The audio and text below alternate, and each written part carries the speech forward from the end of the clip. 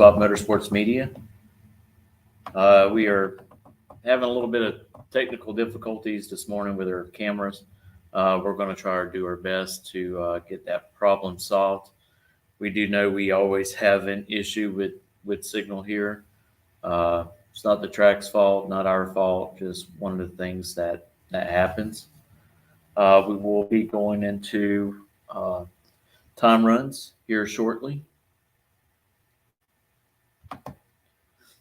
Right now we got some track prep being performed on the track.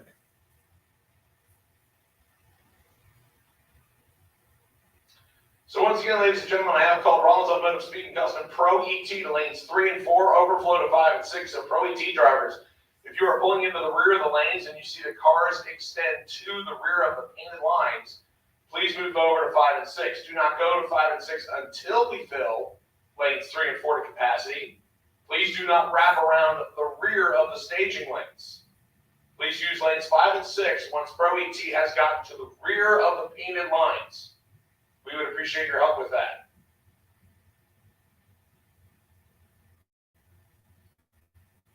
We're starting to see some cars fill in. We're going to do the final spray. We will be on the racetrack at or slightly before 10 o'clock, so please make your preparations accordingly. We will be on track at or just before 10 o'clock this morning, so please make your preparations accordingly.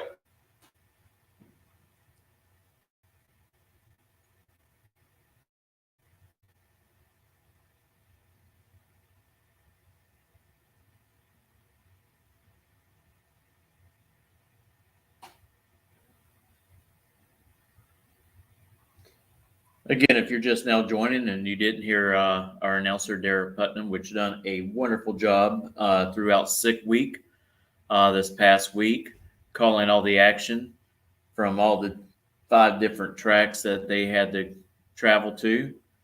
He is our announcer today. Track prep is going on right now. They are actually started calling cars to the staging lanes. We're going to start out today with Pro as usual. And then we'll run throughout the classes. Each class gets 1 time run, and then we will go right into eliminations. Start time should be right around 10 o'clock. So just bear with us for a few moments, and cars should be making their way down the track.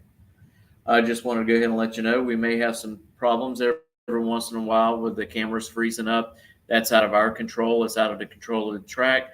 It's just that, there's poor internet service out here, but we do have good news.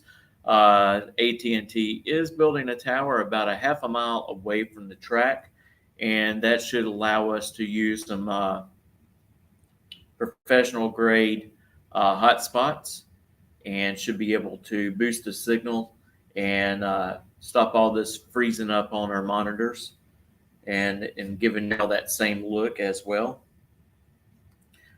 First of all, we want to thank a couple of our sponsors who helps make everything happen for us to be able to live stream. Want to go through those real quick before cars start making it down the track. The first one up is going to be On the Spot Lawn Maintenance, full service lawn care for you. Hey, give them a call at 904-966-1633. They do an excellent job. Also, we want to talk about Miracle Automotive and Towing. Miracle Automotive and Towing is located in Stark, Florida, and they also have another shop in Baker County. But for the one in Stark, the telephone number is 904-368-1114. Hey, if you're on the side of the road, you don't need to pray for a miracle. All you have to do is call Miracle, and they will come get you. We also want to thank Team GRE, Goolsby Racing Enterprises, for all their contributes to Gainesville Raceway. And I tell you what a great business they have going over there. They can do wraps on cars, airboats, regular boats. They can do storefront lettering. You name it, Goolsby Racing Enterprises has got you covered. Give them a call again at 352-870-7258. And also, we want to mention our sister station that helps make everything happen. They're our partner, and that is On the Spot with David Rogers. They try to take care of local news in Northeast Florida, and they also talk a little bit about politics. I know, us racers, we like to come out to the track to get away from those politics things and just have fun. And I want to mention also, and it's here real soon at Bernie's Speed Shop. It's really great for Josh Hart and Brittany Hart to put this on. It is going to be the Gator Nationals Fan Fest presented by Bernie's. This will take place on Wednesday, March the 8th. They're going to have a car show, food trucks, ticket giveaways. So that means you might get lucky and get some Gator National tickets and won't have to pay for it out of your pocket. They're going to have 50-50, which half of that money will be donated to the Racers for Christ organization. They're going to have Cami Caruso, Antron Brown, of course, Josh Hart, Justin Ashley, Cruz Pentagon, Ryan Yaler. Looks like Big Daddy Don Garlitz is going to be there, Frank Holly, Mike Neff, a couple of other drivers as well. 7 p.m. to 8 p.m. So let's kick off the fun festivities of the Gator Nationals at Bernie's Speed Shop on March the 8th. And hey, it looks like we are going to be able to make it down there as well, and hopefully be able to ask some drivers to come on for a few minutes so we can do some live interviews. We have plans of doing some live interviews after qualifying on Friday and Saturday of the Gators. We'll probably give you more information on that as that develops. Looks like they're doing the last little touches on the starting line right now.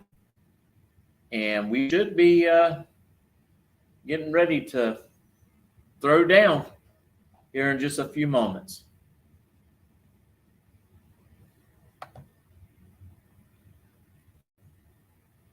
Again, we're going to start off with time runs, only one time run per class.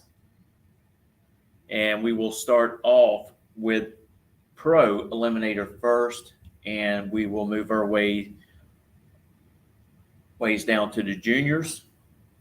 And then the same format will be for the eliminations.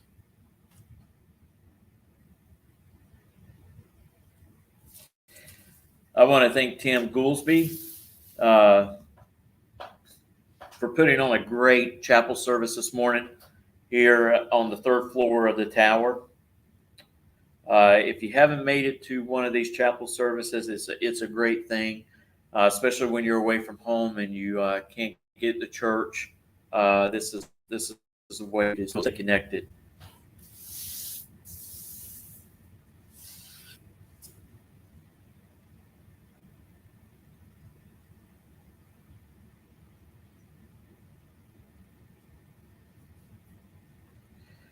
And of course, don't forget the Daytona 500 will kick off today. Joey Logano is going to be the pole setter.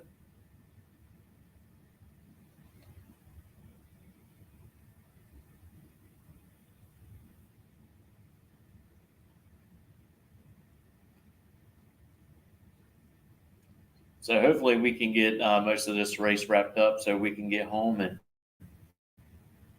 the 500 this afternoon. Again, if you don't have any plans after 12 o'clock today, after you get out of church, why don't you come on out here to Gainesville Raceway, sit in the stands, and watch the guys and the gals do their thing.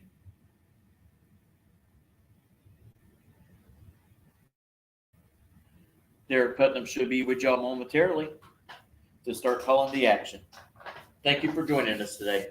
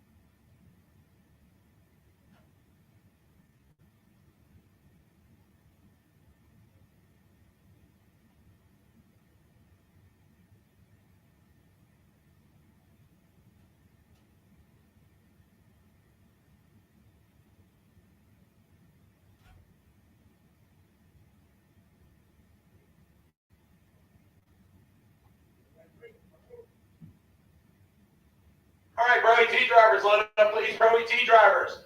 Suit them and boot them. Let's get loaded up, please.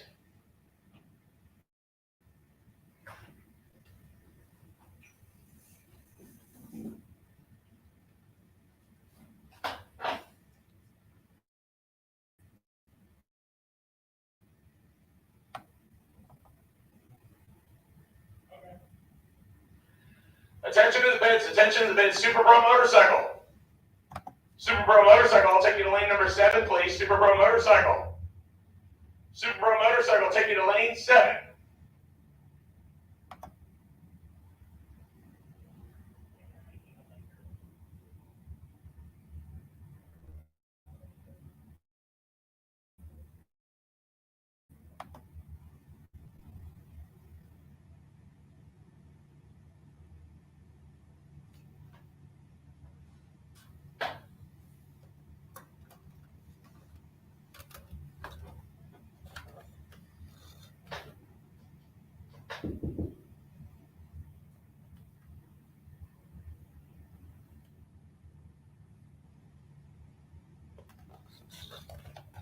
Once again, ladies and gentlemen, don't forget that On the Spot Motorsports, Mitchell Gunner is now live streaming. He's got 2 cameras up and rolling, so make sure you check it out. We will be live and online for the duration of the day on both Facebook and YouTube, correct? Okay, so on Facebook and YouTube, go on, check out On the Spot Motorsports Media.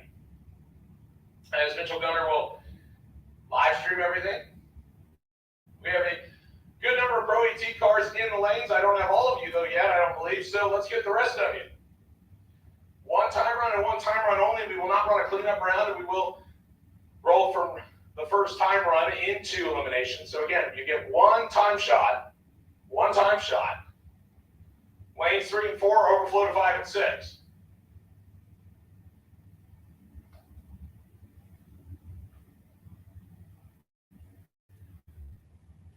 So Allen Speed Machine Shop, Super Pro Bike, lane 7, please. Allen Speed Machine Shop, Super Pro Bike, lane 7, please. Once again, Ron's Automotive Speed and Custom Pro ET, you should be in 3 and 4. If you're not, you're about to be late. I need you there. I see some more of you trickling in at the back. See some more of you rolling in. Thank you.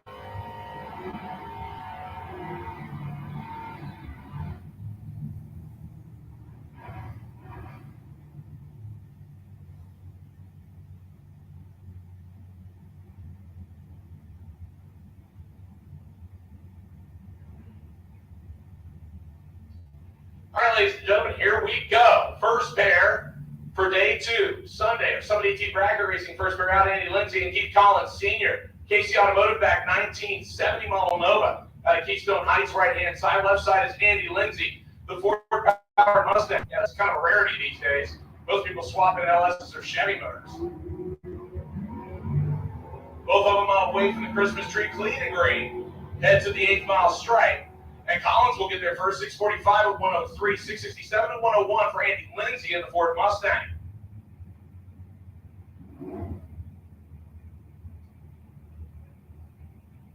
Left-hand side is Victor Adams.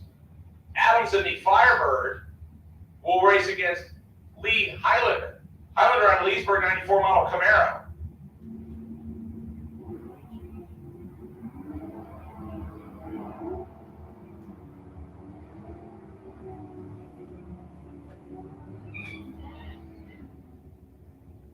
673 at 101 for Victor Adams. Lee goes 884 at 79 miles an hour in his Camaro.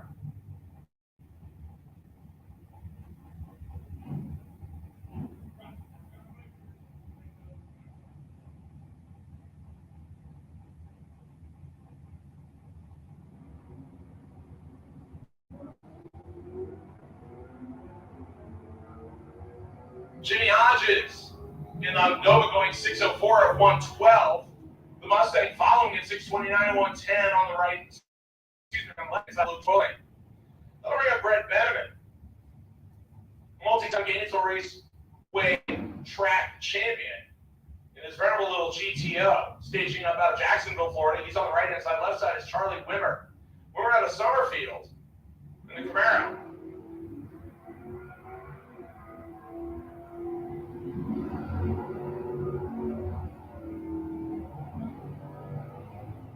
$682.99 miles an hour for the Camaro, $819 at 84 miles an hour for Veneman's ride. They'll bring up Bob Hogston and T. Ray Litney. Ray Litney in the big block car 1969 model Camaro over on the Budweiser side. He's out of St. John's, Florida. You can call Rollins Automotive up for some power for that thing. Bob Hogston on the other side, horsepower by Hendrick underneath the hood of the SS454 pickup truck. And the pickup truck should be good for the 16 category as far as ET goes. 65 at 110 for Bob Hodgson, 657 at 102 for Team Ray Litney, T's Nuts Racing.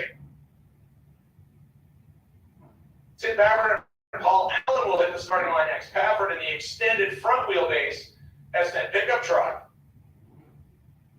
He's out of Georgia. He's facing up with Paul Allen, last night's runner-up here in Rollins Automotive Speed Custom Pro ET. The 1972 Maverick with, yep, you guessed it, Ford power plant underneath the hood. Both of them squeeze the trailer too hard to get a red light. Pafford is 25 thousandths red. Paul Allen is 2 thousandths red. And Allen will go 7 flat at 98 miles an hour, 711 at 102 for Tim Pafford. Let's bring up David Smith next, the Coyote swapped Mustang. This is a 2000 model Mustang, so it should have originally had a 2-valve in it. But David Smith said, I want to chuck the slow motor out of here. I'm going to put a Coyote between the frame rails. He's at Orange Park, Florida, a little Fox Bunny Mustang on Budweiser side. Don't have any information on that car as of yet. And both drivers away clean and green. Still digesting the coffee this morning as the reaction times both started with a 2. And a 714 at 99 miles an hour for David Smith, 859 at 85 miles an hour for the Fox Bunny Mustang.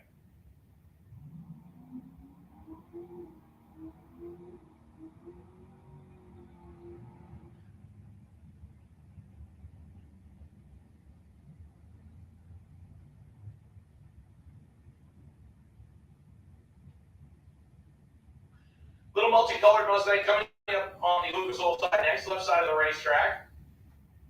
Right hand side is John Tyler. Tyler out of Ocala, Florida, the 1967 Dodge entry. He drives pretty much everything from a 5th-second bracket car all the way down to a 4-second Pro Mod car. And Tyler going for a perfect light, cuts the tree a little early and turns on the red light. That's okay during time runs. 638 at 105 for the Fox Body Mustang.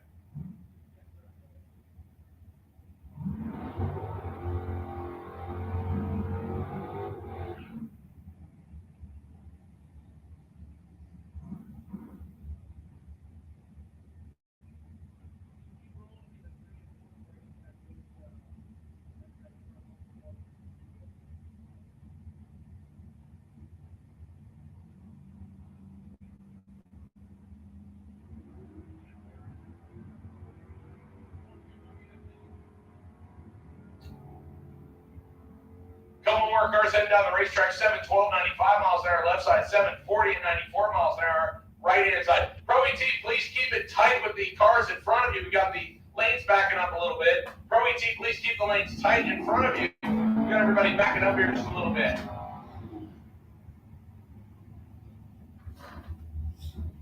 Ralph Brandon and George Emmanuel will come to the starting line next.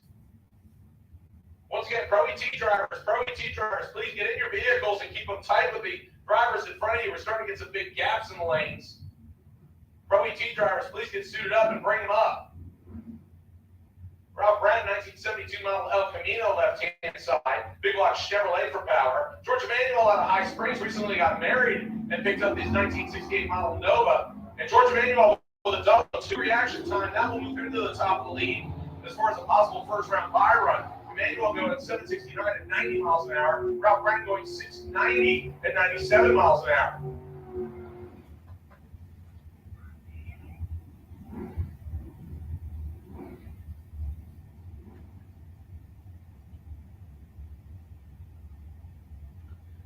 Joe Hutto and John Dwayne. Dwayne last night's winner in Super Pro in the wheel standing small block Camaro over on the left-hand side, and Joe Hutto, the Jessup George Mays 1970 model Maverick, small block Ford for power. He stages up right-hand side.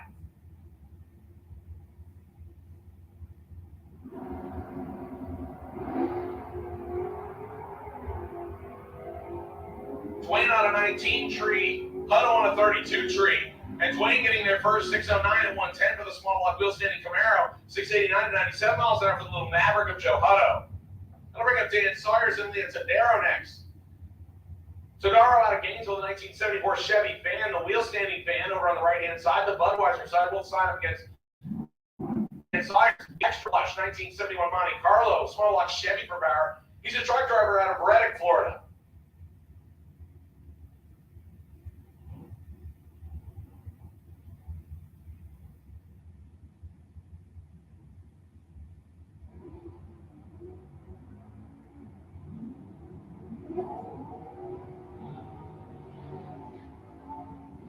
A 002 reaction time for Dan Sawyers. Unfortunately, George Emanuel did it first. 835 at 83 miles an hour for him. Leah Tadaro also cutting a good reaction time, 013 tree. 741 and 91 miles an hour. But tough break there for Dan Sawyers. He was about 2 pairs behind. So when both cars are same on the reaction time,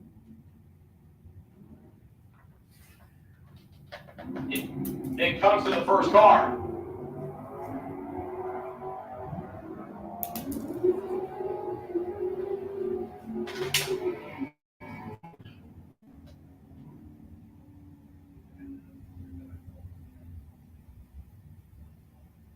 Travis Marchand turning the tree red by 5 thousandths, goes 578 and 117. Glenn Guthrie going 627 and 108. Attention to the bids, attention to the bids. Sportsman racers, do not come to the lanes yet. Sportsman racers, do not come to the lanes yet. We are still getting Pro ET situated, so I'd ask you please stay in the bids until we are ready to call you.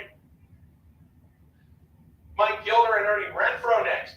Gilder in a little small block Byron S10 on the left side. Ernie Renfro, small block Byron Chevy Camaro over on the Budweiser side.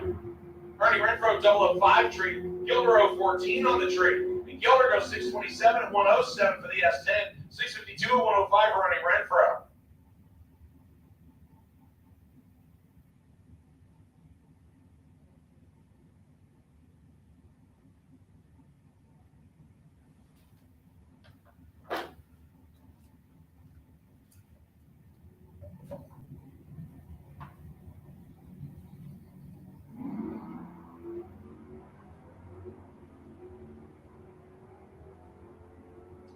Chad King and Clint Wilson both turning it red on a Christmas tree.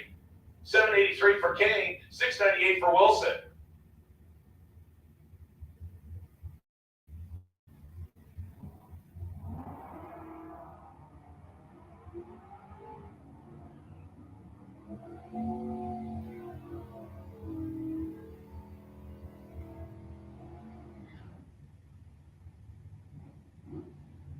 Our next pair coming to the starting line, Chris Courtney and Dan Warren.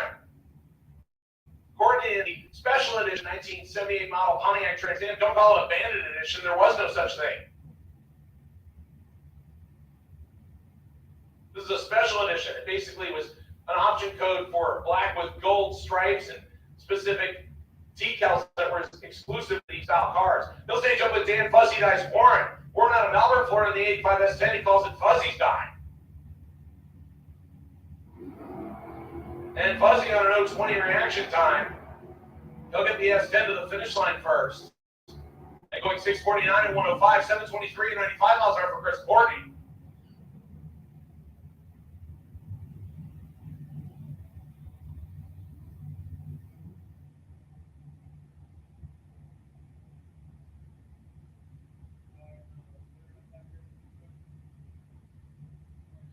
Super Bro, I need you to lanes 1 and 2, please. Flying Brian Trailer Sales, Super Bro, I need you to lanes 1 and 2, please. Flying Brian's Trailer Sales, Super Bro, lanes 1 and 2, please. Tom, Courtney, and Mike Gaffney going down the racetrack right here. Courtney in the Trans Am, Gaffney in the AMC Gremlin. And the Gremlin going 699 and 98 miles an hour, 716 for Tom Courtney in the Trans Am.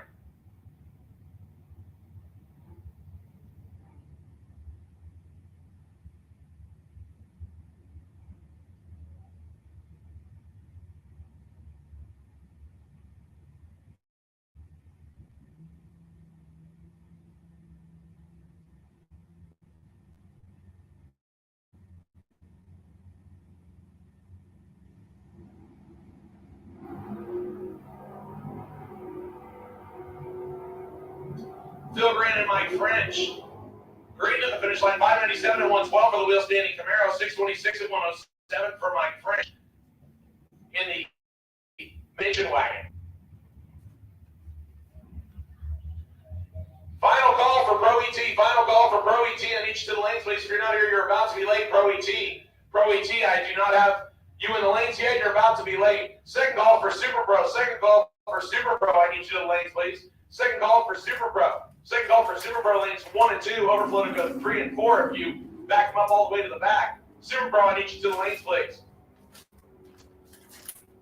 Final call for Super Pro Motorcycle. Lane 7. You're about to be late too. We're going to run you shortly. Super Pro Motorcycle. If you're not in the lane number 7, we're about to be late there. I need you. Super Pro Bike. Lane 7, please.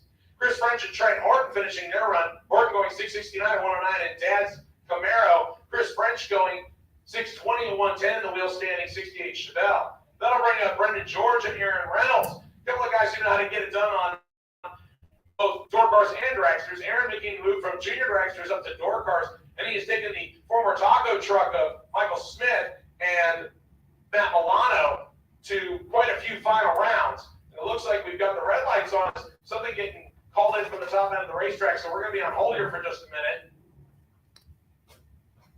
So we are going to write down and double check that.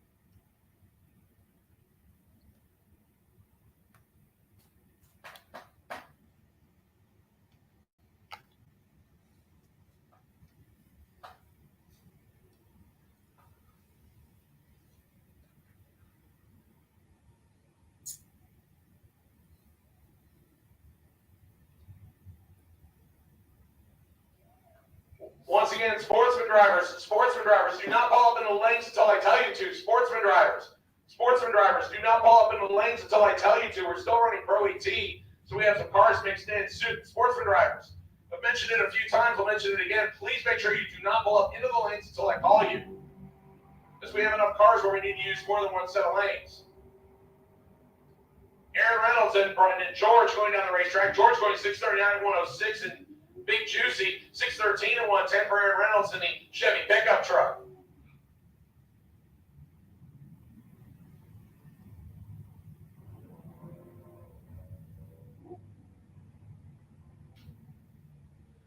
So our last few Pro ET cars getting suited up to come out of the lanes. Once again, I have called Super Pro to lanes 1 and 2, overflow to 3 and 4.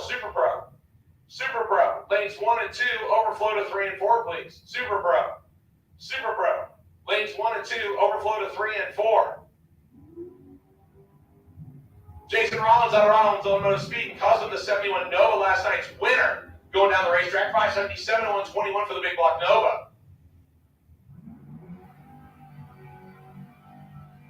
Right now, to get the buy run, you need to be perfect on the reaction time.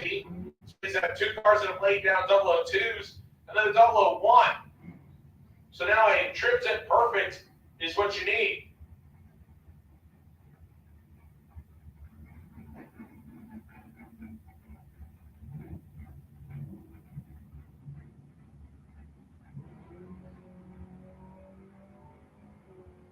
Bart Van Gillian almost getting there, 004 on the Christmas tree.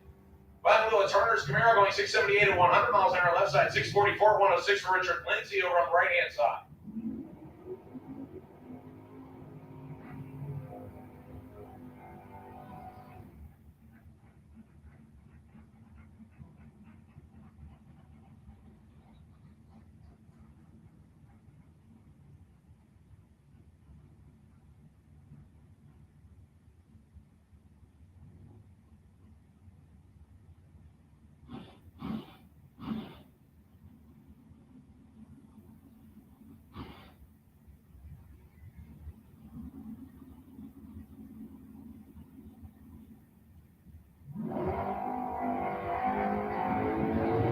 Ken Grant and Marcus Cruz going down the racetrack. Grant in the big block Nova going 617.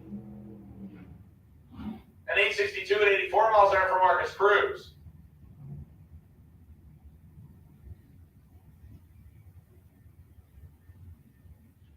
Chris Knapp coming to the starting line next against Jeff Copeland. Copeland out of Jacksonville, Florida, 1967 model Camaro, small block Chevy for power. Knapp in the now new Nappy Mobile. He got rid of the Vago station wagon that we knew him for and traded it in for a S10. We haven't come up with an actual name for it yet. I'm not sure if we can still technically call it the Nappy Mobile. The Knapp getting the better reaction time going 671 at 99 miles an hour. Jeff Copeland going 618 at 110 in the Camaro. Here comes the other Knapp, the much better looking one, and Knapp. This is the 2001 S10. This is the Mondoc. This one actually has a name. The small block Chevy powered S10 out of Homosassa, Florida, right-hand side. Wyatt Palmetier. This is Big Papa out of DeLand, Florida, the 1989 model S10. Wyatt, I believe, still has at least one more year to go in juniors, but also now mixed it up in the big cars. Wyatt racing here. Jason and Kim and Wyatt and Maverick. And did I leave anybody out? Has the Palmetiers actually adopted anybody else? So Perry S10 pickup trucks going into the starting line. They're all staged up and ready. Good reaction time there for Big Papa. 029 on the train goes 88 at 109, 688 at 96 for Amnap. That will bring up John Rollins, and I believe that is Chris Parisi. Parisi out of Jacksonville, Florida, the 2020 model Mustang on the Budweiser side. He found every single sponsor he could, plastered all over the sides of the car. Multi-time NMRA champ that helps him get from track to track, and obviously it's a good idea. It works out well for him. John Rollins, a multi-time NHRA division champ, and also a multi-time track champion at multiple different tracks. The SB2-headed small block Nova out of High Springs, Florida, will go down left side to a 606 at 113. Parisi going 749 at 96 miles an hour in the Mustang. Final call for Super Pro. Final call for Super Pro. Lanes 1 and 2, overflow to 3 and 4. Final call for Super Pro. Final call for Super Pro. Lanes 1 and 2, overflow to 3 and 4. I will now take Sportsman Eliminator. Sportsman Eliminator. Lanes 5 and 6, please. Sportsman Eliminator. Sportsman Eliminator. Lanes 5 and 6, please. Sportsman, your time to come to the lanes is now. Lanes 5 and 6, please. James Evans and Kevin Roberts will come to the starting line next. Little Camaro versus Mustang battle. James Evans out of Jacksonville, the 1990 model Mustang, the Fox body. It will stage up against the Classic 69 Hugger Orange Camaro of Kevin Roberts, another multi-time NHRA champ out of Hawthorne, Florida. But his son Kyle has won the national championships twice. He went all the way to California and up dad by getting a national championship. So Kevin has to be proud of what his son has accomplished. He's out here running his small block Camaro. 748 and 94 miles an hour for the Hawthorne resident. 696 and 96 miles an hour for James Evans.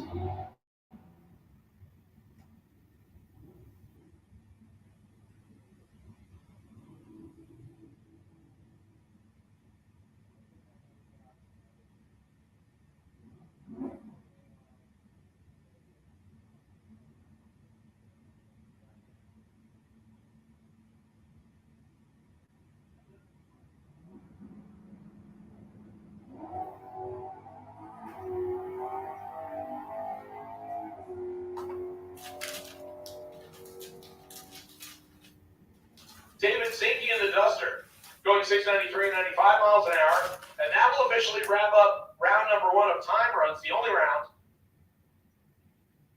for Pro ET, brought to us by Rollins Automotive Speed and Custom. Once again, I have called Flying Brian Trailer Sales Super Pro. Flying Brian Trailer Sales Super Pro to lanes 1 and 2, overflow to lanes 3 and 4, Super Pro. Super Pro, lanes 1 and 2, overflow to lanes 3 and 4. If you're not there, you're about to be late. Super Pro. Super Pro. Need you to lanes 1 and 2, overflow to lanes 3 and 4, please.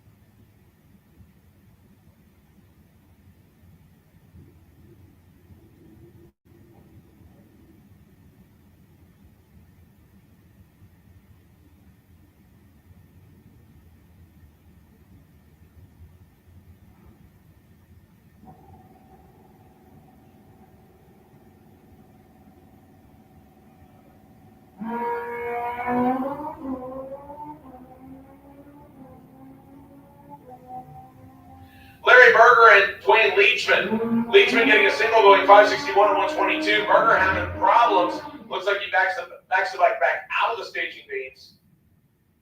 Not sure what kind of issue he had with it, but unfortunately, he is going the wrong way down the racetrack.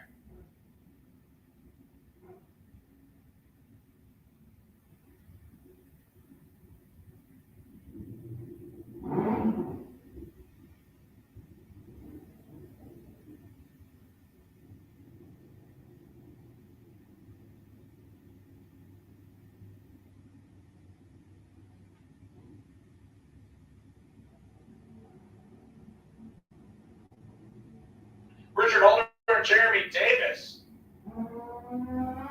Couple of good reaction times there. Richard Holder out of Jacksonville on the Suzuki left side. Jeremy Davis, the tin shop owner, over on the right-hand side, going 804 at 84 miles an hour. 583 at 123 for Richard Holder.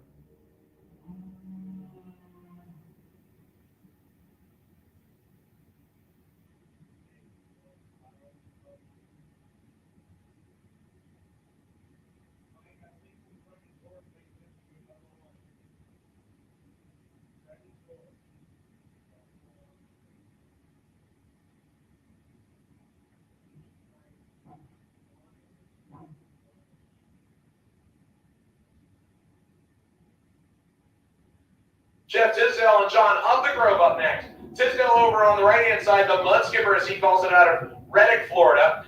And John Upthegrove of Kawasaki. Both of them cleaning green on the Christmas tree. Upthegrove going 606 at 116 left side. 571 at 118 for Tisdale right side. Final call, Super Pro. Final call, Super Pro. Lanes 1 and 2, overflow to 3 and 4. Super Pro. Super Pro. Lanes 1 and 2, overflow to lanes 3 and 4, Super Pro.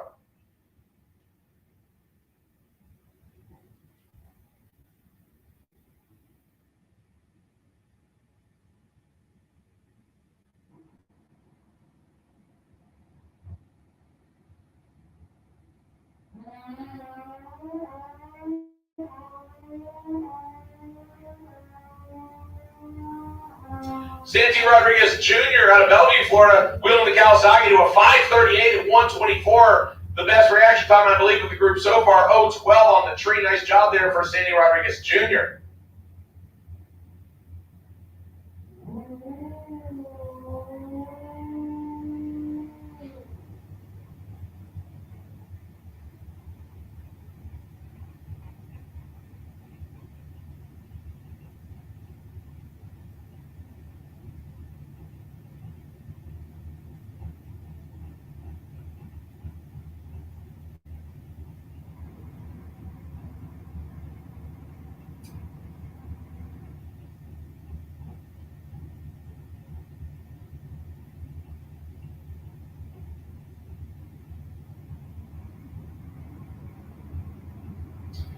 Gary Sundley at Brooksville, Florida, coming up next on the Kawasaki right side of the racetrack.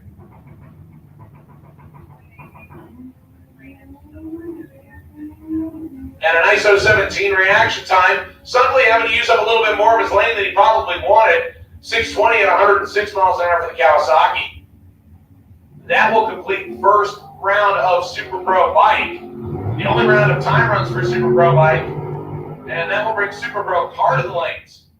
So Super Pro Car, it looks like I do have 1 and 2 full. So let's go to 3 and 4. Super Pro Car. Super Pro Car. 1 and 2 are full. Let's go to 3 and 4, please. Super Pro Car, lane 3 and 4 if you're not already there. Sportsman Eliminator lanes 5 and 6, please. Sportsman Eliminator lanes 5 and 6, please. Let's start off here with Amber Math and Keith Collins. Amber Math goes for the trans brake and doesn't find anything, and Keith Collins will wheel the S10 down on a single. He's 562 at 122 for the S10. Must have added a different motor to it because normally that car is good for the bottom 6-second range, but 562 at 122 for Keith Collins. Obviously, he's added smokes to it.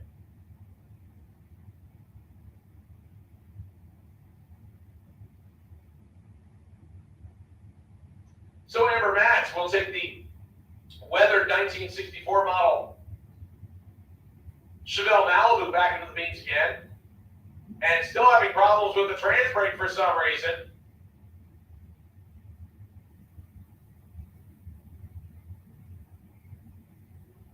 So unfortunately for Amber Matz, not having the result that she wants, for some reason the trans brake is not holding the car. You can see when she immediately goes on, the car rolls forward. So we'll send Miss Amber Matz down the racetrack and back to the pit area, and hopefully her crew can get it figured out. Amber may be a little bit of sleep deprivation after running sick week the entire week. Her and her husband Ben out there doing sick week for the first time. We'll see if we can't get Amber back into bracket mode. Alan Rouse Jr. coming up next. Actually, I believe this is Alan Rouse Sr. Going up against Ron Schaefer. Schaefer coming up right-hand side, the Budweiser side, 1987 model Mustang out of St. Augustine, Florida. Jacksonville, Florida, where Alan Rouse calls home. 2000 model S10. Both of them should be wheels up off the starting line.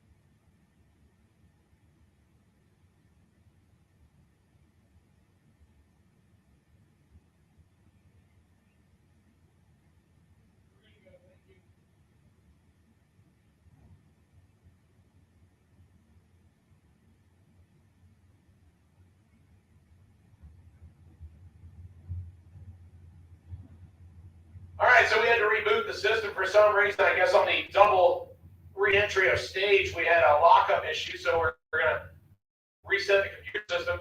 So we are back up and rolling, ready to go. Alan Rouse Sr. and Ron Schaefer.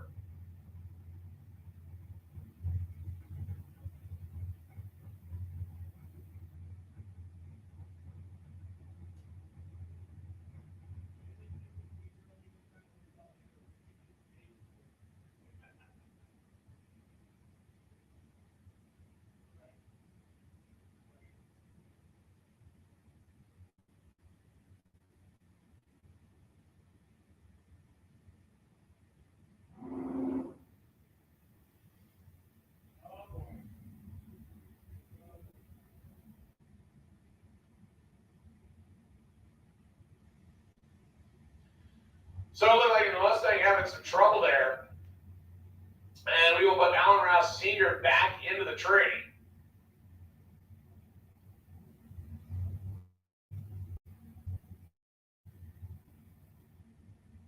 So I've been told by Tim Goolsby that the new apparel trailer will be open during Super Pro. So for those of you that would like to get some Gainesville Raceway merchandise, I believe that is now available. It was just recently made available last week. So for those of you that would like to get some Gainesville Raceway merchandise, that is now available. Nice 006 tree for Alan Rouse. You got to start with Super Pro, 613 and 110 for the S10 pickup truck.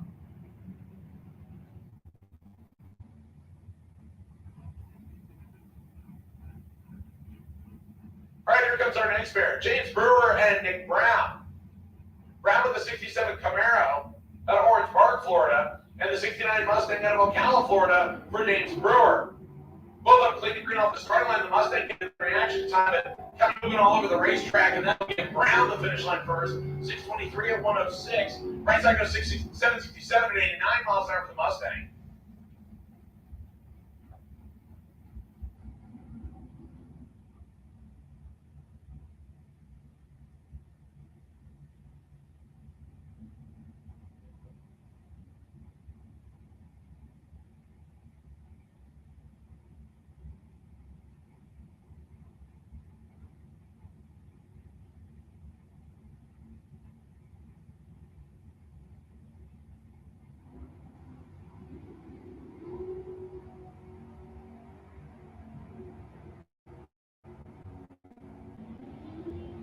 Capenco out of DeBerry, Florida, the S10 going 680 and 99 miles an hour for a double weight green light, double weight red light for Paul Farrar. It's got a nasty little negative in front of it.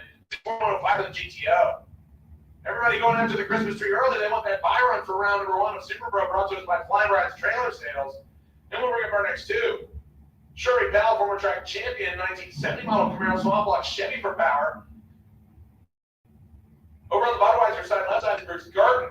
Garden, the Super Street Runner, 1979 Fairmont. He's got a big block Chevy under the hood. Want to make sure he can run that 1090 index with ease. And this time, Sherby Powell, let's go with the switch way too early. Either that or the trans brake didn't hold. Bruce Garden to the finish line, 559 and 124 for the big Fairmont.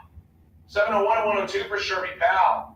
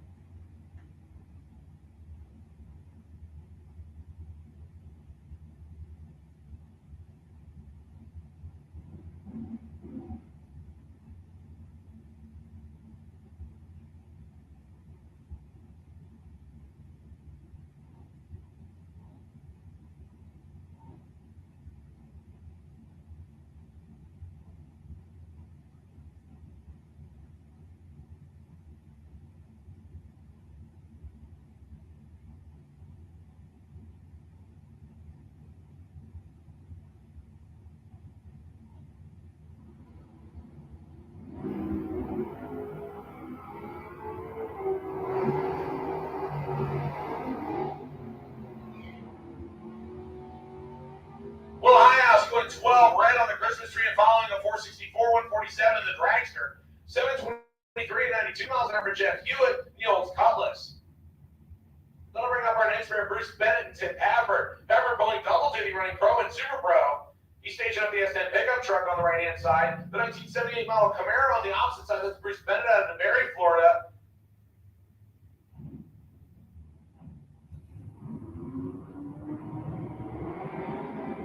A 10 tree for Pafford.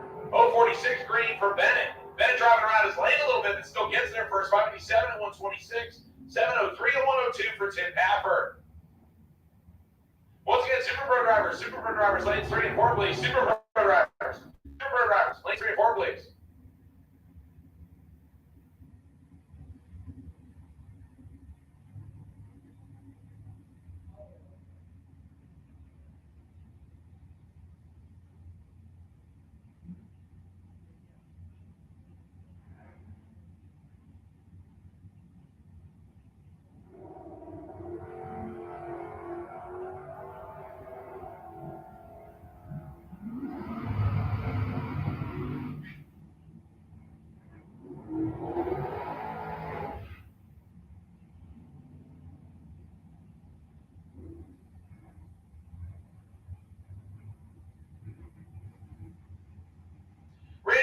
a single pass in the Pinto 027 green light going 669 and 99 miles an hour. And then I'll bring up a pair of dragsters, Derek Brewster and Mark Daniels. Daniels out of Jacksonville, Florida, the Suncoast chassis dragster. That's who put the dragster together, the pipe rack over on the Budweiser side. The extension ladder, as Rodney Fincham calls them, over on the left side of the Spitzer chassis. Out of Blackshear, Georgia, for Derek Brewster, the LS3 powered late model power plant, sitting in the classic Spitzer chassis.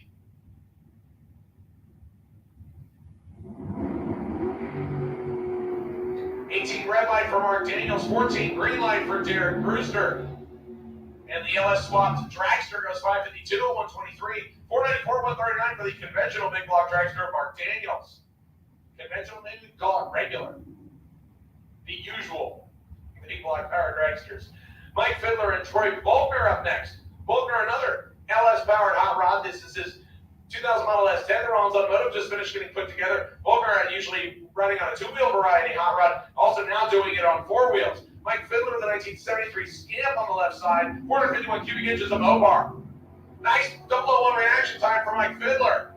044 reaction time for Volkner, and Fiddler goes 642 and 105, 698 and 99 for Troy Volkner.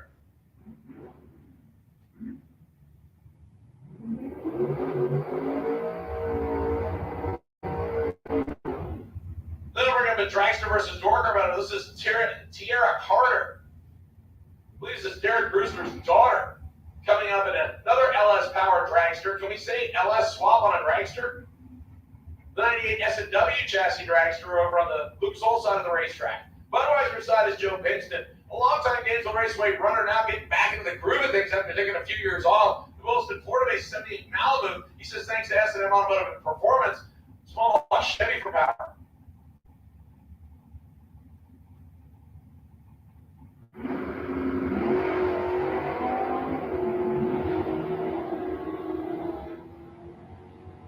Both of them clean and green, 512 and 130 for the dragster, 690 and 99 miles an hour for Joe Pinston.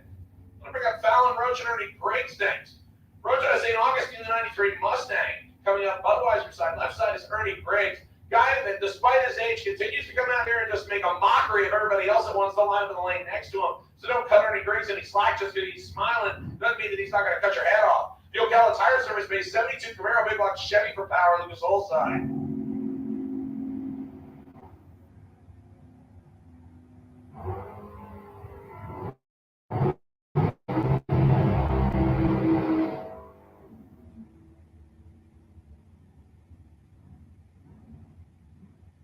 $739 and 115 for Ernie Briggs. 807 and 86 miles an hour for Fallon Roach over on the Budweiser side.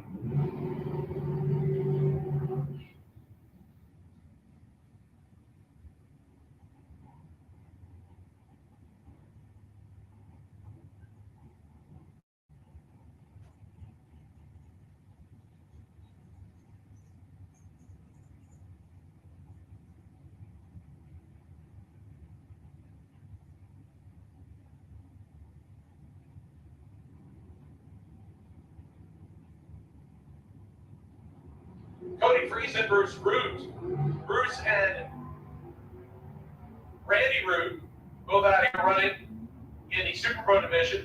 The 1978 Mustang 2 going 712 at 94 miles an hour for Bruce Root. Cody Freese goes 579 at just 100 miles an hour on the dragster after both of them turning the red light on.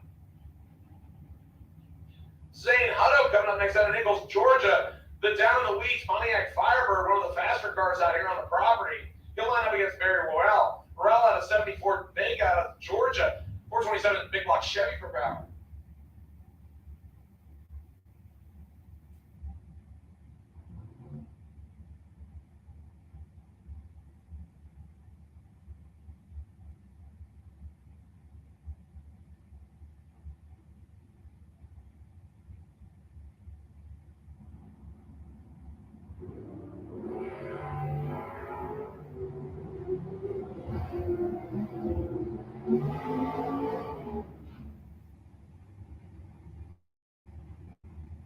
Double to 3 light for Barry Royale in the Vega going 587, 138, 138 for Zane Hutto. And down the weeds Pontiac Firebird. Are you kidding me? That thing hauling the mail. Almost in the fours again. Mike Matrison and Sam Fudge coming up next. Bunch in the 1974 model Camaro. Mike Matrissa in the beautiful 1964 Chevy 2 Nova over on the Lucas Oil side of the racetrack. Matrissa turns at 6,000 red. Sam Butch sat and thought about it for a little bit before he let go of the green light. 650 with a 0 at 104 for Mike Matrissa. A 789 and a coasting 61 miles an hour for Sam Butch as he has problems.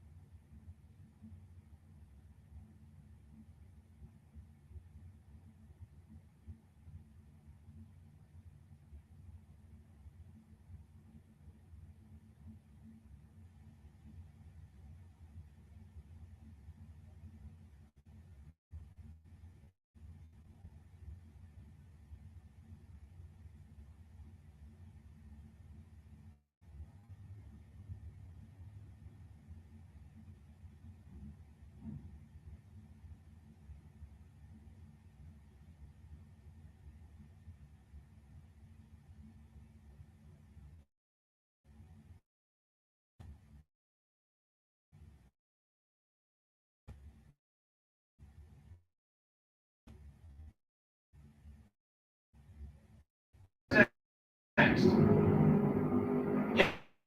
Next 118, Harrisville's 483 at 142, 494, 137 for David Hicks. But it's on a time run, so it's no big deal. Harris will make the adjustments for round number 1. Jim Barbera and Glenn Newman's next. Barbera in the 66 Nova left-hand side, small block Chevy for power, and Glenn Newman's the 1986 wheel standing S10. Glenn and Janice Newman's, both of them racers out here at Gainesville Raceway. Small block Chevy for power on the orange truck on the Budweiser side.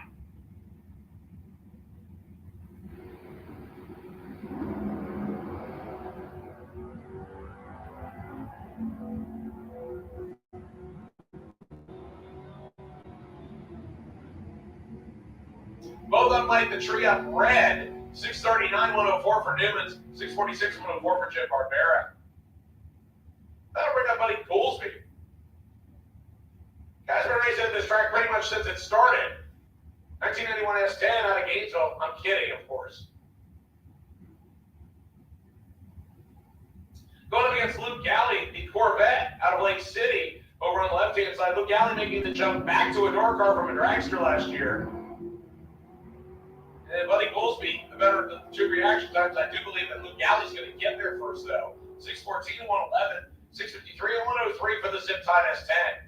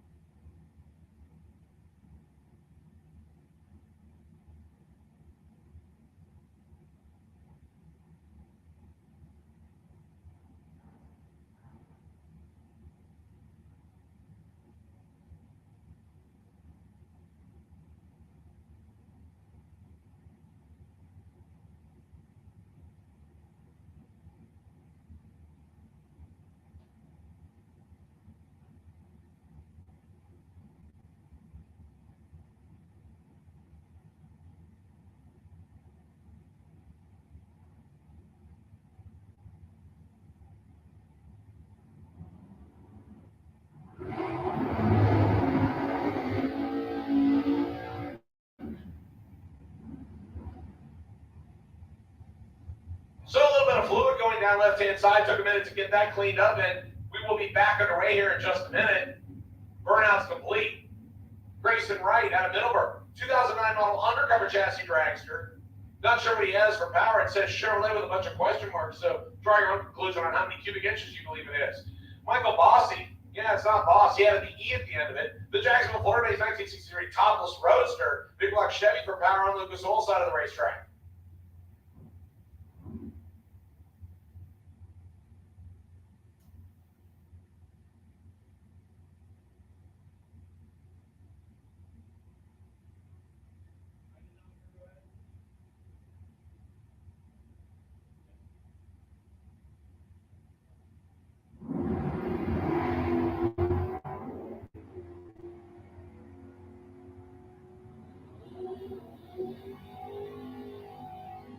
Both of them double O on the Christmas tree on the red side. Grayson Wright going 494 at 138. The dragster 788 at 76 miles an hour for Michael Bossy. Unfortunately, looking like he having problems in the Corvette as he slows normally in the low 6-second range, 4 miles an hour. So hopefully he can get it fixed to come back for round number 1.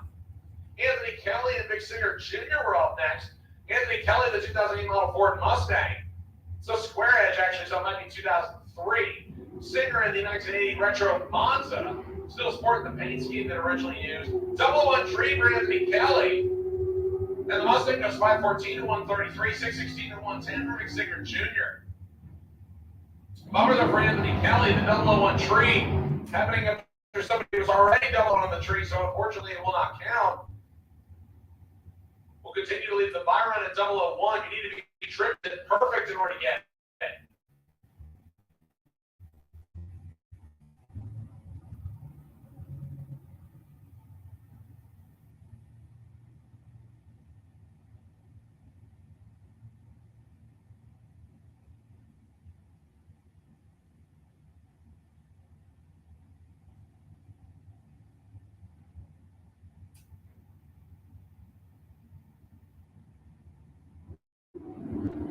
Jerry Miguel and Derek Vasquez, defending Gainesville track champion in the Plastic Fantastic All Fiberglass S10, goes 539, 128, 482, 142 for Jerry Miguel, the undercover chassis dragster.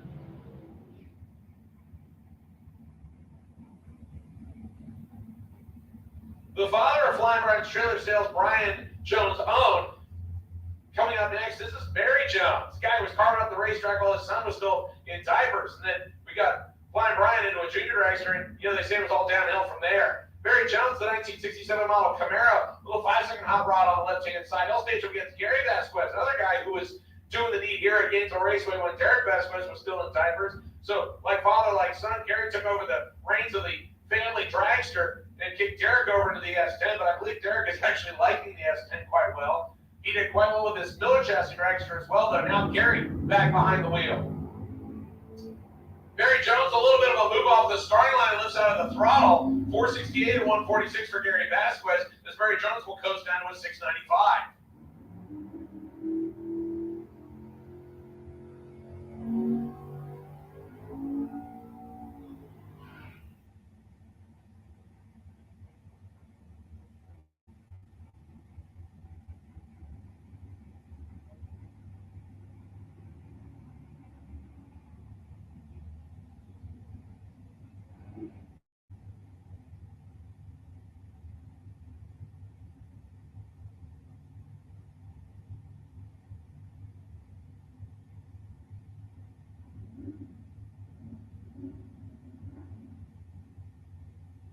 So the dragster driver up next, that's Haley Wright, might be having some trouble there. It looks like they got it refired back into reverse. So the undercover chassis for the student out of Middleburg, Florida, coming back.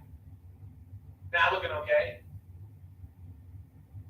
Alan Rouse Sr. coming back around in the S10 pickup truck on his second entry.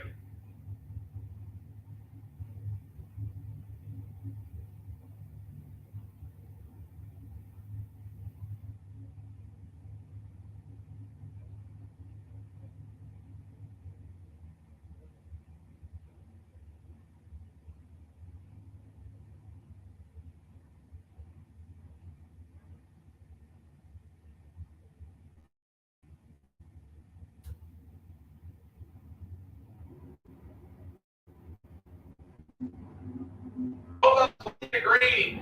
Haley Wright, no 52 tree in the dragster, 002 tree for the Sonoma. And Rouse goes 612 to 111. 624, 120 for Haley Wright.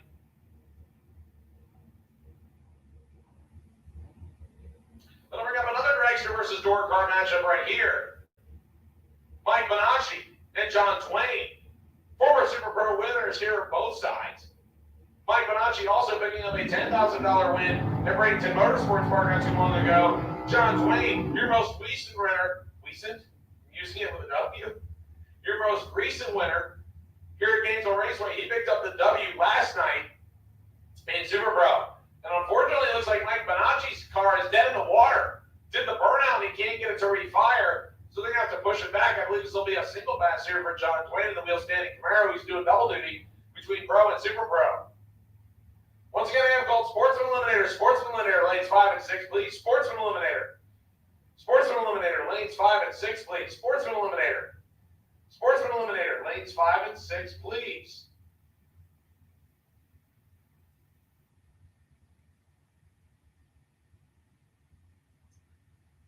So Bonacci getting the push back. And John Twain gets a single hit. Twain, just like in Pro ET and the team's on reaction time. And we'll roll it to the finish line, 6:13 and 1:10 for the Camaro. Then I'll bring up another dragster versus door car battle. This is Rick Brantley coming up next, and Mike Gaffney.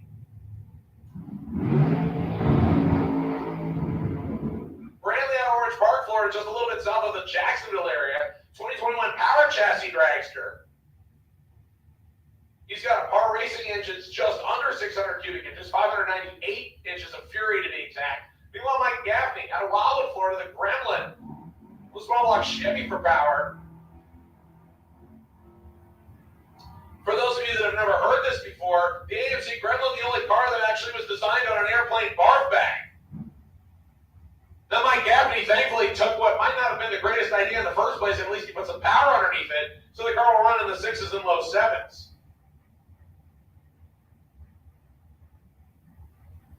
So Gaffney and Rick Brantley.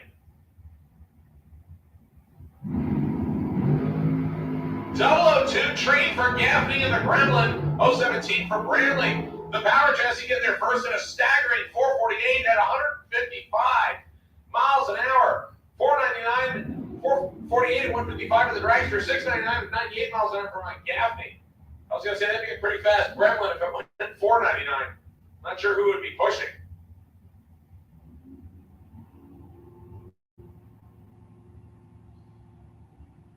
So we'll bring up our next two. Ari Kelly out of Jacksonville in the new to him 2000 model undercover dragster, 565 cubic inches of big block Chevy. He's on the Budweiser side. Left hand side is John Connick. Connick behind the wheel of the Monza. I believe this is a new car to him. Formerly driving a dragster and a beautiful blue 67 model Camaro. Gonna switch it up to jump behind the wheel of this little, I believe it's either a Vega or a Monza. It looks like a Monza from my standpoint.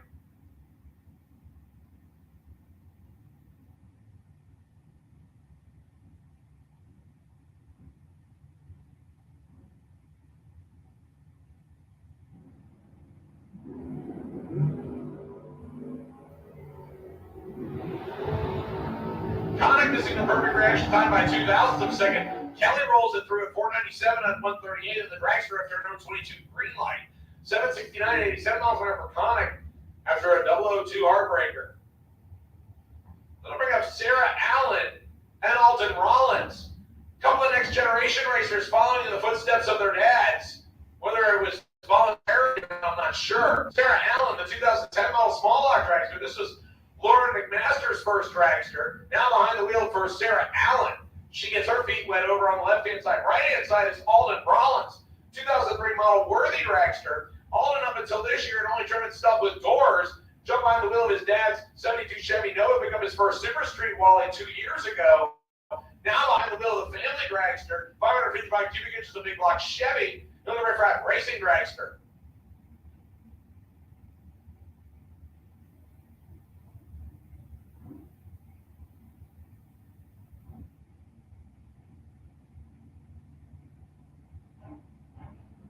Rollins and Allen are ready.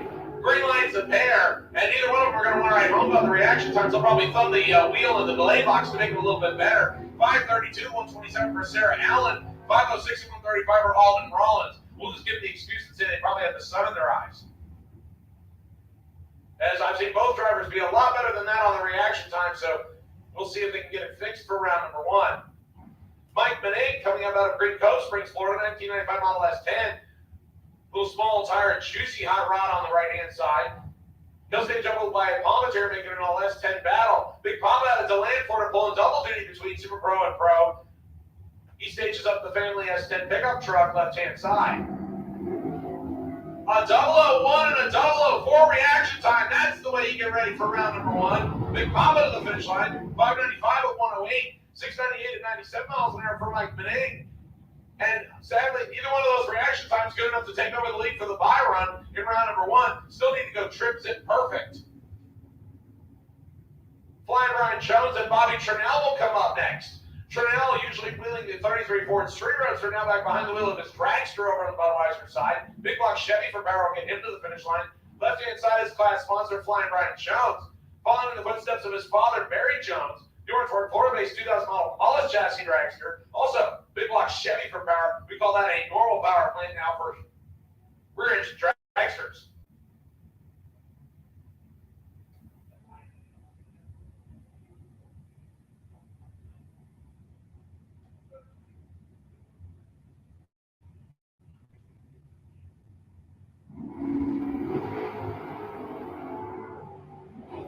Flying Ryan turning on the red light. Then goes 459 at 149. 513, 132 for Bobby Trinell after a 24 green tree. Everybody going after the Christmas tree here this morning, trying to get themselves ready for round number 1.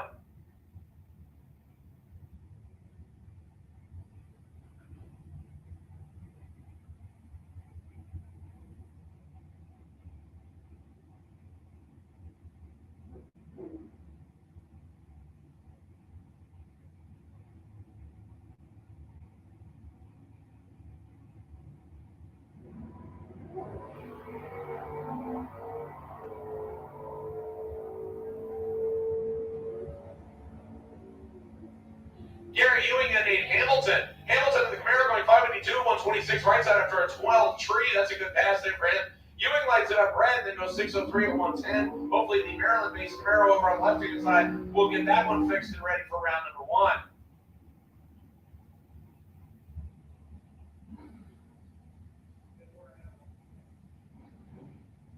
Once again, I need street bike. Street bike lane 7, please. Street bike. Street bike lane 7, please. Street bike. Street bike lane number 7, please.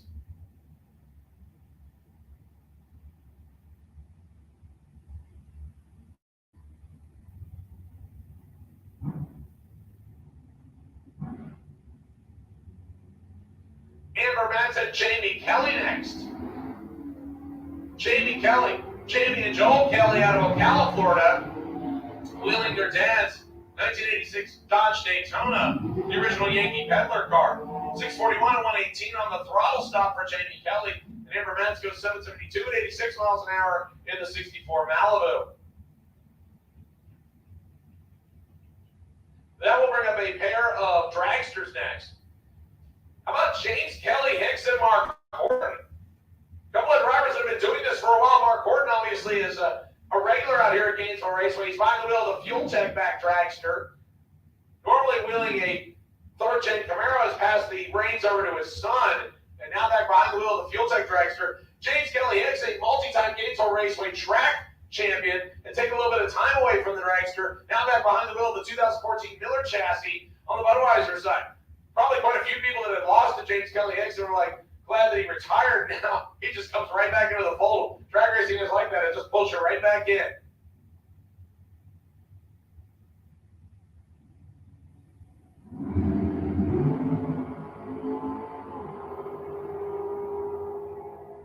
Both of them turning on the red light. 489 at 139 for Mark Horton. 451 and 151 for James Kelly Hicks.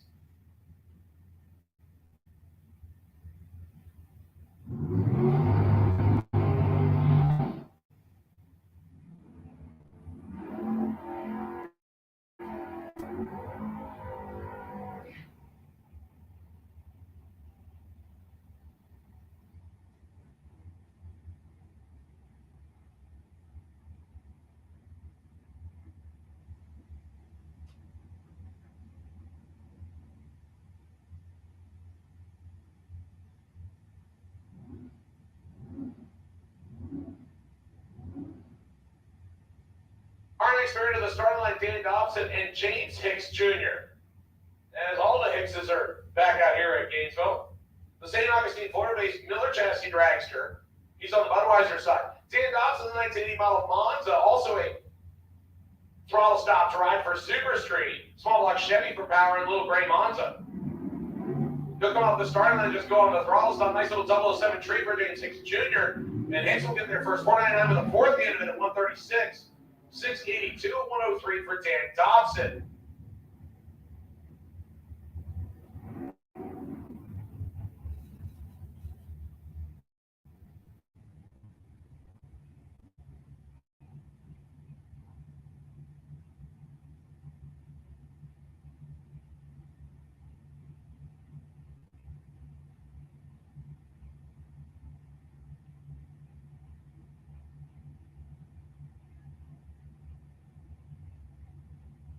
Pair of dragsters on the starting line right here. Wilbur Wooden out of Douglas, Georgia, the American chassis right side. Brendan George behind the wheel of Short Bus on the left side. The Wallace chassis dragster based with a big block Chevy.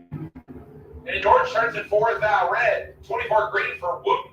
And Wooten goes 483 at 143. Brendan George wheel Short Bus to 486-43.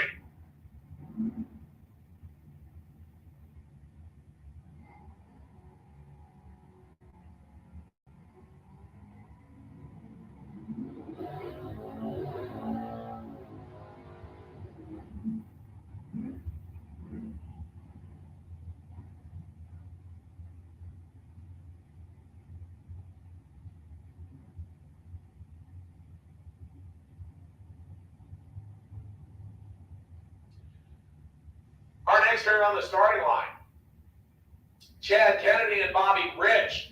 Rich in the Chevelle out of Georgia on the left-hand side, and Chad Kennedy behind the wheel of Big Juicy Brendan George's ride as he's doubling up over here in Super Pro. Bobby Rich clocks it perfect. 000, perfect reaction time for Bobby Rich. And he'll get him the potential first round Byron on the Chevelle. 660 with a 3 at 103, 639 for Chad Kennedy.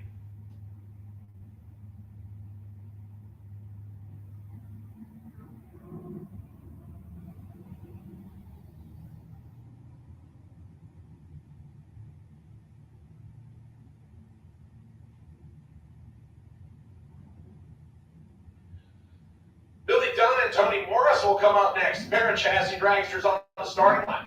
The M&M chassis dragster out of Leesburg over on the left-hand side for Billy Dunn. Big block Chevy for power will stage up against last night's runner-up, Tony Morris. The TMC, Tony Morris carburetor entry. Yeah, if your carburetor needs any tweaking or finagling, this is the guy to talk to.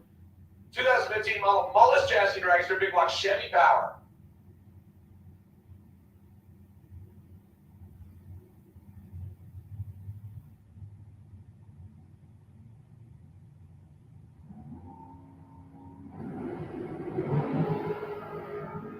Both up away, clean to green. Morris looks like he's going to get there first. Yes, 468 with a 0 at 146. 474, 145, not too far behind for Billy Dunn.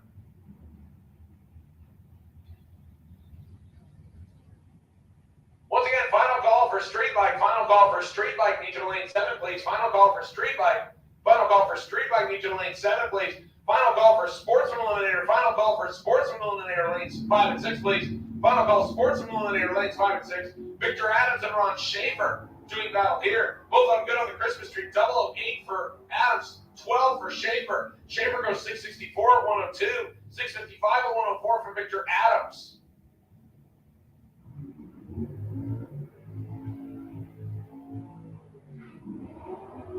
Couple of good friends are going to line up here for a time run between each other. Ken Grant and Aaron Reynolds. Aaron Reynolds coming up Budweiser side. The small block powered S10 pickup truck, as much as he hates it, it is known as the taco truck. It has been called that for several years, and it'll take me a little while to get used to not saying it. Ken Grant out of Ty, Georgia, the wheel standing 1973 Chevy Nova. He's got a brand new power plant from Space Coast Speed and Custom underneath the hood, and he's trying to get it tamed down. See how he does right here. And once again, Ken Grant stands it way up on the rear tires.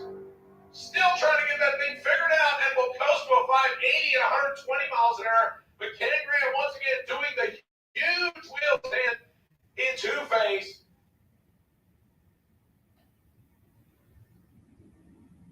When he had the motor built by Robert Reynolds, Rob said it makes another 200 horsepower over his old one, and he had a wheelie problem with the old motor. Now he's got a real wheelie problem. That thing has just stood on the rear bumper like 5 out of the last 6 times that he's tried to actually make a full pull. So once again, Ken Grant has the trouble, so to speak, of doing the big wheel stands. We'll see how he makes adjustments for it here in round number 1. Aaron Reynolds going 609 and 111 on the opposite side, but meanwhile I was completely entranced, bedazzled by Ken Grant's wheelie on the left-hand side. At this time, I will take junior dragsters to the lanes. Juniors, please pay attention. Age group 6 to 9 to lane 7. I need age group 10 to 12 to lane 8. And age group 13 to 17 to lane number 1. So junior dragster entries, I will take you now. Juniors, age group 6 to 9 to lane 7. Age group 10 to 12 to lane 8. And age group 13 to 17, lane number 1. Junior dragsters, your time is now. Come to the lanes, please. Jeremy Davis and Larry Berger, and now we're going the full quarter-mile distance for motorcycles. Berger goes 12:59, 107, 12:91, 101 for Jeremy Davis.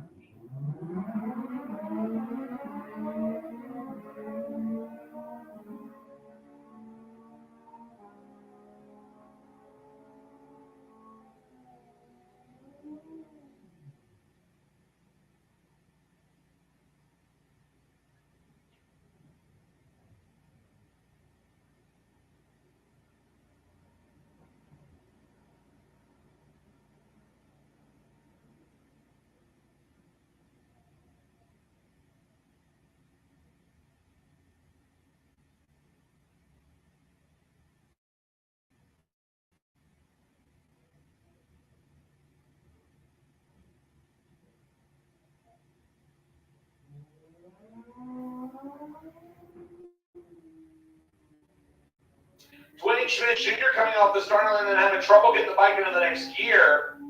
He'll roll it through under power to a 1036 at a whopping 144 miles an hour. So Dwayne Schmidt Jr. having some try there. And now we'll wrap up Street Bike for their time run.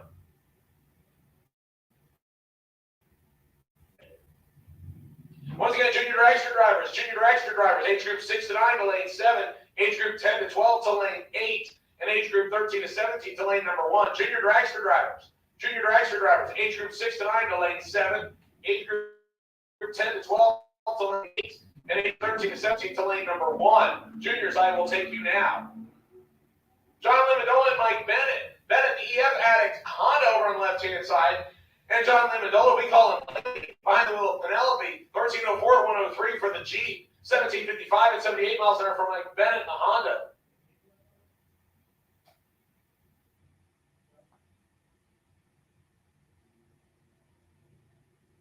One of the many Hondas that James Bennett has. Jenny just kind of chuckles and says, yeah, let's not talk about how many he has. Dan Sawyers and Dennis Reinhardt. Reinhardt over in the Mercury. That's the Marauder. That's the sportier edition of the Crown Victoria. And Dan Sawyers, the plush money Carlo driver. 1226 and 112 for Dennis Reinhardt. 1312 and 102 for Dan Sawyers. Then bring up a couple of longtime Gainesville regulars and both former multi-time track champions, Brett Veneman and Bart Pangillion. Bart Pangillion in the Corvette. Brett Pangillion over in the Corvette and Brett Veneman in the GTO. Pangillion, the winner in Sportsman last night, goes 006 red, trying to stay sharp on the tree. Veneman, not bad, 026 on the green light.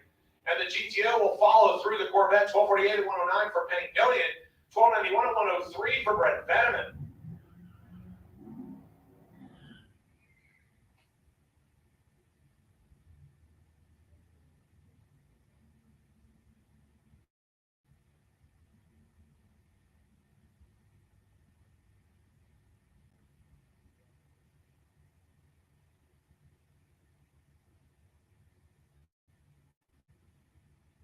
Our next pair on the starting line, Lee Highlander, staging up against Connor Fahey.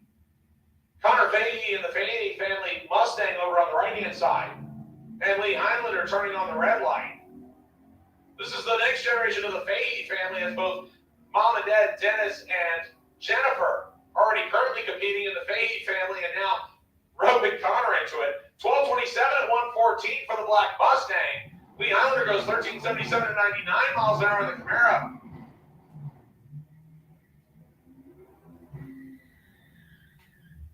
So once again, shout out to the Fahey family for being part of racing here at Gainesville. We appreciate them making the toe up. You should be seeing them on the NMRA trail all year.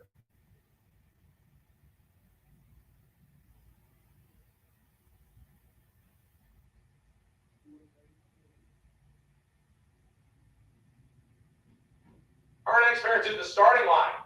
This is Mitchell Gunter and Jeff Barrier. Barrier, who made it to the semifinals last night, turning on the red light in his 2021 Dodge Charger. Mitchell Gunter, the 2014 Charger, over on the left side, and Barrier gets there first, 11:97, 1:12, 12:71, 1:08 for Mitchell Gunter. Our next pair to the starting line, another pair of former Gainesville Raceway track champions. This is Monica Roberts and Chris Parisi. Roberts in the 1995 Camaro. Chris Parisi in the 2020 Mustang GT.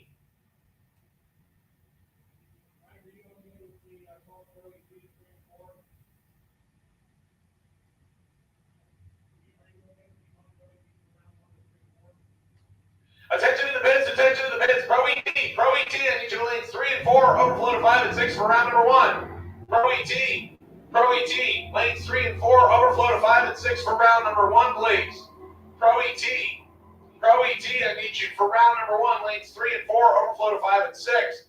Monica Roberts on a 12 tree goes 12:40 at 1:07 in the Camaro. An 041 tree in 11:61 at 1:20 for Chris Parisi. That will bring up Chad King and Jay Dickinson. Dickinson, the former Silver Dollar Raceway champ, 1986 model Chevy pickup truck, once again showing that you can race and win with just about anything. He's got a big block Chevy under the hood. Chad King, the small block power 94 Pontiac Firebird Trans Am over on the left side. Another guy who was diced it up here for many years at Gainesville Raceway, now coming back out of semi-retirement. And Chad King will get a single pass here. As Jay Dickinson did not get into the tree in time. Ching to the finish line. 12:25 at 1:14 for Chad King. Once again, I have called Rollins Automotive Speed Custom Pro ET to lanes 3 and 4, overflow to 5 and 6. Rollins Automotive Speed and Custom Pro ET, round number 1 of eliminations. Lanes 3 and 4, overflow to 5 and 6.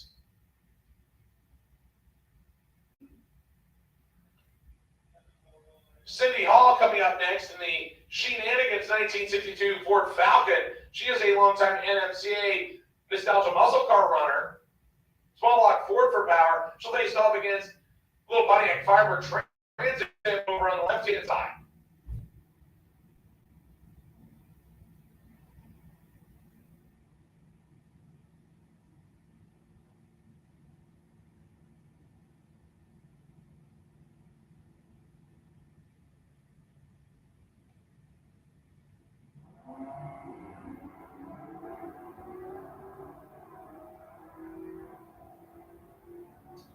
The Trans Am leaving just a little before the green light comes on, 031 red.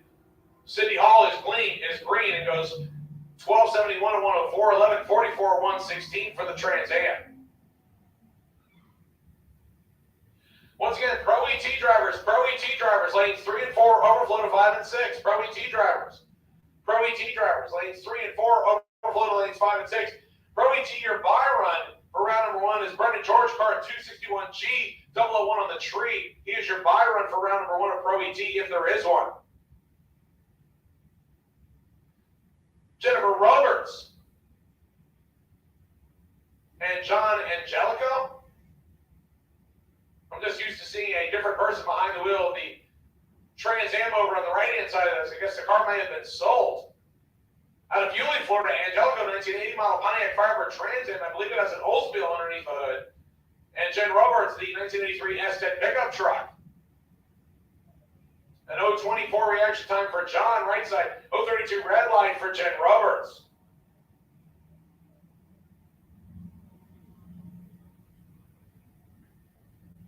Once again, Pro ET drivers, lanes 3 and 4, overflow to 5 and 6, Pro ET drivers.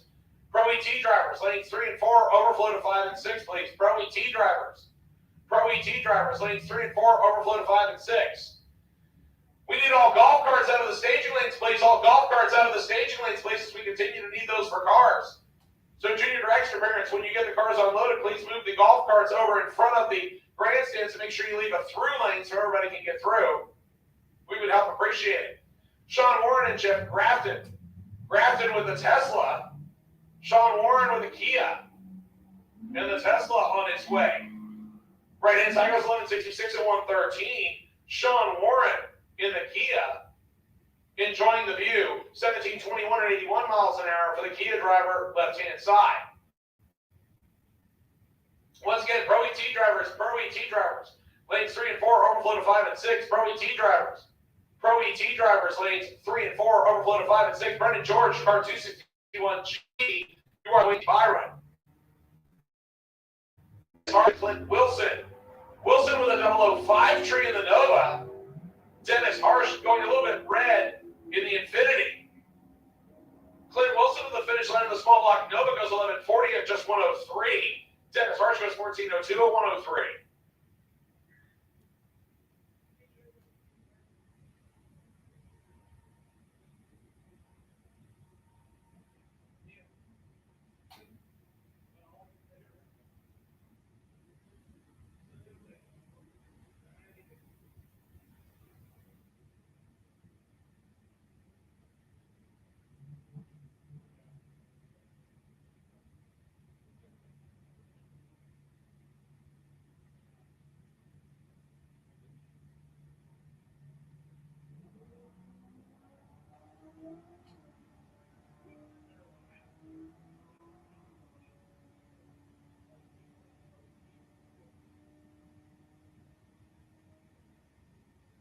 Marcus Cruz going 1335 at 102, left-hand side. A 001 red light for the Pontiac Trans Am, just missing a perfect tree going 1130 at 120.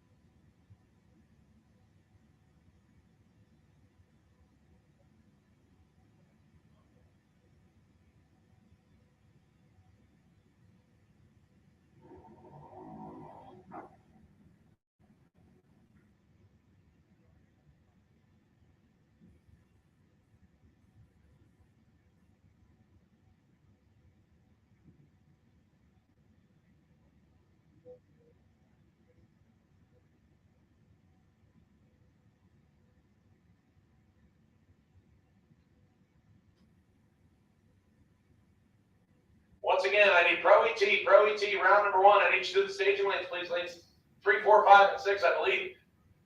3 and 4, well, actually, lane 3 is backed up pretty good, so I'll take you to lanes 5 and 6 now. Pro ET, lanes 5 and 6, please. Pro ET, lanes 5 and 6, please.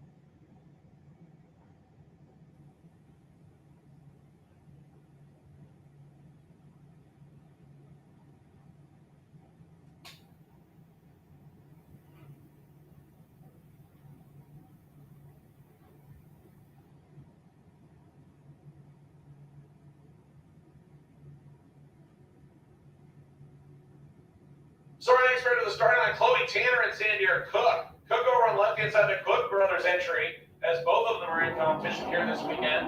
And Chloe Tanner out of Jasper, Florida over on the opposite side. Both of them clean and green off the starting line.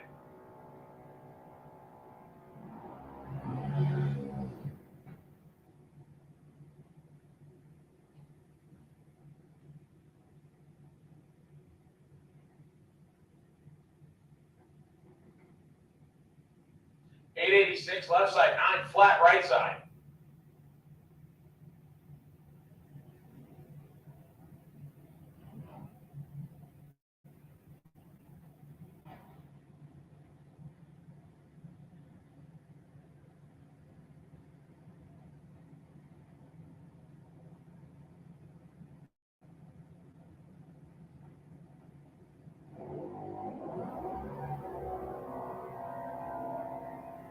How about Brooklyn Collins, 000, perfect reaction time.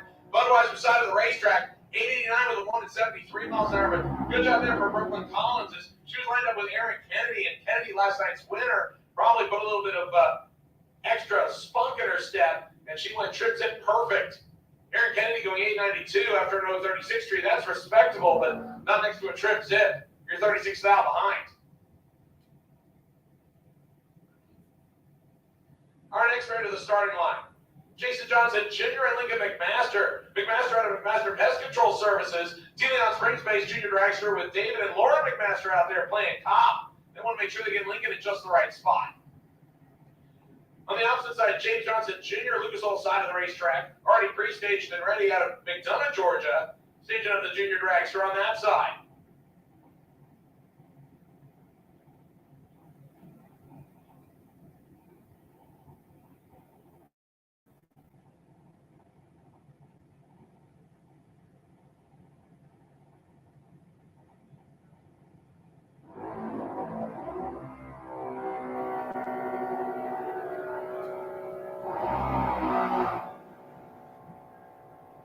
Both on line the tree up red this morning. Hopefully make that change before first round eliminations. 880 at 73 miles an hour for Lincoln McMaster. 888 at 72 miles an hour for James Johnson Jr. Both of them need to find a little bit of sandbagging and get back to that 890 dial in.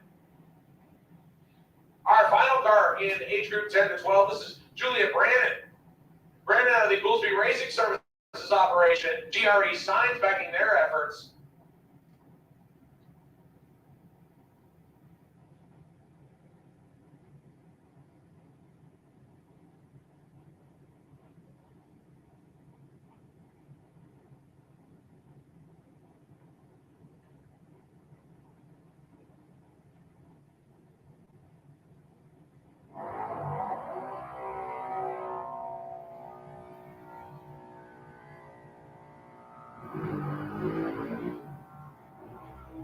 894 at 71 miles an hour for Julia Brandon, left-hand side.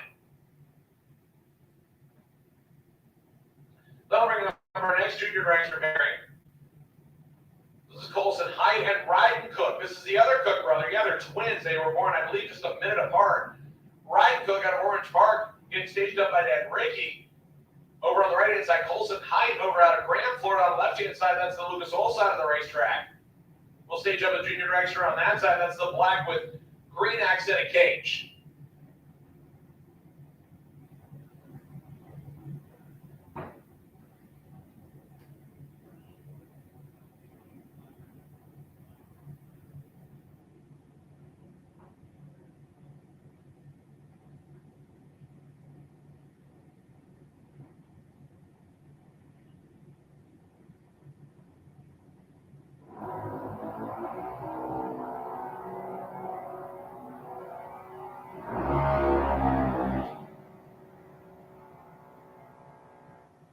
$891 at 72 miles an hour for Ryden Cook.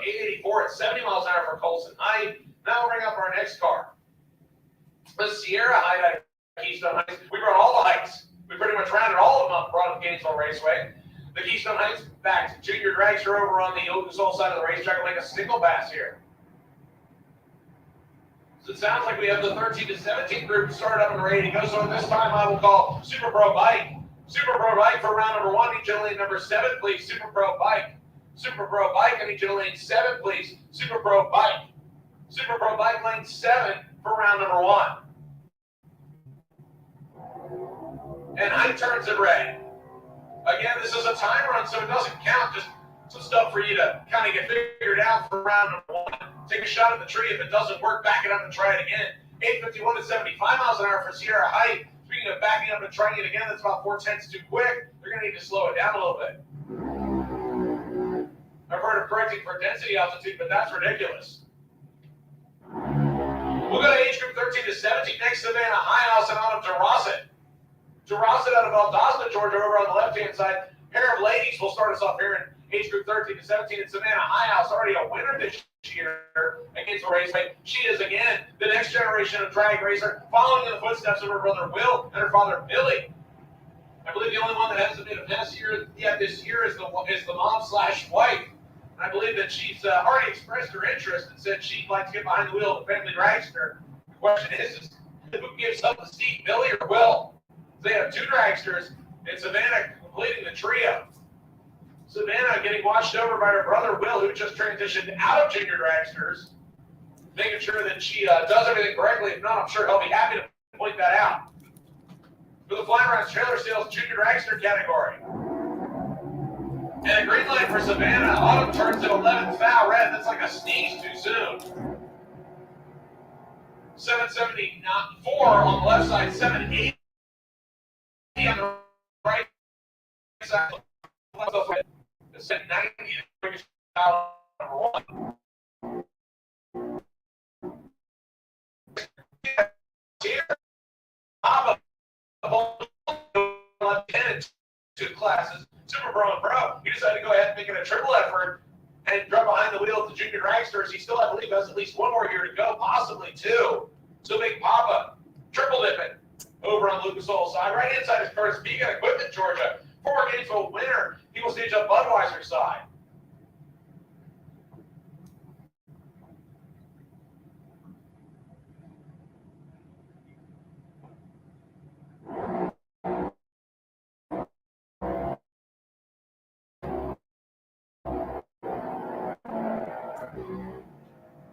$787 at 81 miles an hour for Curtis Peak. Volunteer rolls it through at 787 as well. 77 miles an hour. They were separated by 4,000ths of a second on the Christmas tree, so they were looking at each other all the way down the racetrack, except for Wyatt Volunteer had a nice little drop there at the finish line.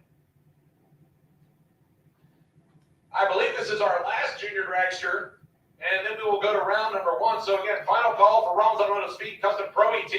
Final call, Rollins Automotive Speed Custom Pro ET. I need you to lanes 5 and 6, please. Rollins Automotive Speed Custom Pro ET lanes 5 and 6, please.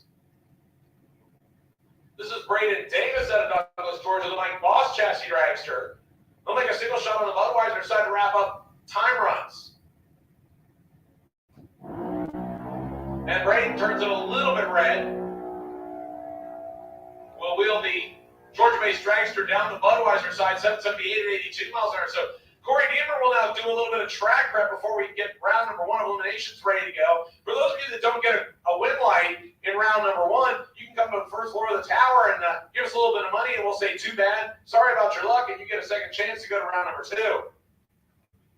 Yeah, that makes me wonder if I should be going downstairs and paying my hand down, because I guarantee I won't see any win lights here today. Oh, wait, I have the green shirt on, so I guess I'm okay. So once again, thank you so much to everybody that's come out here to Gainesville Raceway. Huge turnout of participants yesterday. I was not one of them, as I was in recovery mode from doing Sick Week. For those of you that all came out to join us on Thursday at Sick Week, I appreciate you all seeing how the Drag and Drive community works, as that is my new occupation, writing stories for Sick the Magazine, as well as being the official announcer on Sick Week. And for those of you that sent messages of support while we were doing Sick Week, I truly do thank you. I may not have been able to get back to all of them, but I do appreciate each and every one of you being part of the action here at Gainesville Raceway. It was great to see the turnout, as well as all the people that came out to watch all these 6, 7, and 8-second cars that just wanted to abuse their cars not only on the racetrack, but drive over 800 miles on the street between Florida and South Georgia racetracks. We think that we're crazy as bracket racers. I think these guys and girls take it to a whole new level. So for those of you that may have been wondering, as a matter of fact, I actually have a race review to write today. The official winner was Michael Westberg in a LS twin turbocharged SF pickup truck based out of Sweden. He ran a best pass of 6.40 at 216 miles an hour, and he drove the thing to all 5 racetracks with a little trailer hooked behind it. Now, he sent that as 10 out on a winning note, as that car has actually been sold. It's going to a new roller. He's shipping the LS, and he's building a 69 run on what they call street. They basically run around Sweden. They find bare, abandoned parts of roads, block traffic, and then send cars down side by side. It truly is a no-brainer, because you never know where you're going to end up. Yep, but last year, he finished number 2 in Hot Rod Drag Week to Tom Bailey by about 0.02 of a second in the averages. It was really that close. They both averaged 6.55, one with a 3, one with a 5. That's how close it was.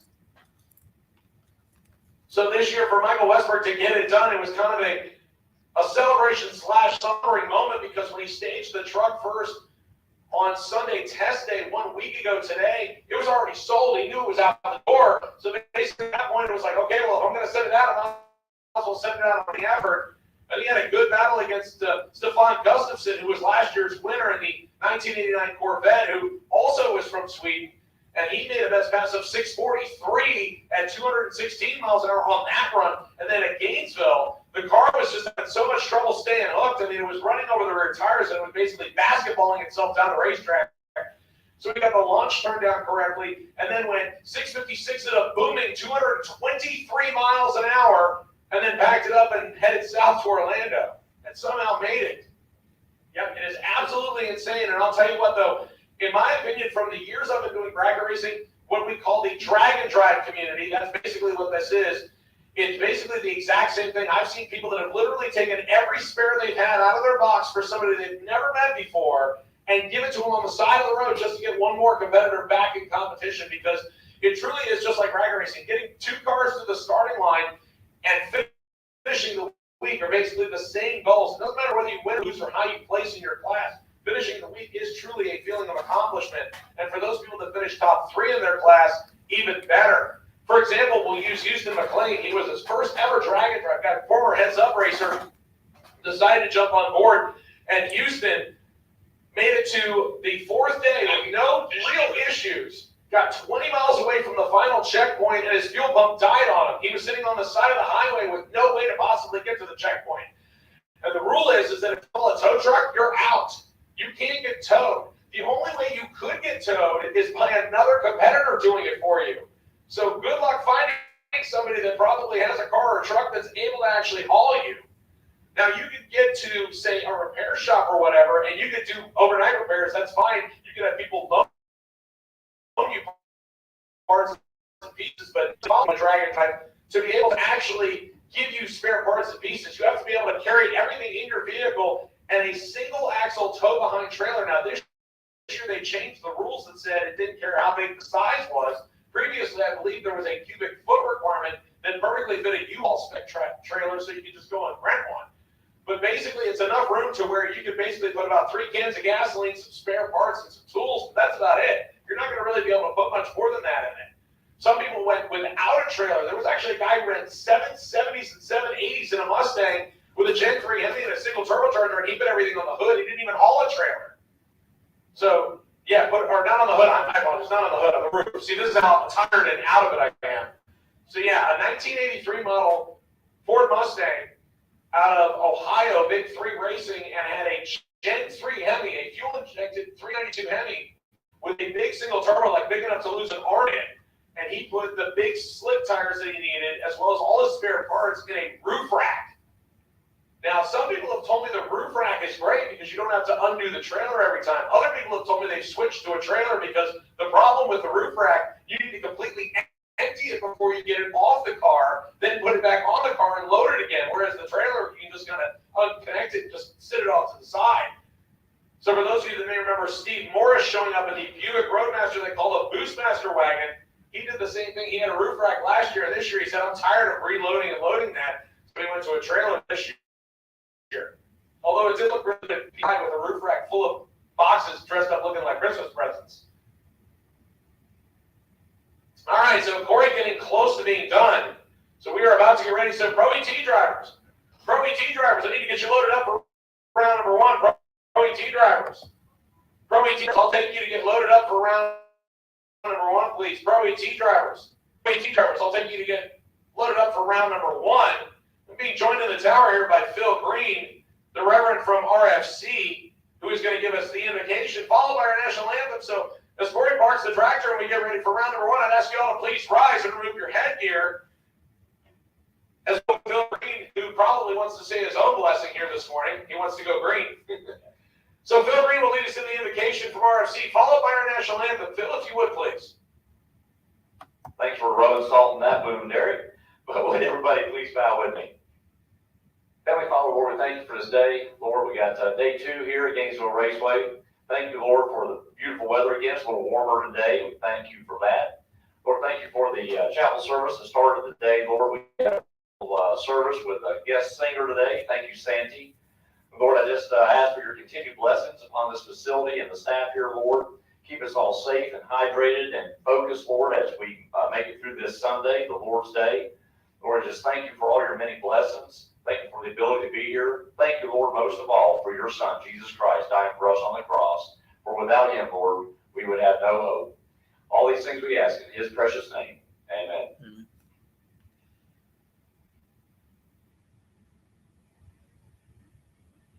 Please remain standing and direct your attention towards the flag as we play our national anthem.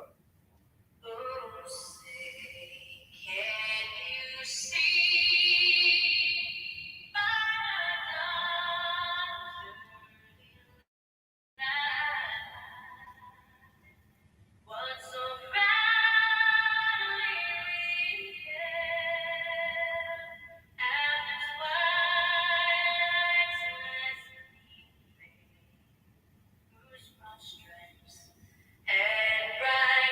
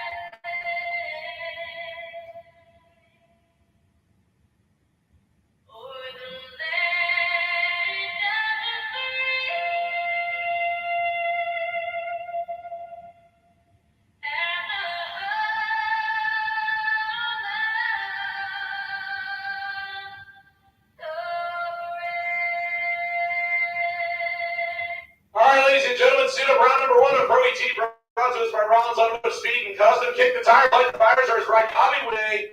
Shake it, baby. Round number 1 about to come at you.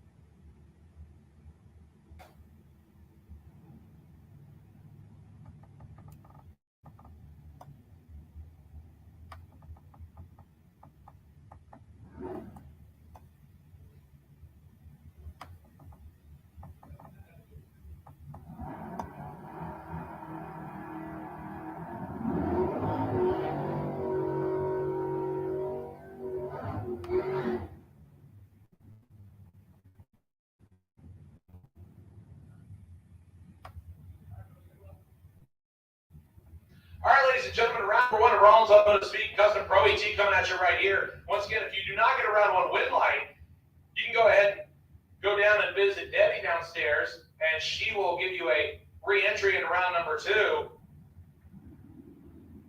Jimmy Hodges and Mike Gaffney. Gaffney goes first on the 699, and he'll pick up the win as Jimmy Hodges turns at 14 foul red.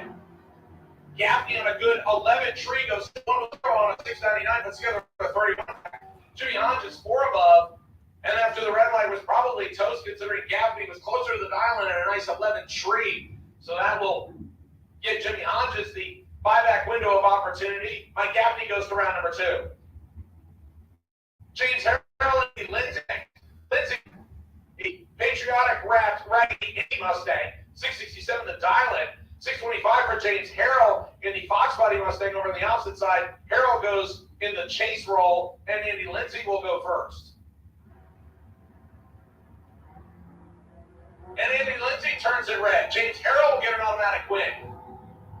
He's 042 on the tree and goes 639, 110. Andy Lindsay 3 above the 667 dial in. And unfortunately for Andy Lindsay, if you would have kept it green, he might have had a chance there. But unfortunately, solidified his chances in the L column by trying to get 29 foul red.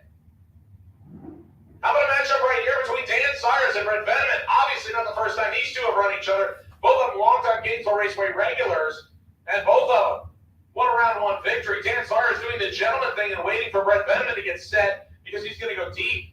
Dan Cyrus in the Monte Carlo dialed 837. Brent Veneman dials 821. 15 fouls second apart, and Dan Cyrus gets to go first. And Dan turns it red. Brent Veneman picks up the win.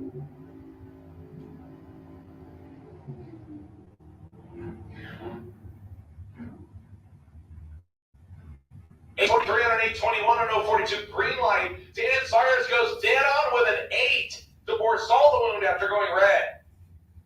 Dan Cyrus will buy back into round number 2. Glenn Guthrie coming up next in and Nat the Mom Dime out of Homosassa, 688 dialing for the S10 on the right-hand side. She'll go first over Glenn Guthrie. The 1979 Mazda infused with a big block Chevy. We have our first clean green light race. And Knapp and Glenn Guthrie win light is going to come on for Ann Knapp. Glenn Guthrie was late on the Christmas tree, and Ann Knapp makes him pay for it. 690 on a 688 with an 031 tree, puts together 57 total. Glenn Guthrie was higher than that on the reaction time, 083. He breaks out, still doesn't get there first. Ann Knapp locked him out mathematically. Do your homework, kids. Ann Knapp to round number 2. Here comes Chris Knapp, Ann Knapp's other half.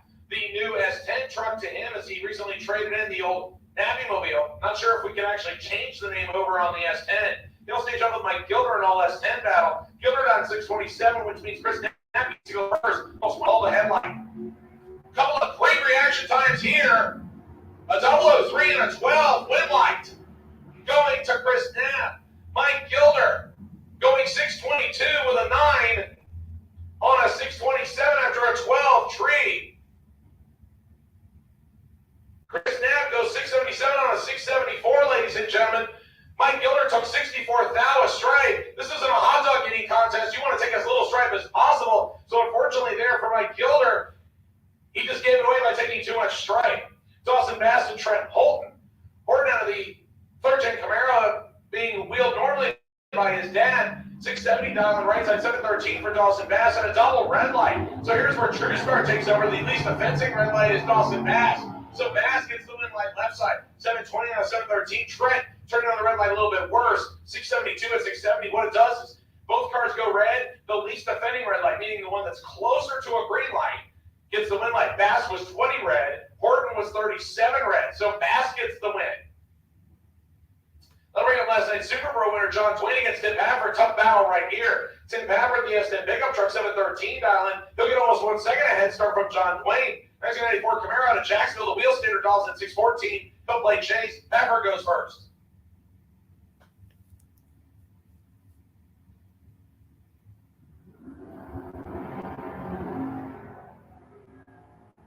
We are clean and green.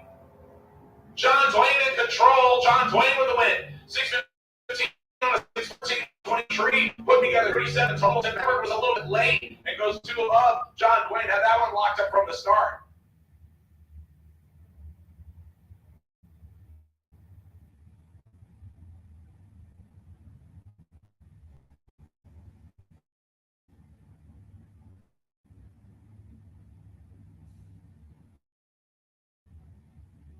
Our next pair, Amber Matz and the Highlander. Highlander in the 94 Camaro dolls, 884. He'll get the head start over Amber Matz in the Malibu, dial 773.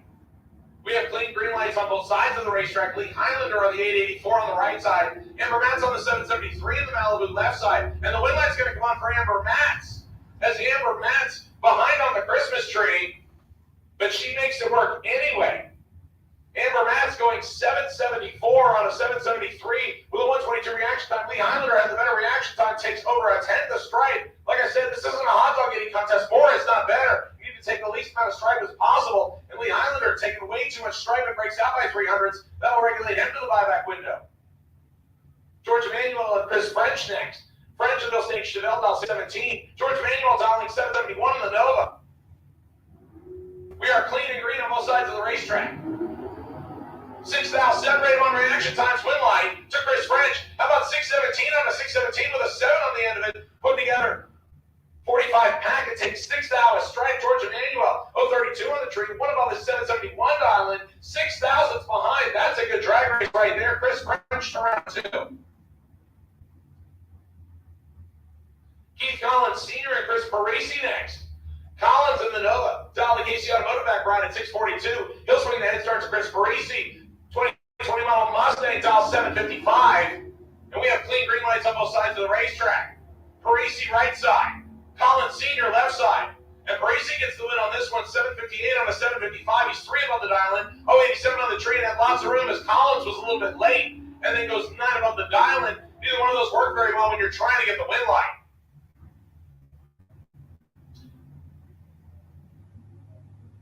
David Smith and Jason Rollins will come up next. Rollins, last night's winner. In the 1971 Big Block Power Nova out of Rollins Automotive Speed Custom. He's the helm of that shop. Once run by his mom and dad, Chip and Nancy Rollins, racing in honor of mom and dad. He will face off with David Smith. The Coyote swaps Mustang. 702 to the dial for David Smith. So Jason Rollins gets to play Rabbit, and David Smith will play the Tortoise role. He gets to lead first by almost 1.3 seconds. And we are clean and green on both sides of the racetrack, and this one is well in hand for Jason Rollins. Rollins gets the win, 597 on a 578, 018 on the tree. David Smith, not 018 on the tree, and about 3/10 above the dial, and obviously having problems there, and Rollins makes it pay for it. Last night's winner goes to round number 2. Let's bring up our next pair between a pair of Mustangs. No driver information on left-hand side. Dials in at 859. He'll get the big head start by almost 2 full seconds. Richard Lindsay, right-hand side, dialed in at 645. So Lindsay has to wait and wait. Did he wait too long? Did he leave on time? He has to go chase the car on the left-hand side by over 2 full seconds. Finish line says, win line Richard Lindsay. 648 on a 645. Getting there first by 0.04 of a second. Real good drag race right there. They were only 3 thou apart on the reaction times. The finish line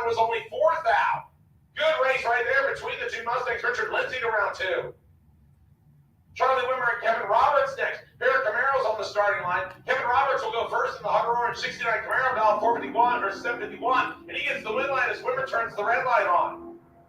Wimmer turns it red by 75 thou. Kevin Roberts, how about dead on 2?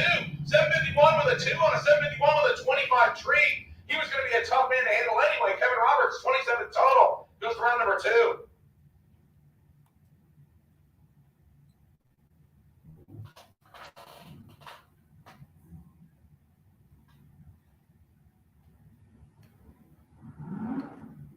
Our next race to the starting line. Unfortunately, another Mustang I don't have any information on yet. He's dialed 636. He'll get the head start in the multicolored Mustang over John Rollins. John Rollins, former Gainesville Raceway multi-time track champion in the beefy 72 Nova. Rollins dialing in at 608, and Rollins automatically getting the win light as the Mustang turns on the red light. Rollins, 007 on the tree, and breaks it out by about 14 thou. He's holding the pocket change. Rollins, 007, James Bond on the Christmas tree to round 2 to join his brother Jason. Little bring up a pair of orange hot rods next. Paul Allen and Jeff Copeland. Copeland, the 67 Camaro, right inside valve 617. He'll swing the head start to last night's runner-up, Paul Allen. The middleweight Florida-based Maverick, 703 the diamond for Allen. Allen will go first.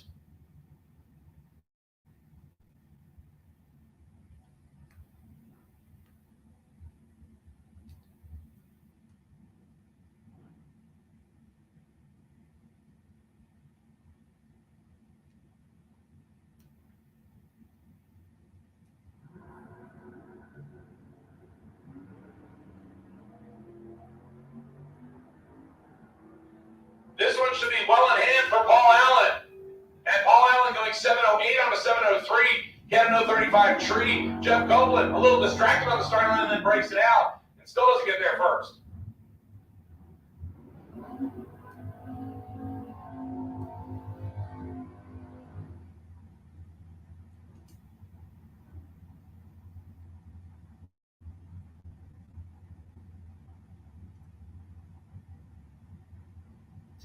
Ken Grant and Ralph Bratton will come to the starting line next.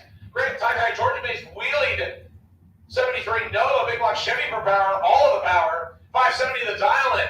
693 the dial-in for Ralph Bratton in the El Camino. He gets to go first by 1.2 seconds. Attention to the pits, I need Super Pro. Super Pro for round number 1. Fly around trailer sale, Super Pro. Lanes 1 and 2, overflow to 3 and 4, Super Pro. Super Pro. So lanes 1, 2, 3, and 4, Super Pro. Lanes 1 and 2, overflow to 3 and 4. Ken Grant, Ralph Bratton. And how about Ken Grant locking it down? 570 with a 1 on a 570 with a 22 tree. He's 23 total. Ralph Bratton is 10 on the tree and goes 695 with a 2 on a 693. He's 10 on the tree, 2 above 2. That is 32 total. So 23 total beating 32 total by 9 thou. How about a good drag race right there? Ken Grant takes 9 thou of stripe and probably one of the best matchups of round number 1 so far. Chris Courtney and D-Ray Lidney next. Lidney to the 69 Camaro on the right side, 655 dial-in. He'll swing the head start to the Trans Am left side of Courtney, 728 dial-in. And the win light going to come on for D-Ray Lidney. There's a red light coming on for Chris Courtney. Lidney looking for 655 and goes 659. He's 4 hundredths above. Courtney going 6 above after the red light.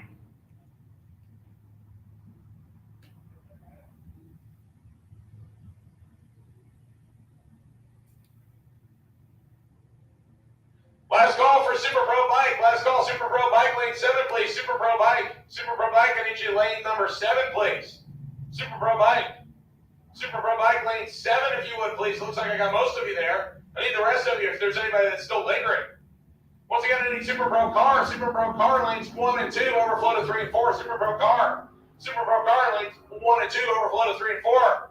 Victor Adams and Aaron Reynolds. When am I going to come on for Aaron Reynolds on a double breakout? Aaron Reynolds behind on the Christmas tree. Victor Adams had a 009 to 029 advantage, take 37 thou a stripe, and then a double breakout you need to take when you took on the Christmas tree. So you need to take 20 or less. Took 37 thou, you need to take 20 or less in the double breakout. And Aaron Reynolds goes to round number 2. John Tyler and Wyatt Palmentier next. Big Papa left side. Valsi has 10 and 591. He'll swing the big head start to John Tyler. Look at the difference here in the downlands. 929 for the right side, 591 on the left side. If you do the math, it's over 3 seconds. 3.38 seconds to be exact. Tyler's Christmas tree is clean and green. And I'm still waiting. Now he gets to go. Didn't make too long though.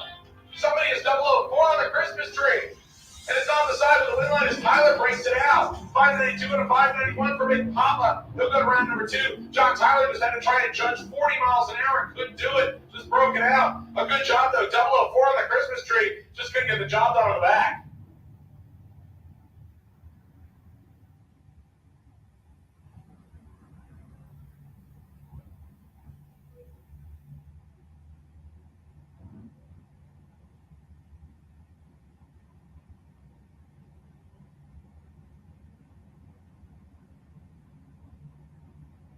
Dan Fuzzy Dice Warren and Phil Green. The Reverend lefty inside 598 dialing for the wheel standing Camaro. He'll swing and starts to Dan's dime. The Dan Fuzzy Dice Warren, 85S10 over on the right hand side. We are clean and green. About 300 separated on the reaction time advantage. Right side, win line, left side for Phil Green. How about dead on 9? Phil Green goes 598 with a 9 on a 598 with a 58 tree. Takes 7th thou. Dan Warren had the reaction time advantage, but goes 5 above the dial-in and gets 7th now behind. Talk about a good drag race. Phil Green coming from behind. He was behind on the whole shot, and the car did the work for him. Dead on 9. Phil Green to round number 2. Mike French and Kings. Wheel standing wagon 626 down. Swing the head start to Chad King. The Firebird out first. Mike French going to give chase. Chad King left side, Mike French right side. Does French join his brother in round 2? He does. 629 on a 626-14 tree. Take 34th thou. Chad King is 41 on the tree and 3 above. They just gave Mike French too much room. And the Chevelle station wagon will go to round number 2.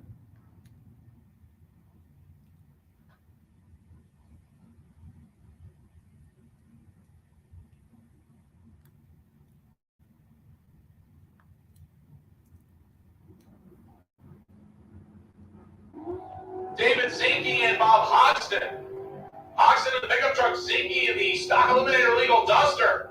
And Zinke picks up the win line. 040 toward the tree, go 2 above his 693 dial-in. Take 20 thou a strike. Hoxton is closer to his dial-in, 607 on a 606, but an 076 reaction time left him 20 thou short.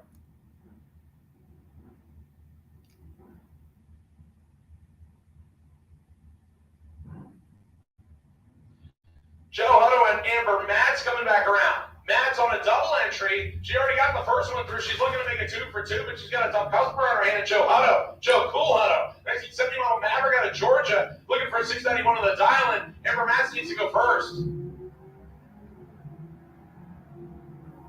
This one, Joe Hutto's way on the reaction time. And Hutto picks up the win. 693 on a 691. He gets behind by 11th thou. But Amber Matz was mathematically locked out. She's 74 on the tree and goes 3 under her dial-in, taking 11th thou. She gets behind and goes dead on. Now she's 300s behind. So Amber Matz will take 1 out of 2 for round number 2.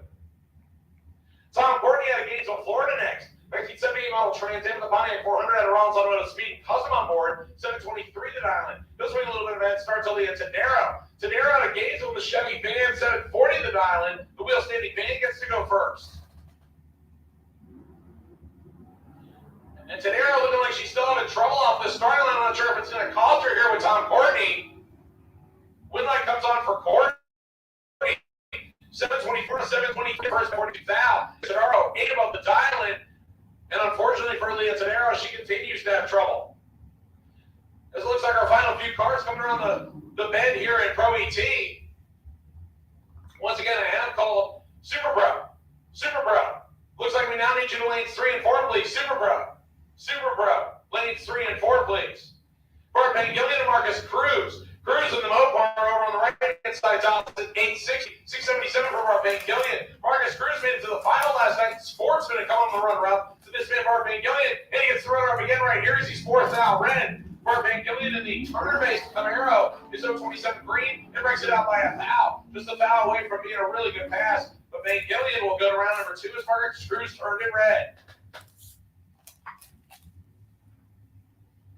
Ernie Renfro and Clint Wilson to the starting line next. Pair of classic Chevys to do battle right here. Ernie Renfro dialing the Camaro in at 652. He'll swing and start to Clint Wilson. Wilson in the Nova over on the right side, 693 the dial-in for the Providence, Florida-based resident. And he will go first by about 0.4 of a second. And he doesn't go first. He was supposed to go first, but he didn't. Ernie Renfro. Lots of room. 688 on a 652. If something must have distracted Clint Wilson, either that or he had a problem with the gas pedal and the car just didn't move.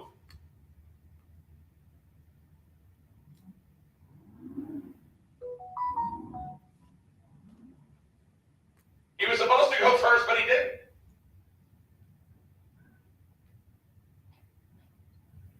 Our next race to the starting line, the Tesla left-hand side, the wheel-steady Camaro of Travis Marchand. Marchand giving chase to the silent killer, and Marchand will pick up the win. 582 and a 581, 742 and a 741 for the Tesla. Margin of victory was all in the reaction time, 45 thousandths of a second. That was the difference in the two Christmas trees, as both of them went one above. Here comes your final pair of round number one. This is James Evans and Brendan George. George was sitting on the wait-and-see Byron, but instead he gets James Evans. Evans dialed 686 in the Mustang on the left side. Big Juicy, the Mustang out of Gainesville, actually been transplanted a little bit further south of Crystal River. 645 to dial in for Brendan George. He'll give chase. And this one is all over with the talking as Brendan George is way ahead on the Christmas tree. George in front, and George picks up the win. 666 on a 645, and lots of room as he's 30 green. James Evans' reaction time started with a 1, and then he goes 14 runs above the dial-in, so Evans having trouble on that run, and Brendan George is going to make it pay. George to round two.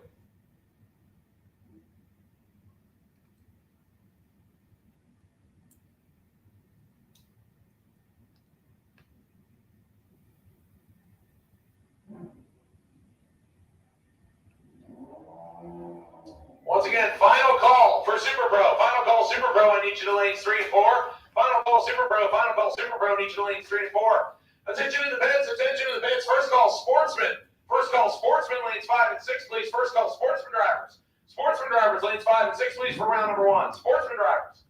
Sportsman drivers. I'll take you to lanes 5 and 6, please.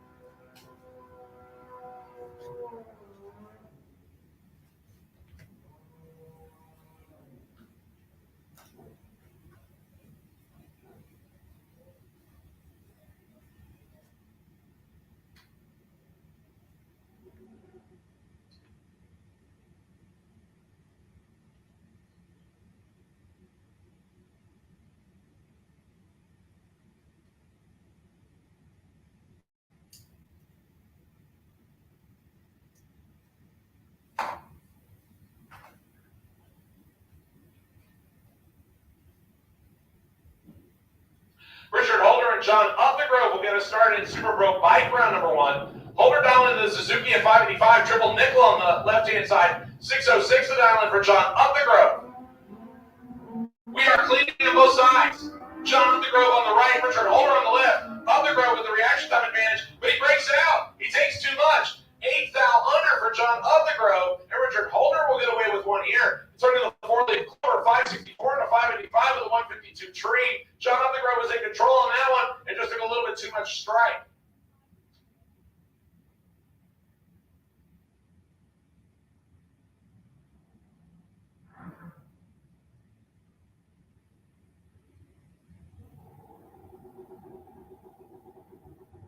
Jeff Tisdale and Dwayne Leachman next.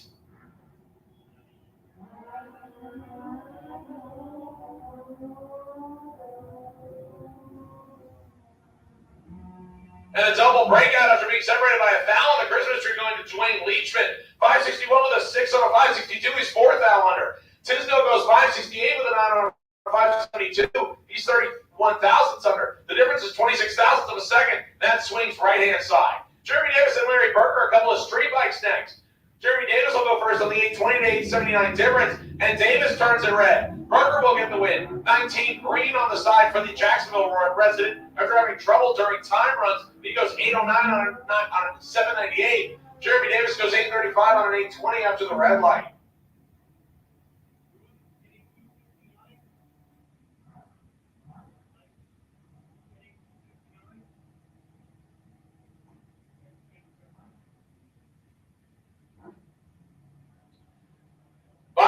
coming here for Santi Rodriguez Jr. He had the best reaction time in round number 1. So Santi getting a free shot to round number 2. The Kawasaki rider, back after a rebuild last year, bike sporting fresh paint, fresh sponsorship on board, looking for 538 on the window. It goes 539, 100th above, so he's ready for round number 2.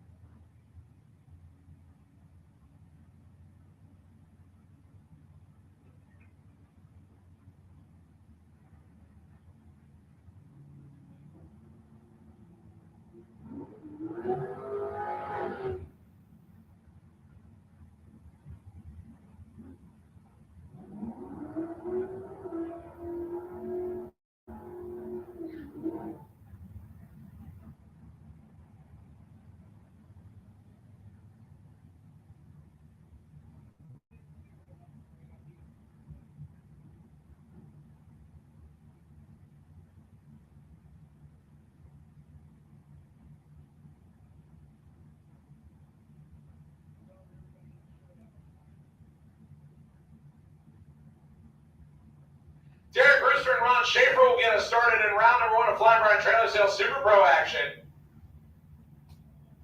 Ron Schaefer, the 87 Mustang Golf, 640. 548 for Derek Brewster's LS Power Dragster. We have a double red line on our hands, and the win's going to go to Derek Brewster. Thanks to the True Start system. 545 on a 548 for him. Schaefer a 10th above the dial-in.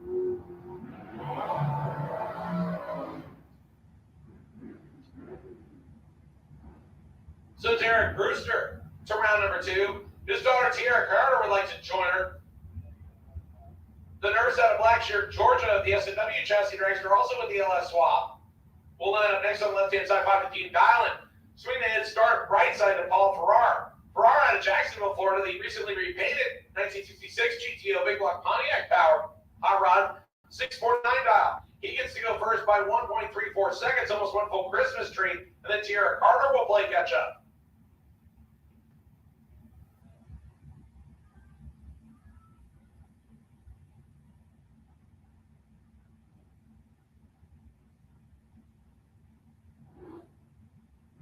Paul Farrar goes for the trans brake button and doesn't find anything. So Tiara Carter will get the win light. 511 on a 515 and 131. Paul Farrar went for the trans brake and didn't find it. Wonder if the car might have been in high gear or his finger slipped off the button.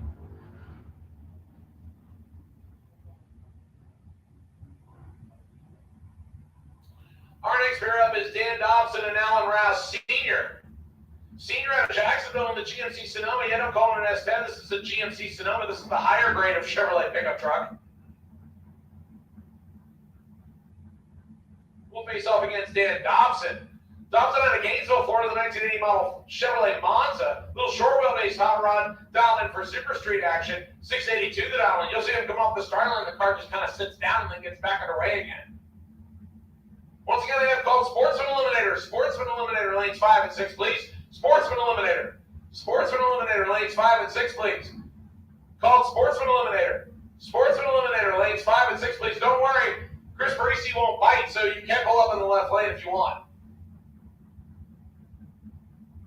Now we are almost ready to go back to action. Rouse stages, and the truck kind of bumps in, and unfortunately that will turn on the red light. Dan Dobson gets away with one here. He goes 682 with a 2 dead on his dialing. Probably a little late on the switches. He might have seen Alan Rouse Sr. bumping in, and he went deep. And Rouse will motor through about a second above the dialing, trying to figure out what might have happened. And the GMC Sonoma come back around for round number 2. Then we got Troy Faulkner and Ernie Griggs. Griggs out of the Ocala Tire Service branch, 1972 big block Camaro. He's staging up on a 740 dial on the left-hand side. He'll race Troy Faulkner. The 2000 model S10, based out of Ocala, Florida. The LS-powered S10, he's dialed in at 690. Ernie Griggs gets to go first by half a second. That's one light bulb exactly on the Christmas tree.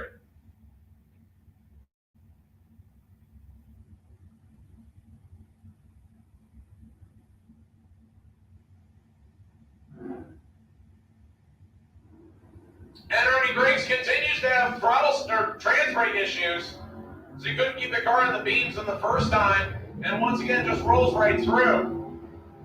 Troy Faulkner will get away with one here, 695 out of 690. And the tough break there for Ernie Griggs is unfortunately for the second straight time, the trans brake button does not work. Or at least that's what it appears to do from my vantage point. He goes for the trans brake button and the car just rolls right through the beams. Gert Newman's next. Glenn and Janice Newman's.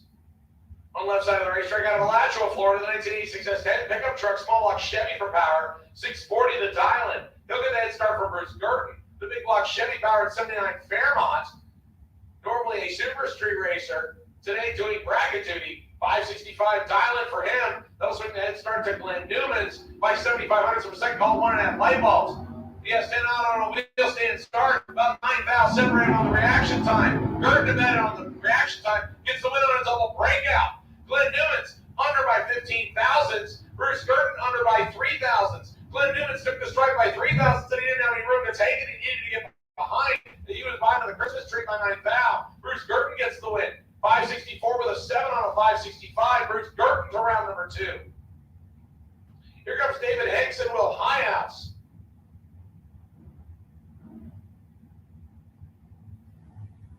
Will Highhouse behind the wheel of, I believe, Billy Hihouse's car. I couldn't tell to be certain, considering both of them have patriotic schemes on the dragsters. Will Highhouse dialing in at 464 for the Middleburg, Florida-based regular dragster left-hand side. He'll swing the head start to David Hicks out of St. Augustine. The 2004 Miller chassis dragster, 494 the dial-in for David Hicks. He gets to go first by 0.3 of a second.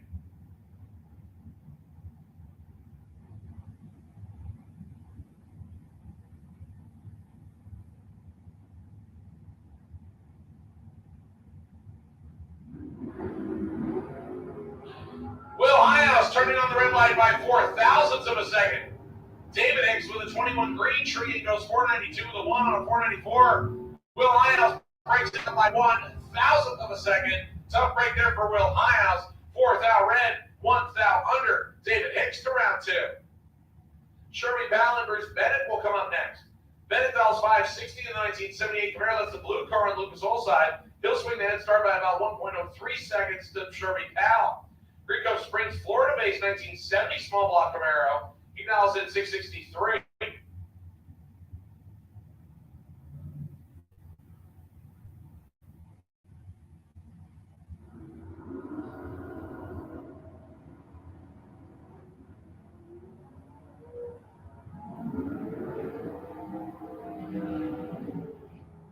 Sherby Powell in control on this one. Sherby Powell with the win. 665 out of 663, 21 green. Getting Sherby Powell there. Bruce Bennett having some problems. Going 1600s above the dial-in. After being a little late on the Christmas tree, Bruce Bennett out. Sherby Powell to round number 2. Jeff Hewitt up next. 69 Hurst Olds. 722 dial-in. He'll get the big head start by 1.62 seconds from Barry Jones. 67 Camaro. Big block 560 dial-in. And Barry Jones rolls through the tree.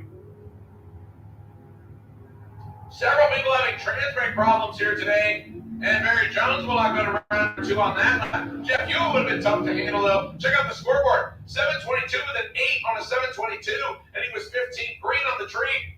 That's 23 total. Good lap there for Jeff Hewitt, but he did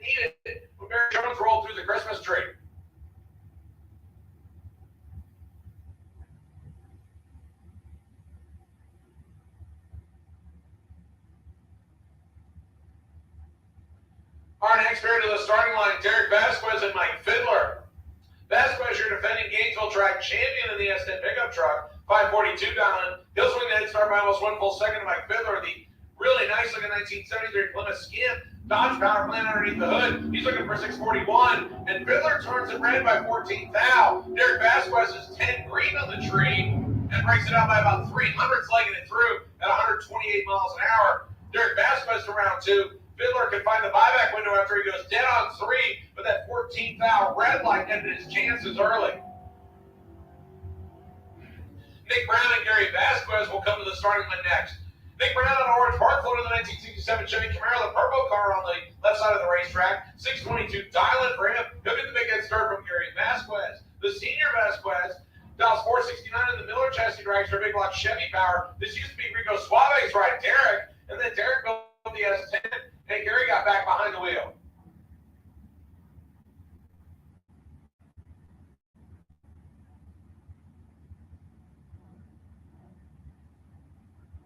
I need street bike to lane 7, please. Street bike, lane 7, please. Street bike to lane 7, please. Sportsman, I have called you to lanes 5 and 6.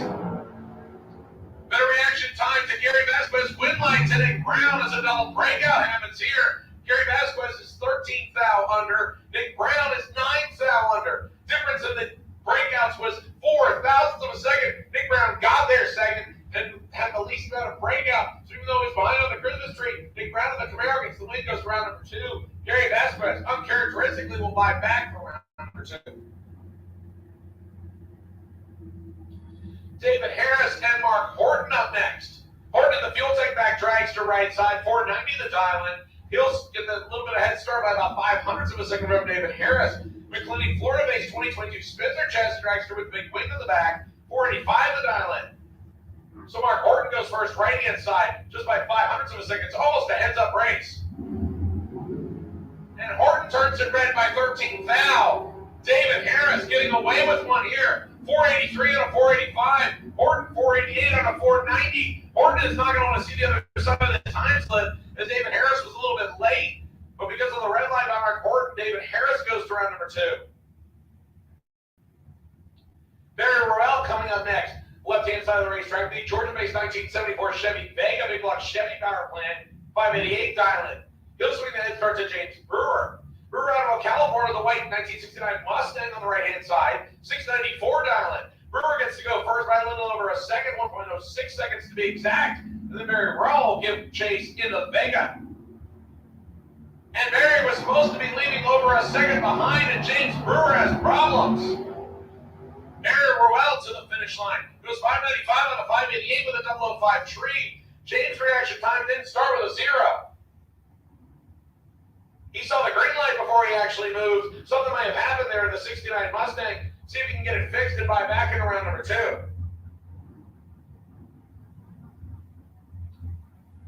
Our next pair to the starting line, Sam Futch and Tim Pafford. Pafford in the extended wheelbase S10. He's dialing at 708. Sam Futch dials 645.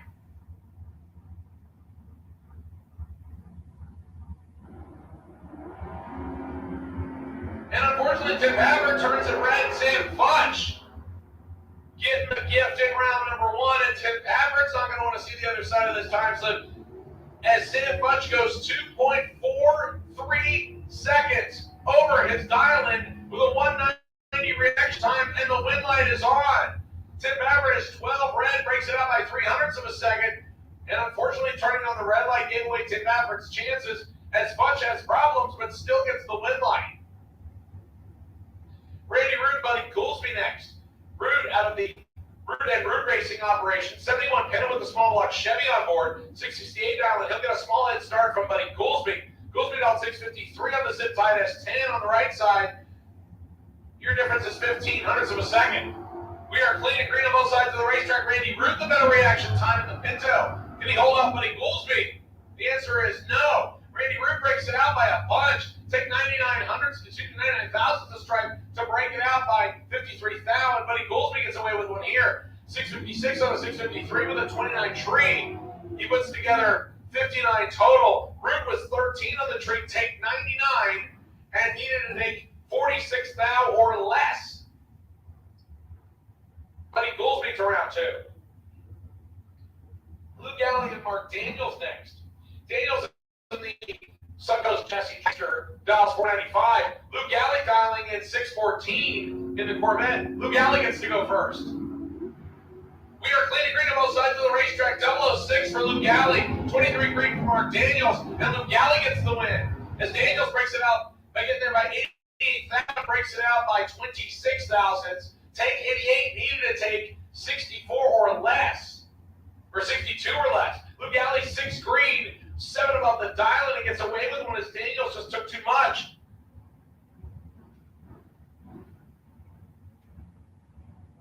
Bobby Trinella and Mike Bonacci up next in all dragster battle. Bonacci out of Ocala, Florida, the 2006 chassis dragster, big block Chevy power plant, 513 dial in. He'll dial almost heads up with Bobby Trinell. Trinell normally behind the wheel of the 33 Ford Street Roadster, wheeling the dragster here this weekend. 514 dial in for Trinell. There's only separated by 100th of a second on the dial in. They'll leave almost together. And this one will be good. Bonacci holding about 18th thou on the reaction time advantage. Left side, win line, left side, double breakout. Both of them going 511 on the dial in. Bonacci going 18th thou under his dial in. Trinell going 28th thou under his dial in. Difference in dial-ins is 10 thousandths of a second. So the win line to Bonacci by 10 thousandths of a second. The Ocala resident goes to round 2. Trinell can find the buyback window. Once again, street bike lane 7, please. Street bike lane 7, please. Street bike lane 7, please. Our next pair, Rick Brantley and Grayson Wright. Right in the left lane. Can I say that? Right in the left lane. 2009 model undercover chassis dragster, 493 the dial in on his scoreboard. He'll get the head start from Rick Brantley. The 2021 power chassis dragster out of Orange Park. 598 cubic inches of goodness of Chevrolet on board. 448 dial in. He'll swing the head start to Grayson Wright left side.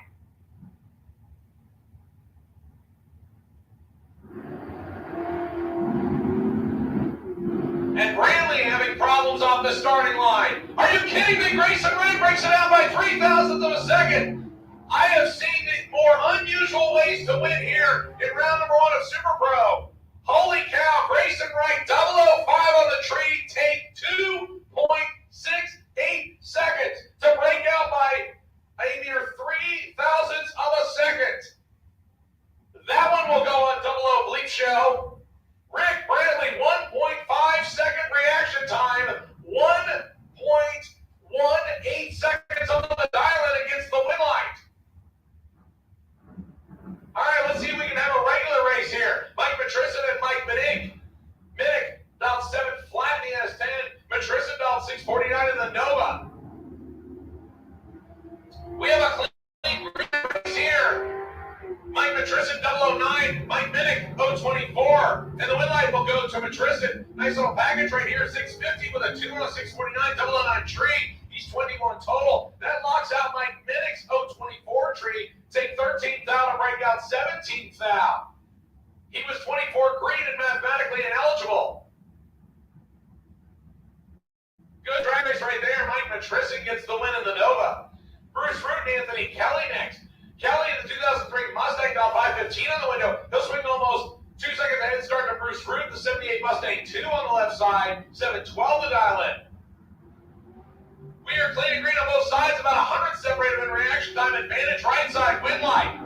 Right side, about 10 on 0 for Anthony Kelly. 515 with a 0 on a 515 with a 23 tree, take 9 thou. Bruce Root breaks it out by 3 thou, can't get there first.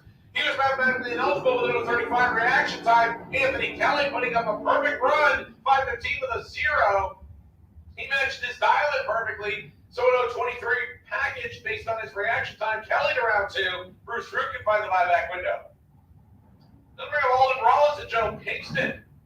Rollins coming up in the Riffraff Racing Bag Dragster, the 2003 Worthy Chassis Dragster, 505 the dial-in. He'll swing the big head start to Joe Pinkston. Pinkston out of Williston, Florida, the Malibu dial 691.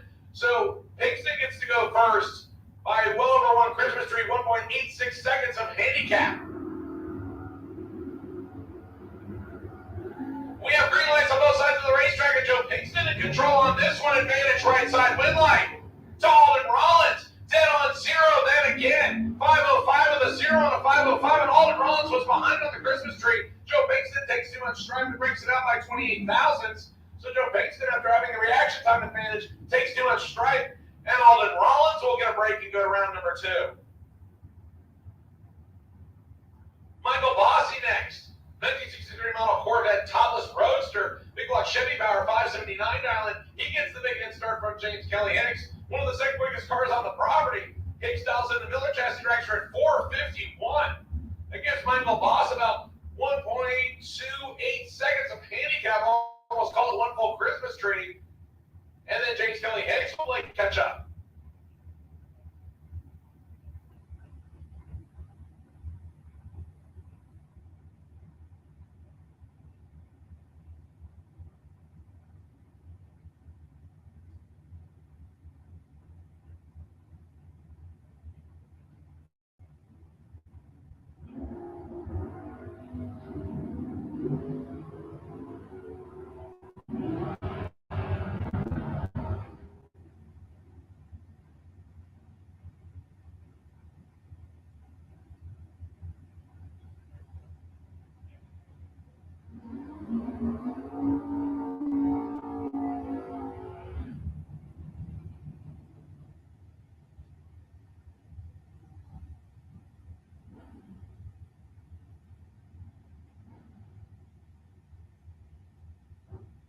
Win light coming on for Hicks for a red light on Boston. It looked like the car started to roll before the Christmas tree was activated. That'll bring up our next pair, Jerry McGill and J.D. Kelly. Jamie and Joel Kelly running their dad's Yankee Peddler Dodge Daytona. 642 dial in right side. He'll get that start over McGill's Dragster dial 481. Reaction time advantage sitting at Jimmy Kelly's side of the racetrack. And he gets the win light too. 643 with a 0 on a 642. 15 tree for Jamie Kelly. That's 25 total. That locks out Jerry McGill's 034 green light. McGill breaks it out by 17 thousandths of a second, taking 8 thou. He had no room. J.D. Kelly, 25 total. J.D. Kelly to round number 2.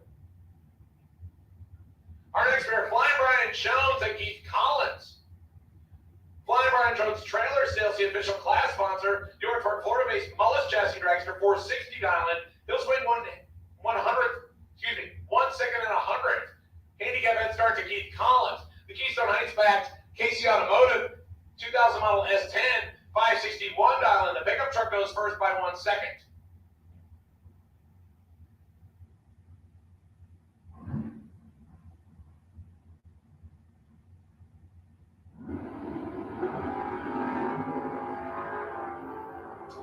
Clean green light starts 7 thou, separated advantage. KC, win light KC. 562 with a 6 on a 561, 016 tree. He puts together 32 total. That gave Brian Jones 9 thou to get in, and he took 16. 23 take 16 to break out 7 thou. Flying Brian Jones had 9 thou to get there and took too much strike. So Keith Collins to round number 2, and Brian Jones can find the buyback window.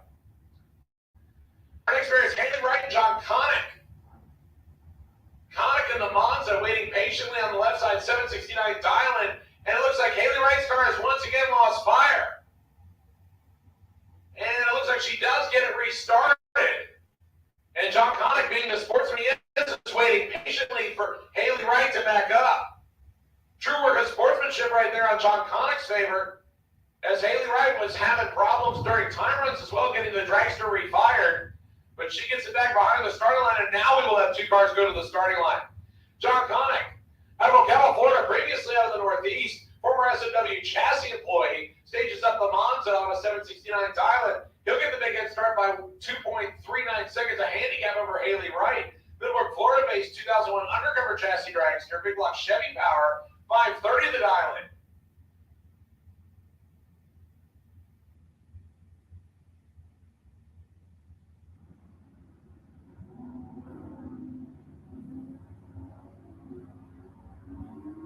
And 4,000 Brandon on reaction time. This one all in John Connick's favor. 771 on a 769. As Haley Wright sounded like the car may have left in high gear. And unfortunately, she goes 608 on a 530 dialing. A nice 016 reaction time for Haley Wright to a 12 tree for John Connick. And Haley Wright just having some problems, go back and look over the dragster and decide if they want to buy back for round number 2. That'll bring up Big Singer and James Hicks Jr. James Hicks Jr. in the brown and black dragster over on the Budweiser side. 5 Flatland Island. He'll swing the head start by 1.16 seconds to Big Singer Jr. Somerville, Florida-based 1980 Chevy Monza, still sporting the original paint scheme that was put on it originally. Small block Chevy power plant. He'll get to go first.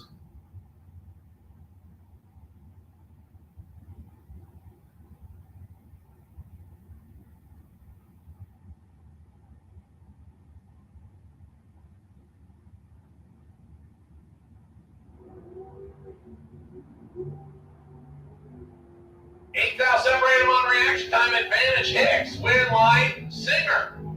Big Singer going 6:17 with a 0 on a 6:16.028 tree. That's 38 total. That gave James Hicks Jr. 18th out to get in on a 20 tree, and instead he goes 3 above. He's 19th out behind on a 5:03 on a 5 flat. Big Singer Jr. in round number 2, and James Hicks Jr. can get the buyback window if he likes. Jason Kiapko out of DeBerry, Florida, 1986 Model S10 coming up next. The yellow truck on the left side. 680 the dial, and he'll get the head start from Ari Kelly. Kelly in the new 2000 model Undercover. When I say new, I mean new to him. As normally he drives a wheel-standing VW Bug. Actually, I forget what it's actually called. It's not a Bug, but it is a VW, and it's a station wagon, so I forget the exact model. Kelly dialing in 497 on the dragster. So Jason in the pickup truck gets to go first by 1.83 seconds of handicap.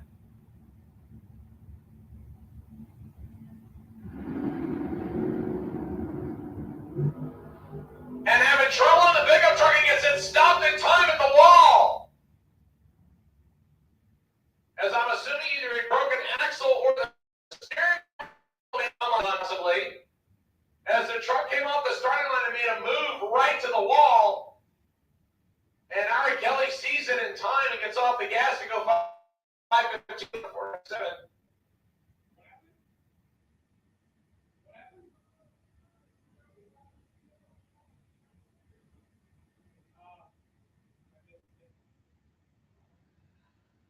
So if you're wondering if the traction is good at Gainesville Raceway, we almost just lost a shit right there.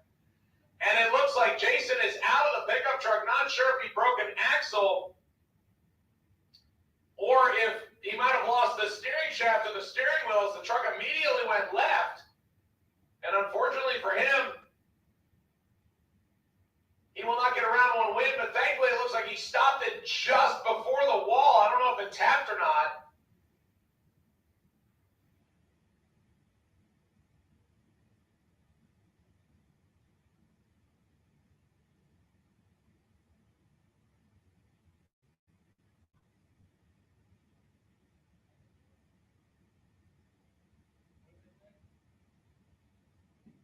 All right, so the report in the 60-foot mark is the steering had a problem. So that was the reason that the truck went right to the wall. So hopefully they can get that fixed for round number 2. Not sure if the steering shaft just came undone or if the steering wheel came off. But Tom Gaines from Gaines Photography right down there to get the photo. So thanks, Tom. Appreciate you running down there to get that handled. Once again, all the great photos being done here this weekend by track photographer Tom Gaines from Gaines Photography.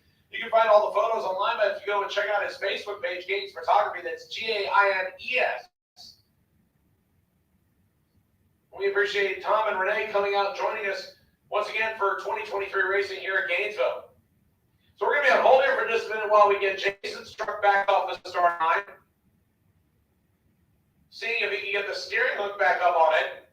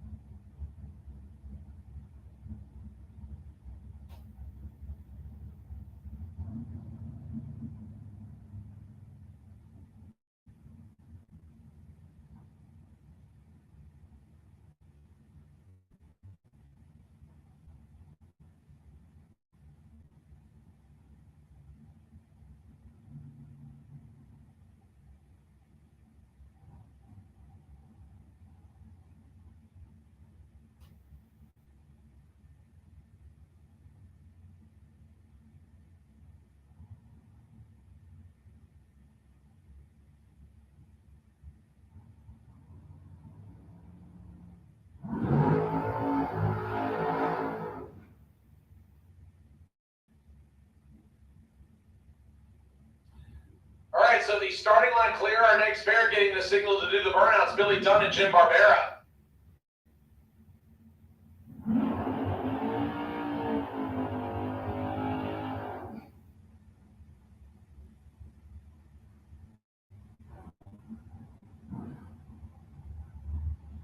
So door car versus dragster battle. Not the first time we're going to see that here today. Barbera, the 1966 Chevy Nova on the left side of the racetrack. 648 his dialing. He'll get the big head start from Billy Dunn out of Leesburg, Florida. He's a car roller by trade. The M&M chassis dragster with big block Chevy for power. 476 the dialing. So Jim Barbera gets to go first by 1.72 seconds over one full Christmas tree. And then Billy Dunn gets to throw out the fishing line and see if he can play catch up. Actually, I believe I should have said he throws up the fishing line and see if he can reel him in. I'm sure you can understand my voice and my head are a little bit mushy today. Billy Dunn with a better reaction time. Billy Dunn with the win. 474 and a 476 breaks it out by 19 thousandths. Jim Barbera goes 644.7 on a 648, breaking it out by 33 thousandths. Billy Dunn with a better reaction time. 005 to 035. Margin of victory on the double breakout, 14 thousandths of a second. Billy Dunn's around number 2. Here comes Tony Morris and John Dwayne. How about a repeat of last night's final right here on the starting line? John Dwayne left side, the 94 Camaro Bell, 613. Tony Morris in the TNC Carpenter's back ride, 469. Tony Morris said last night he forgot to put his opponent's dialing in on the starting line, so they left together. But John Dwayne should have gotten a handicap lead. I guess Tony just didn't feel like waiting. Actually, what Tony said was his last 2 rounds, he either dialed faster than his opponent and then had a buy run, so he completely forgot about putting the opponent's dialing. You think he did so right here? Yes, it looks like it. And we are clean and green. Tony Morris got the reaction time advantage by about 14 thou. And win like the Tony Morris. How about this one? Dead on 0. 17 tree for Tony Morris, 17 back. John Dwayne is 31 on the tree and goes dead on 0. That's a good race right there. And last night's winner, regulated to the runner-up column, the winning streak for John Dwayne stops.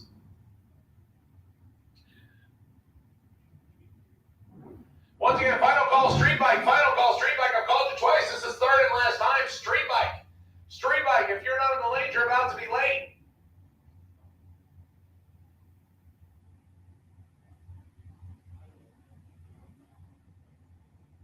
Sarah Allen and Cody Freeze up next.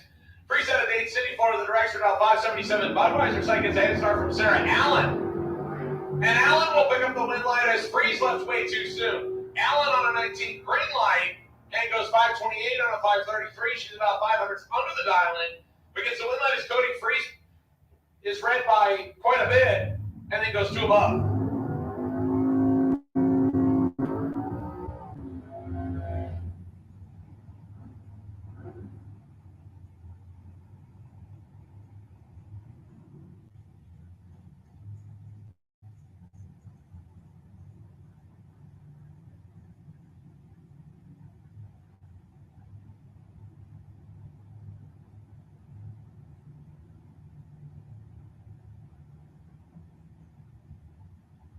White Volunteer and Fallon Roach. Roach with Mustang 795 down the right side. Big Papa Doll 595 in the S10. Clean and green on both sides, and this one all in Wyatt Palmetier's side. And Wyatt gets the win light. 614 out of 595 with a 20 tree take 83 thou. Fallon was a little late and then goes 12 above. So the win light going to Wyatt Palmetier. Big Papa goes to round 2. And Fallon can find the buyback window. Victor Adams and Zane Hutto next. How about the dialing board on the door car right side? 503 for the Firebird. We'll give the big head start 1.5 seconds exactly. One full Christmas tree to Victor Adams. Adams in the 89 small block powered Firebird. 653 the dialing. So 2 Firebirds on the starting line. Neither one of them look like the other, but they're both Firebird models. That's where the similarities end. Victor Adams first on the left side. Wheel standing Firebird leaves first and a red light for Victor Adams. 2 thou red. Zane Hutto to the finish line. 501 with a 3 and a 503 with a 14 tree. Zane Hutto ready for round number 2. Victor Adams also breaks it out 649 on a 653 after the 2 thou red. Ken Grant and Nate Hamilton next. Hamilton out of Fitzgerald, Georgia, the 68 Camaro, dialing in 553. He'll give the head start to a former Georgia resident, Ken Grant. He's out of tie. Two-base dialed in at 620, leaving high gear only. Holy cow, 00 lights a pair, 001 left side, 004 right side, wind line going to Hamilton in a double breakout. Ken Grant takes 9 power strike and didn't have the room to do so. Hamilton 551 on a 553, 17 thousandths under. Ken Grant 617 with a 7 on a 620, he's 23 thousandths under. Ladies and gentlemen, both of them 00 on the tree. Ken Grant 001, take 9, no good. Gary Ewing and Mike Gaffney next. Gaffney in the AMC turns on the red light by 9 foul, and Gary Ewing will get the win. Ewing in the Camaro, run 616 on a 602. Mike Gaffney, after turning at 9 foul red, going one above his dial-in, and obviously doesn't want to see the other side of that time, so keep the sharp objects away from Mike Gaffney.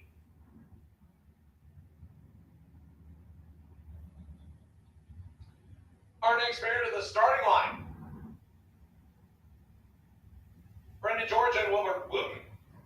Wooten in the American Chassis Dragster on the Budweiser side of the racetrack, 482 dial-in. He'll get that start from Brendan George. George out of Crystal River, Florida, the 2009 Mullis Chassis Dragster he calls Short Bus. 585 cubic inches of big block Chevy, 479 dial-in. 300 separated on dial-in, so they'll leave almost together. Handicap goes to Wilbur based on dial-ins. We are clean and green. 19 valves separate him. Advantage. Brendan George. Win line. Brendan George. 481 on a 479. Take 28. In the better reaction time. Wilbur Wooten is 300s above his 482 dial-in. Behind on the Christmas tree and behind on the dial-in. That doesn't work for a win. Brendan George takes short bus to round 2. Alan Rouse Sr. and Aaron Reynolds will stage up what looks to be an all-S10 battle, but Alan Rouse kind of spoiling the party. That's the GMC Sonoma. Alan Rouse Sr. out of Jacksonville, 613 dial-in left side. Aaron Reynolds making the switch from junior dragsters to door cars and doing so quite well. Reynolds dial 615 in the S10 pickup truck, formerly known as the taco truck. So Aaron Reynolds gets to go first by 200ths of a second right side, and Rouse will play chase. Even though it's not going to be much of a chase, they're dialed almost identical.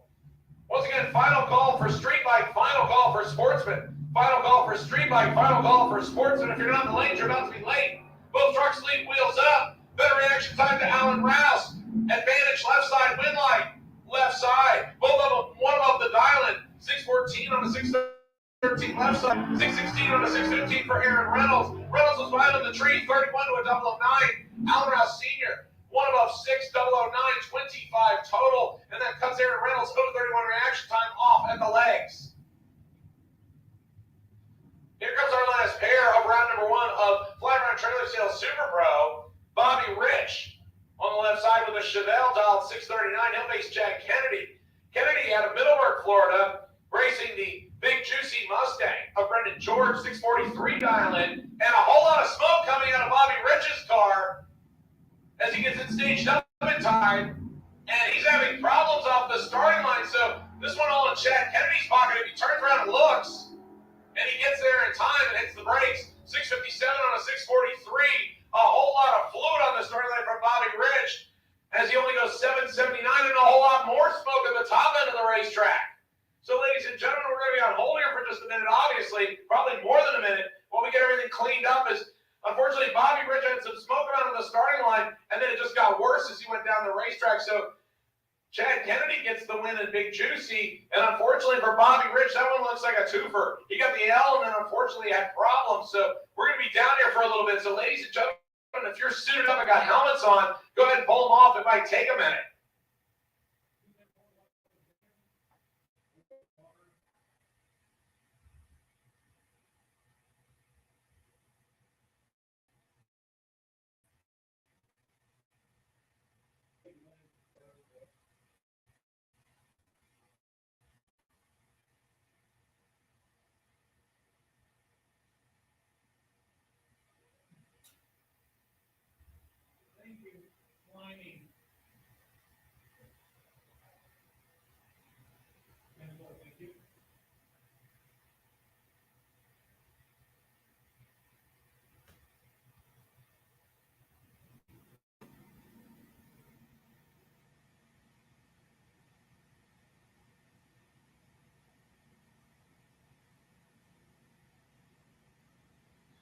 So once again, ladies and gentlemen, I have called Sportsman Eliminator to lanes 5 and 6, please. Sportsman Eliminator.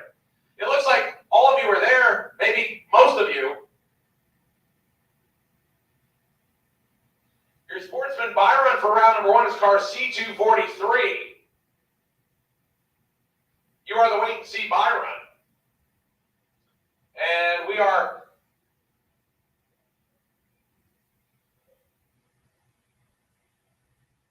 all right, so the word coming down that we're going to need to do a little bit of racetrack prep work as this one is a little nastier than expected. So as I mentioned, go ahead and take your helmets off and unsuit. You'll have a few minutes.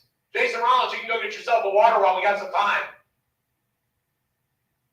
He came up to see if he had to bring the Nova back for round number 2, and I'm telling him he's got plenty of time, as unfortunately this one is going to require some additional track equipment.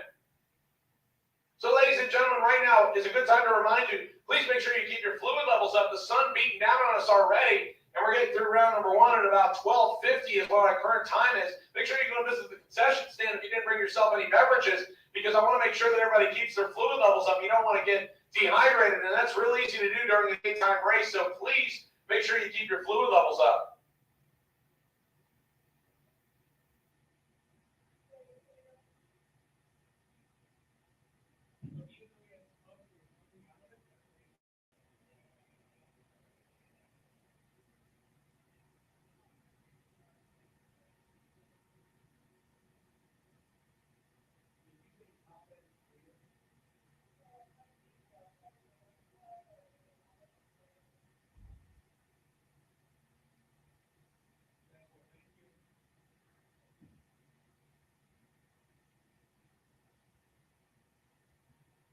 All right, ladies and gentlemen, so we've got the good word that the top end is clear despite the smoke from Bobby Richards Chevelle. The top end is actually okay, so all the work's going to need to be done to the bottom half. So Corey bringing out the track scraping equipment, it'll just take us a few additional minutes. So again, if you are suited up, you can get out of the vehicle and stretch your legs if necessary. This one will take a few extra minutes.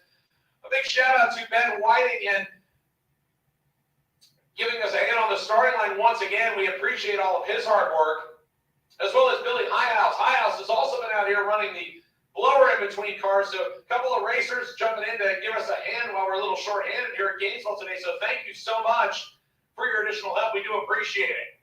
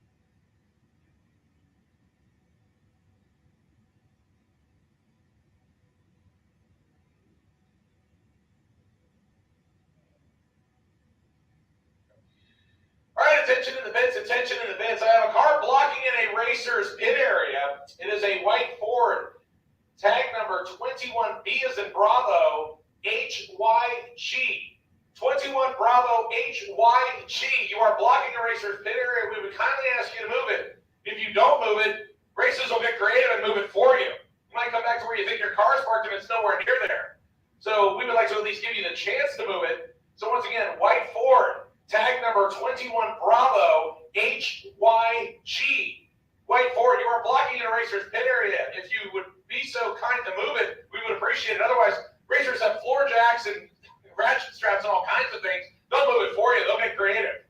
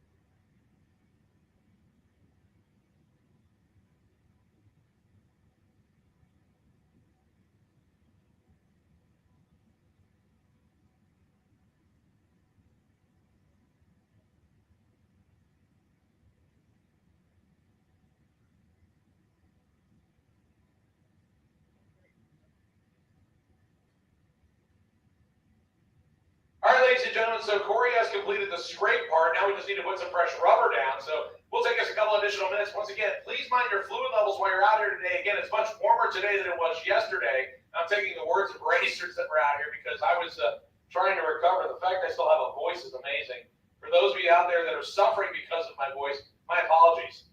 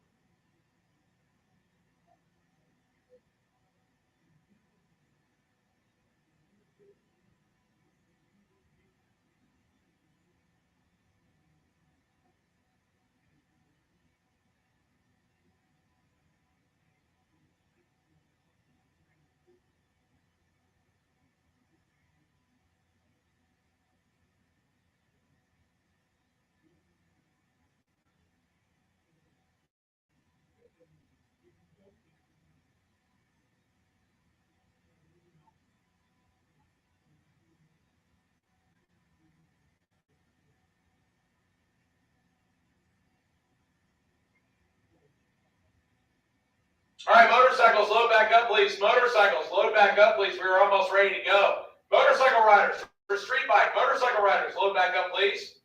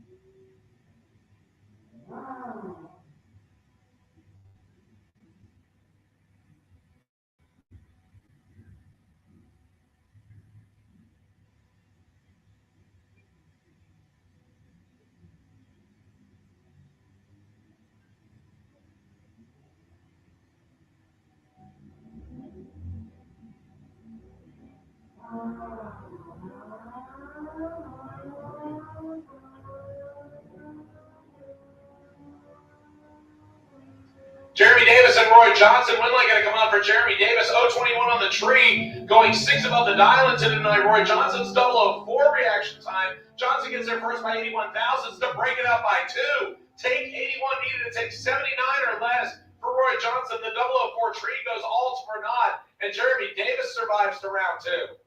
That'll bring up Dwayne Schmidt Jr. and Chuck Woollum. Woollum on the right side, 989 dial in. Dwayne Schmidt, 839 dial in.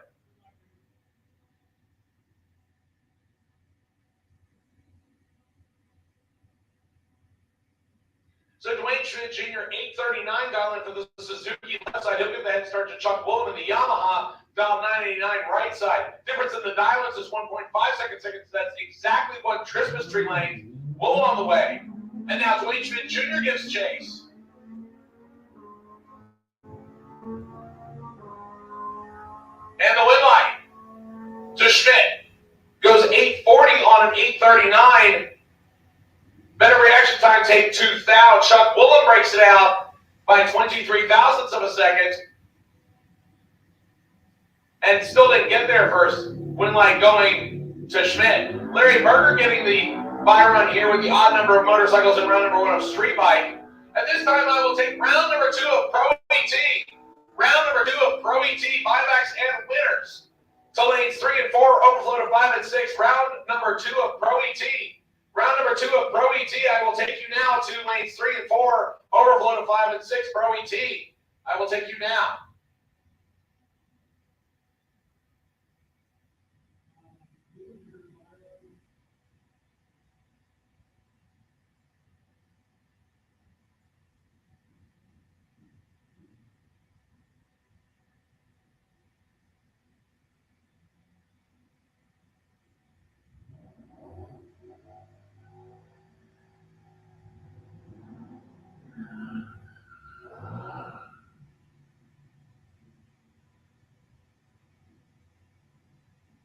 First pairing out was Mike Bennett and John Lamendola. Bennett with the better reaction time. Bennett with the win. 2 above 1756 dial-in. John Lamendola is 1 above his dial-in, but a little late on the Christmas tree, so Mike Bennett picks up the victory. That'll bring up Lee Highlander and Chris Parisi next. Parisi in the Mustang dial 1161 will swing the head start to Lee Highlander by about 2 seconds. The Camaro driver goes first, left-hand side. Attention to the bids, junior dragsters. For round number 1, I need age group 6 to 9 to lane 7, age group 10 to 12 to lane 8, and age group 13 to 17 to lane number 1. Junior dragsters, I need you to the lanes, please. When am I going to come on for Chris Parisi? They were almost heads up on the reaction time. Parisi going 1900ths above his dial in. Lee Highlander going 3100ths above his dial in. Once again, junior dragsters, age group 6 to 9 to lane 7, age group 10 to 12 to lane 8, and age group 13 to 17 to lane number 1. Junior dragsters, I need you. Sean Warren on the red light here. That'll give Brett Venom the automatic win in the GTO. I have called round number 2 of Pro ET. Lanes 3 and 4, overflow to 5 and 6, Pro ET, lanes 3 and 4, overflow to 5 and 6, please. Rollins, I'm going to speed custom Pro ET. I need you to lanes 3 and 4, overflow to 5 and 6. Brett Benjamin goes 1287 on 1295. He breaks it out, but that's okay.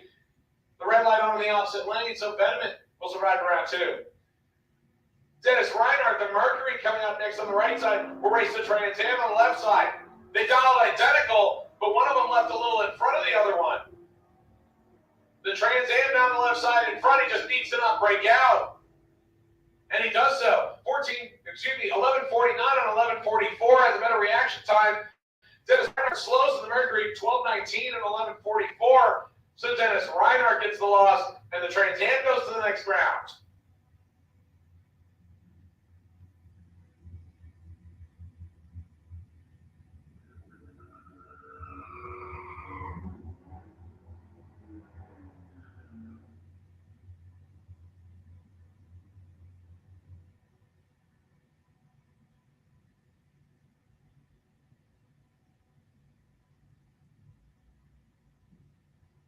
How about this matchup for round number 1? Bart Pangilian and Dan Sawyers.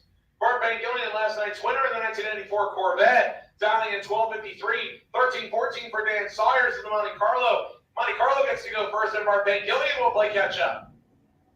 We are clean and green on the reaction times, ladies and gentlemen. A good battle for round number 1 to get started here. Dan Sawyers, left side. Bart Pangilian, right side.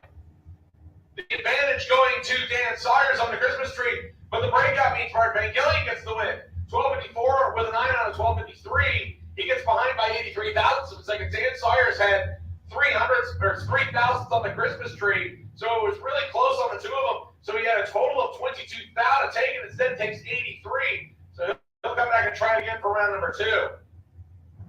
John Angelo and Jeff Barrier next. And Barrier will pick up the win in the Dodge Charger as Angelo turns it red. Jeff Barrier looking for 12 flat in the Dodge Charger, and will get a 12 flat with a 5. Jeff Barrier matching the dial-in with a 5.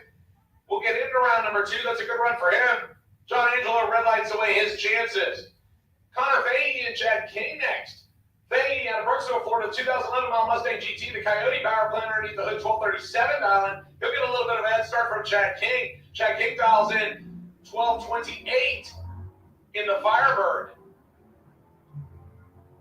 Once again, Pro ET, lanes 3 and 4, I'll take you now. Pro ET, lanes 3 and 4, overflow to 5 and 6. Winlight going to come on for Chad King. As both drivers going 12:27, Connor breaks out by 1100ths. Chad King breaks out by 5 thousandths. Winlight to Chad King on that battle. Once again, junior dragster drivers, age group 6 to 9 to lane 7, age group 10 to 12 to lane 8, and age group 13 to 17 to lane number 1. Junior dragsters, I need you. Here comes our next pair, Mitchell Gunter and Jen Robards. Robards in the S10 dials in 1317, and Mitchell Gunter dialing in 1273.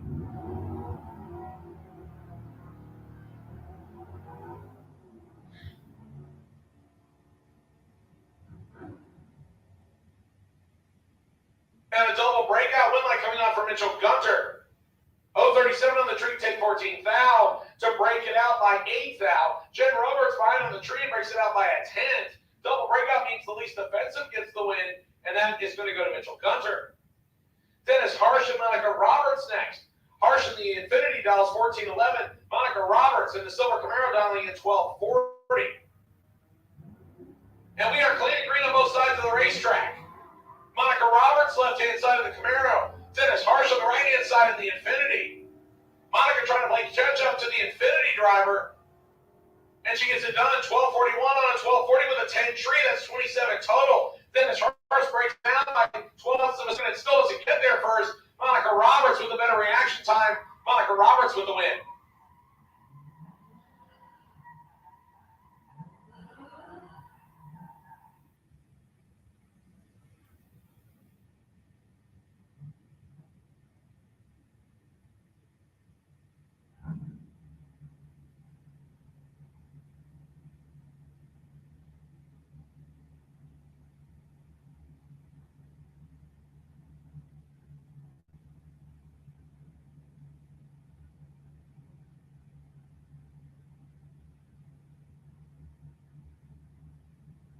Our next pair, Jay Dickinson and Chris Courtney. Courtney down 11:23 in the Trans Am. Jay Dickinson down in 6:34 in the pickup truck.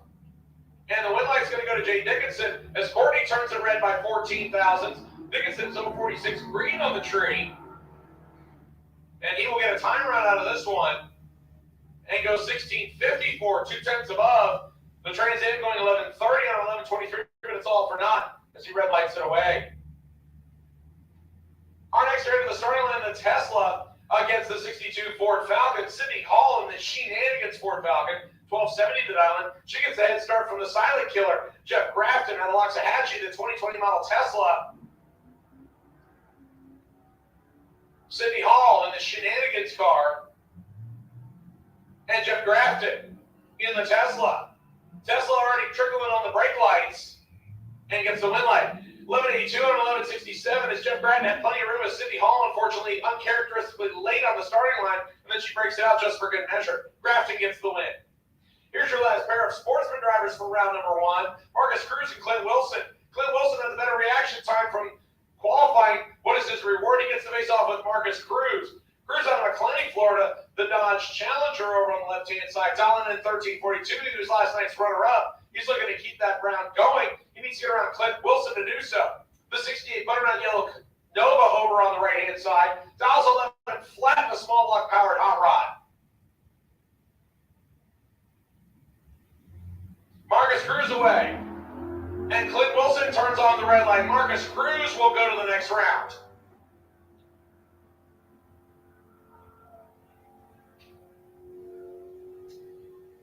.1346 on the 13:42 with an 021 green light for Marcus Cruz. Clint Wilson goes 11:04 on 11 flat, 4 above his dial as well. The big red light put him out of competition on the starting line.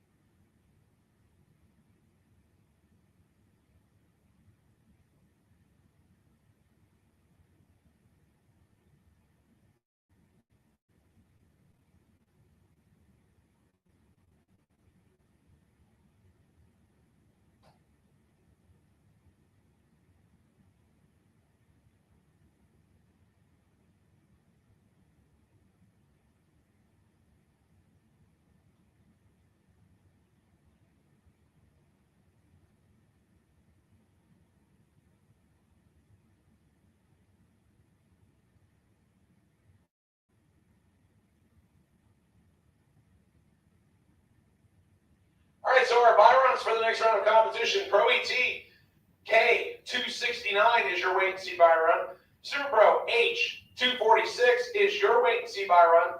And Sportsman C243 is your wait and see buy run.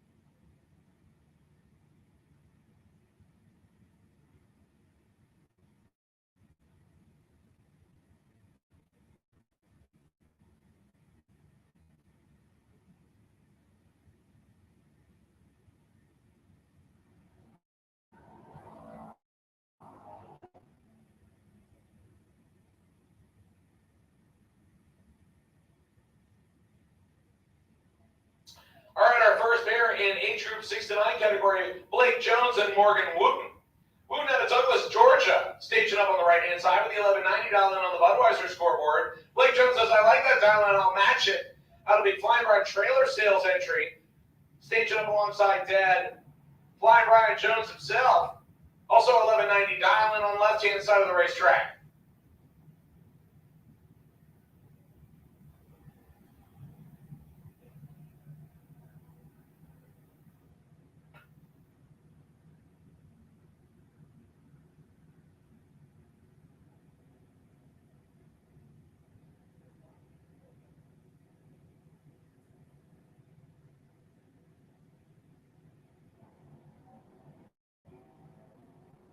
We are clean and green on the racetrack, and Morgan Wooten in control on reaction time here. Will Blake Jones get around? Top end says, no. How about Morgan Wooten? 003 on the tree, dead on the dial-in with a 2. Morgan Wooten just put together a 5-foul package. An amazing run there to get to round number 2. 003 on the tree, dead on the dial-in with a 2. Good job for Morgan Wooten. Blake Jones breaks out, and he'll have to buy back for round number 2.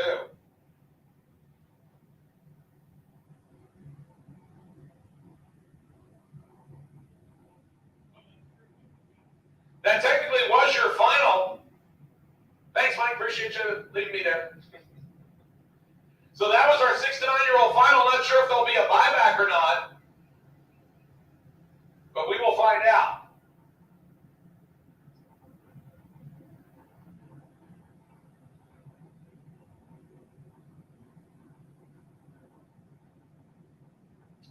Our next pair, don't have any driver information on the right-hand side. Left-hand side is Aaron Kennedy, last night's winner in the category. And Kennedy turns the red line on by 0.06 of a second. So not on file will go to round number 2. 897 on an 899. Aaron breaks it out going 889 on an 892 after the 006 heartbreaker.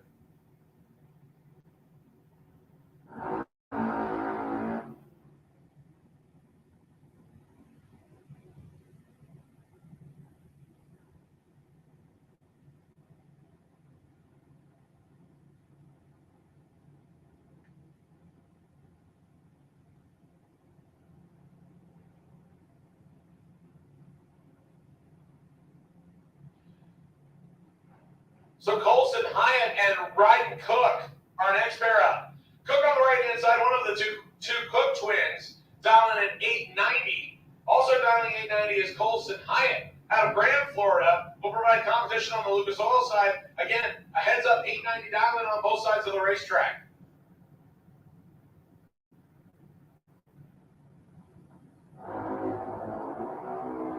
Both of them clean and green.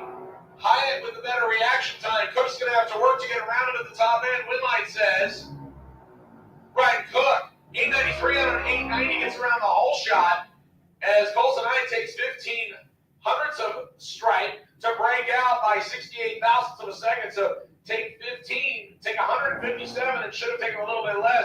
As Hyatt, unfortunately, better reaction time, but takes too much and breaks out. Ryan Cook to the next round. That will bring up Sierra Hyatt and Lincoln McMaster. Another all 890 dial-in pairing. Hyatt out of Keystone Heights, Florida, left-hand side, Lucas Oil side of the racetrack, 890 dial-in. We'll match up against Lincoln McMaster. Out of De Leon Springs, Florida, the junior dragster being crewed by David and Lauren McMaster. Just had a brain fart here. My brain is still mushy from 6 days of sick week, so apparently I haven't gotten out of sickness yet, so everybody bear with me. Lincoln McMaster out of McMaster Lawn and Pest Control Services staging up on the 890 dial-in Budweiser side, so again we have an all 890 dial-in. And a red line for Hyde will move McMaster to the next round.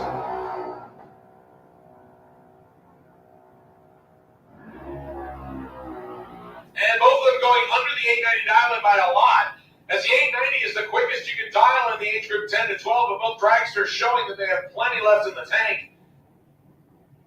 So Lincoln McMaster at round number 2, Hyde can find the buyback window. Hunter Dowling and James Johnson Jr. Jason over on the left-hand side out of McDonough, Georgia, 890 dial-in. Hunter Dowling Dialing 893 for the Gainesville, Florida-based junior dragster on the Budweiser side. Out of GRE Signs, that's Goolsby Racing Enterprises.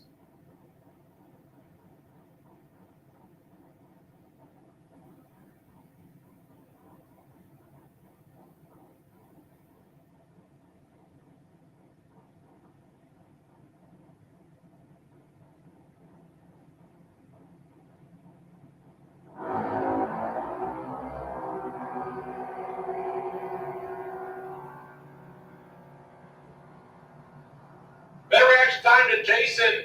Breakout means Hunter Dowling gets the win this time. Dowling gets around the whole shot, breaks it out by 6,000s. Jason Johnson Jr. breaks it out by 35,000s. Win line by the less offensive double breakout goes to Hunter Dowling. Hunter goes to round number 2. That'll bring up Brooklyn Collins and Xavier Cook. Xavier in the Orangeburg, Florida-based junior dragster, and Brooklyn Collins out of Keystone Heights. Brooklyn Collins, right-hand side. She dials in 890. Xavier Cook says, I like that dial, and I'm going to dial 890 as well. So both of them dialing 890, so it's a heads-up battle.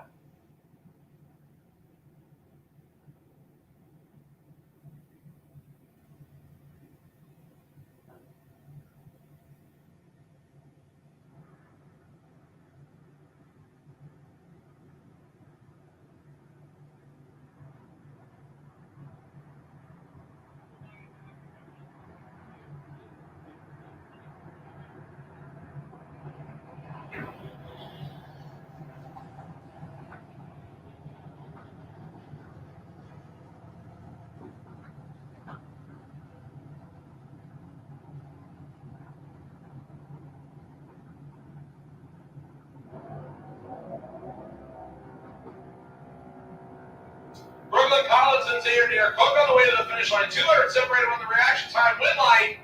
But the double breakout to Xavier Cook. Brooklyn Collins has a better reaction time, but she breaks it out a little bit more. She goes 886 with a 7 on the 890. That's under by 33 thousandths. 889 with a 5 on the 890 for Xavier Cook. That's under by 5 thousandths. So the Cook brothers will go to round number 2. Once again, I have called Pro ET. Pro ET. I need you to lanes 5 and 6. Pro ET.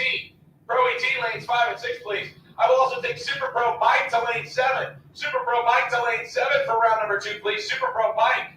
Super Pro Bike to lane 7, please.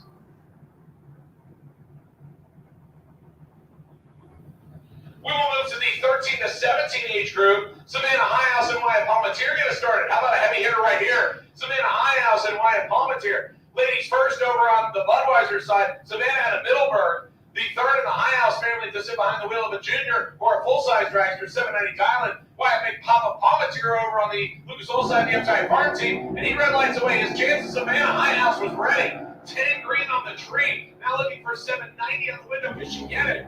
She goes 786. Palmatier drops after going 833.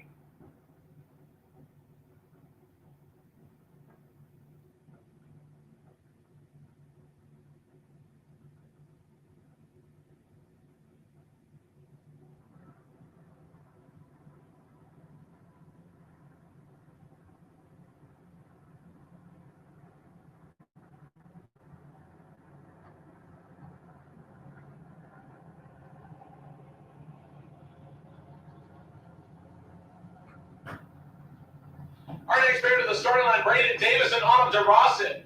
DeRosset out of Altazda, Georgia. Yeah, it's about 20 miles across the border from Florida, about 790 left-hand side. Brandon Davis says, I like that 790 dial, and all duplicated Budweiser side. The Douglas, Georgia-based 2018 Mike Boss chassis. So again, both of them should leave together. They have matching dial-ins.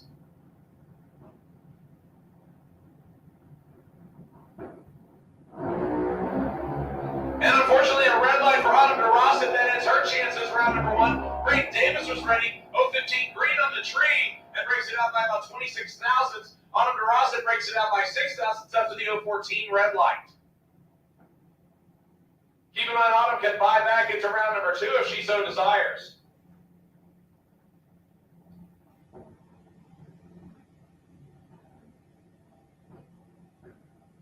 Curtis Beat coming up for the single. Get the best reaction time from the time run. So Curtis Beat gets the odd number single here in round number 1. The Equipment Georgia-based junior dragster looking for 790 on the window. Once again, I have called Super Pro Bike, Super Bike to lane number 7, please. Super Pro Bike.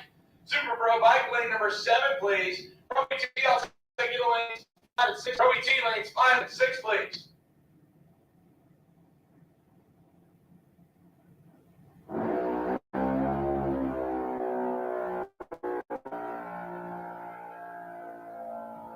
Curtis Vigo, 36 green, and breaks it out by about 2.5 hundredths, 24 thousandths to be exact. 787 with a 6 on a 790 for Curtis Vigo, but he's on a single, so that's okay. You're allowed to break out when you have a single. So now we'll wrap up round number 1, ladies and gentlemen. All classes have been completed.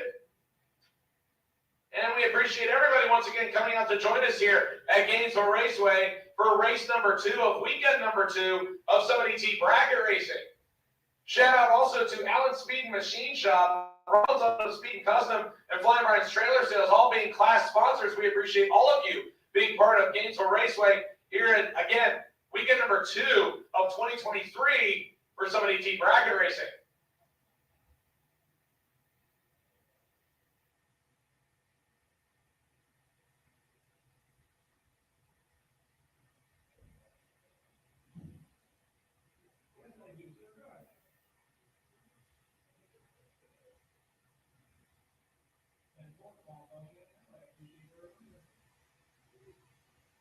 Ladies and gentlemen, you got 30 minutes. 30 minutes remaining to get yourself some good Sunoco race fuel. If you need any race gas, go over and take care of that right now. The gas station will be open for another half an hour. So if you need any good Sunoco race fuel, please go over and grab that now. Top up your cans, tops, and bottles, and even take your race car over there if you need to. Go get yourself some Sunoco race fuel. They will be closing the stand down in 30 minutes. You don't want to miss it. Once again, a big thank you to Tom Gaines from Gaines Photography out here shooting all the photos this weekend. You can go to Gaines Photography on Facebook and see all the stuff he shoots. Tom, thanks for all your hard work out there in the Florida sun. We do appreciate it. Again, that's Gaines, Gaines Photography. He'll be posting up some samples usually, and then he puts up the entire album once he's done editing. Great way to support your local track photographer. Make sure you go and check out Gaines Photography. Also, a special shout out to Billy Highhouse and Ben out there also helping a couple of racers that have jumped on board to help us when we're a little bit short on the staff here at Gainesville Raceway. So thank you so much to both Ben and Billy. Thank you for jumping in to help us out here at Gainesville on Sunday. We do appreciate it.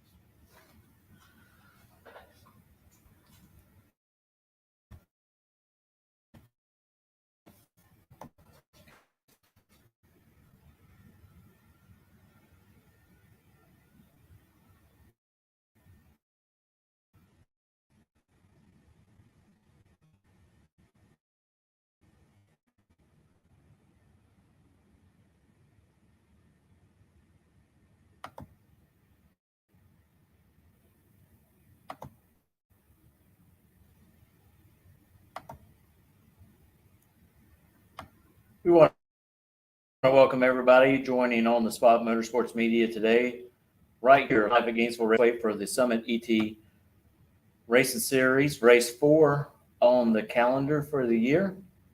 First of all, we want to recognize some of the people who make this happen. One of those is On the Spot Lawn Maintenance, full service lawn care for you. Hey, if you need your grass mowed, which you will here pretty soon, we're fixing to get into spring. And it won't be long, and you'll have to have your yard mowed for the next 9 months. So give them a call at 904-966-1633. Also, we want to thank Miracle Automotive and Towing in Stark for their dedication and sponsoring On the Spot Motorsports Media. They can take care of all your automotive needs. Hey, and if you're on the side of the road and you need a tow, don't pray for a miracle. Call Miracle at 904-368-1114. Also, we want to thank Team GRE, Goolsby Racing Enterprises. If you need something wrapped, they can take care of it. You got a storefront that you need lettering done, they can do it. Give them a call at 352-870-7258. Also, if you have time and you like political talking heads, like to know what's going on in Northeast Florida, hey, look up On the Spot with David Rogers. They will have you covered. Their podcast come on Tuesday nights at 7 p.m. And I think they're guys. At times they let the viewers even call in and ask questions and like to know their stance on political issues. Also, come up ahead of the Gator Nationals.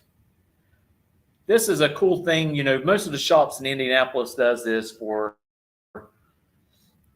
Indy the Big set in September. But Josh Hart and Brittany Hart, owners of Bernie's, they want to hold a fan fest that will take place on Wednesday, March the 8th, just a couple days prior to the Gator Nationals, with a car show, food trucks, ticket giveaways. Hey, someone might get lucky and grab some Gator National tickets and won't have to pay for them. They're also going to do a 50-50 drawing, and they're going to have a lot of drivers. All right, so Pro ET round number 2 looking like they're going to come out here shortly. This is where it counts. There's no more buybacks. 2 go down and 1 comes back.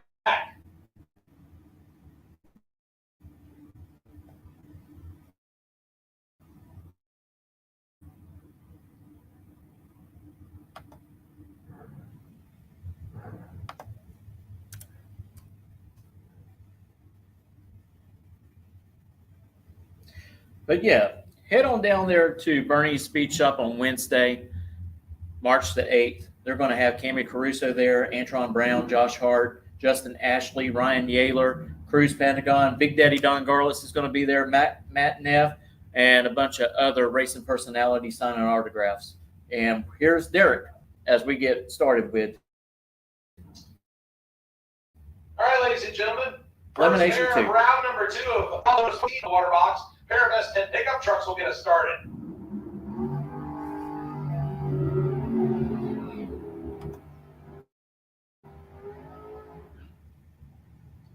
Couple of good racers coming to the starting line right here. Shame one of them is going to have to go on the trailer. For all we know, they may actually be double entered, so this could just lose 1 entry for him. Mike Gilder and Tim Pafford.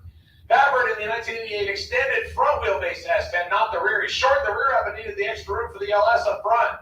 714 to dial in for the Georgia-based resident. He'll get the head start from Mike Gilder. Fernando Beach, Florida-based S10, 622.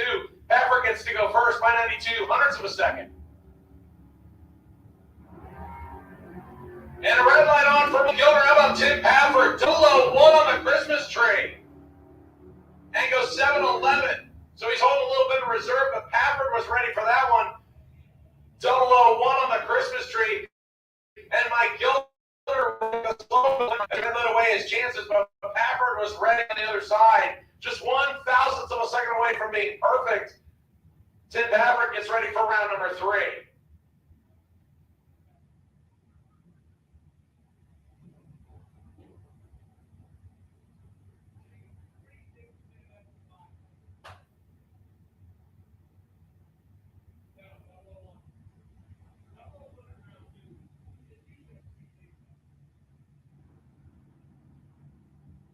Jimmy Hodges and Chris French next. French in the 68 Chanel gets to go first, and he turns the red line on, so that will end his day. Jimmy Hodges was ready. 014 green for the Nova, and going one above with an 8, puts together a 32 back. Chris French goes 200s under the 617, but he turned to red, so he gave away his chances there.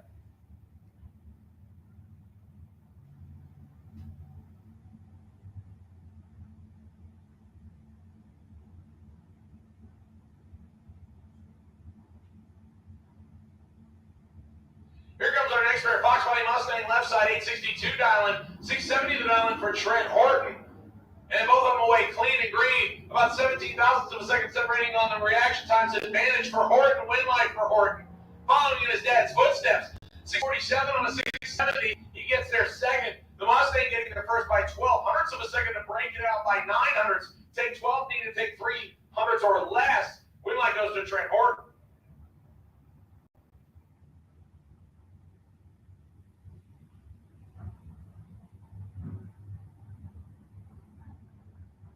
Amber Madsen, Brendan George up next. George and Big Juicy dials in 641, 772 for Amber Madsen, slightly weathered Chevy Malibu. And clean and green on both sides of the racetrack. The advantage to Amber Madsen, the Chevelle win line. To Brendan George just gets around her. 642 and a 641, get there first by 0.10,000ths of a second. Amber Madsen was a better reaction time, 022 green on the Christmas tree, and goes 300ths above. Good drag race right there, but Brendan George just slides around and gets the win by 0.10,000ths of a second. Good drag race. Couple of pit neighbors and good friends will face each other next. Travis Marchand and John Twain. Twain dialing in the 94 wheel standing Camaro at 613. He'll get the head start for Travis Marchand. Go wheel standing Camaro, but the 69 variety. 582 the dial in. Left side goes first by about 0.3 of a second.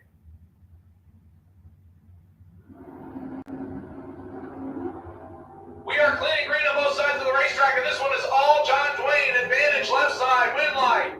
Left side of the double breakout. Twain with an 18 tree, breaking it out by 1,000. Travis Marchand is 75 green, breaking it out by 14,000. Travis was the triple. Behind on the Christmas tree, behind on the racetrack, and break out, no good. John Twain around 3. James Harrell and James Evans. It's James on James battle here. On 628. Evans on the right side dial 697. Difference in the dial is 0.68 of a second. A little over 1 light bulb. James Evans goes first, right hand side. We are clean and green on both sides of the racetrack, about 200ths of a second between them. The advantage goes to James Evans, win line to James Evans. 703 on a 697 above by 0.06 of a second. But plenty of room as Harold 51 on a 629. He's over 0.2 above the dial in. That's no good. And James Evans goes to round number 3. Good matchup right here. Victor Adams and Mike French next. Adams in the wheel standing 89 Firebird out of Gainesville, 649 dial in. He'll get about half a light bulb head start, 0.02 of a second from Mike French. The wheel standing 65 Chanel Wagon. Then a red light for Victor Adams by 0.08 of a second. Swing the win light to Mike French. 037 green for the Wagon. And dead on 0 for Mike French. 627 with a 0 on a 627. He was ready. He goes to round number 3.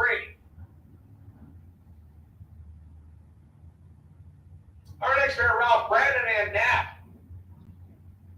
Brandon, the show quality worthy 1972 El Camino out of Gainesville, big block Chevy power, 695 down. He'll get a little bit of a head start from Van Knapp in the Mom Dime. Almost has a Florida-based 2001 SS. He goes second by 0.04 of a second. Ralph Brandon goes first. And neither one of them cutting the best reaction times. The advantage to Ralph Brandon, win lights to Ann Knapp. And Knapp drops him off at the finish line to go dead on 3. Ralph Brandon takes the stripe and breaks out by 24,000 of a second after having the better reaction time. And Knapp takes the Mom Dime to round 3. Keith Collins Sr. of the KC Automotive 645 dial in next on the right side. Swing the head start to Dawson Bass, the Mustang left side, 725 dial in. We have green lights on both sides of the racetrack, and Keith Collins is in trouble. Dawson Bass with the better light. And Dawson Bass breaks it out. He goes under by 0.08 of a second. Had a better reaction time by over 0.2 of a second. Keith Collins gets away with one. 650 on a 645. His reaction time did not start with a 0 or even a 1, but he still somehow got the win line. Dawson Bass takes 37/100ths a strike to break out by 0.08. He should have taken 29/100ths or less. Kevin Roberts and Charlie Wimmer up next. Wimmer in the Camaro over on the left side, dialing in 679. Kevin Roberts dials in 752, and Kevin Roberts will get the win as Wimmer turns on the red light. The Hot Orange 69 Camaro breaks it out by 18th now, but Kevin Roberts, that's okay when your opponent red lights. Roberts to round 3. That'll bring up Paul Allen and Chris Parisi. Parisi, the 2020 Mustang GT, the multi-time NMRA champ coming up Budweiser side, 753 dialing. He gets a head start from fellow Ford racer Paul Allen. Middleburg, Florida, 72 Mavericks, small block Ford for power, 708 dialing. Parisi goes first by 4,500ths of a second. Call it one line ball on the Christmas tree. And Parisi turns it 4,000ths red. Paul Allen will get the lucky break here. And he breaks out by 400ths of a second. Parisi is one above. I believe Parisi still has a bullet left in Sportsman, so we'll see him over there in just a little bit. Once again, Super Pro Bike, I need you to lane 7, please. Super Pro Bike to lane 7, please. Super Pro Bike to lane 7, please. Attention at this time, I will take Super Pro Car lanes 1 and 2, please. Super Pro Car to lanes 1 and 2, please. Overflow to 3 and 4, Super Pro Car lanes 1 and 2, overflow to 3 and 4. Pro ET in the back of the lanes, please tighten up the gap between you and your friend in front of you. Good race here between Bob Hoxton and John Rollins. Win light to Bob Hoxton. Check out this one. 607 with a 6 on a 606 with a 003 tree. 19 total. John Rollins is dead on 7 with a 15 tree. He's 22 total.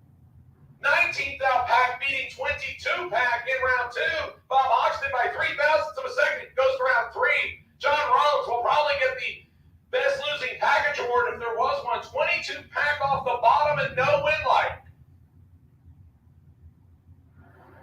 Andy Lindsay and Brent Benjamin next. We are cleaning green on both sides of the racetrack here. Benjamin right side the GTO, dialed in 20. Andy Lindsay left side $69 for the Mustang. Benjamin's up the win. Better reaction time in 3 above. He gets there second as Andy Lindsay had 4th out of take, takes 5. He breaks it out. No good. Andy Lindsay on the trailer and Brent Benjamin to round number 3.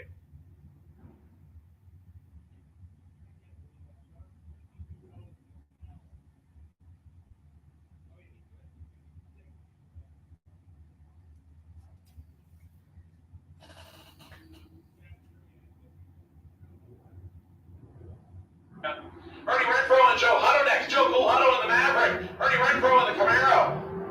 They're separated by about 100th of a second on the reaction time. Hutto right side, Renfro left side, win line. Hutto 693 on a 691. 12 tree puts together 37 total. Ernie Renfro is 24 on the tree. 24 take 24 to break out by 11th thou. You should have taken 13th thou or less. Easy for me to say from the tower, but Ernie Renfro breaks out. Joe Hutto to round 3. Pair of Camaros come up next. Jeff Copeland, the 67 orange, $1 in 613. The Reverend Phil Green in the 68, dialing in 598.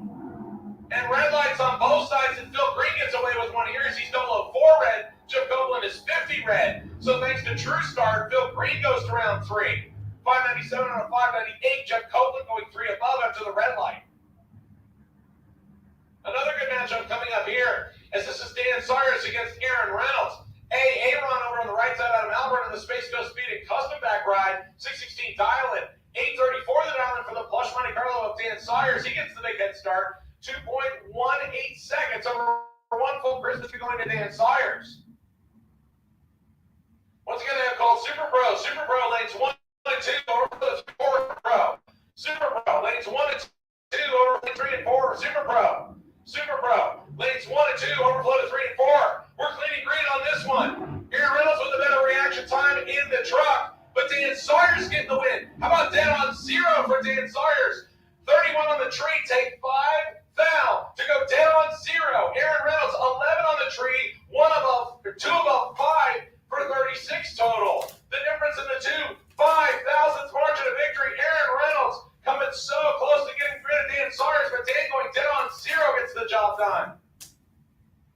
David Zinke and Jason Rollins up next. Zinke in the Duster dialed 695. He'll get the big head start from Jason Rollins. The owner of Rollins up on a speed cousin of the Big Clock Power 1971 Nova 578 dialing. He'll let the Duster go first.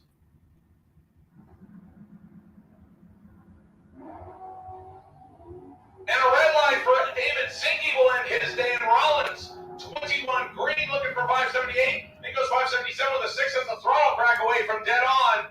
Rollins to round 3.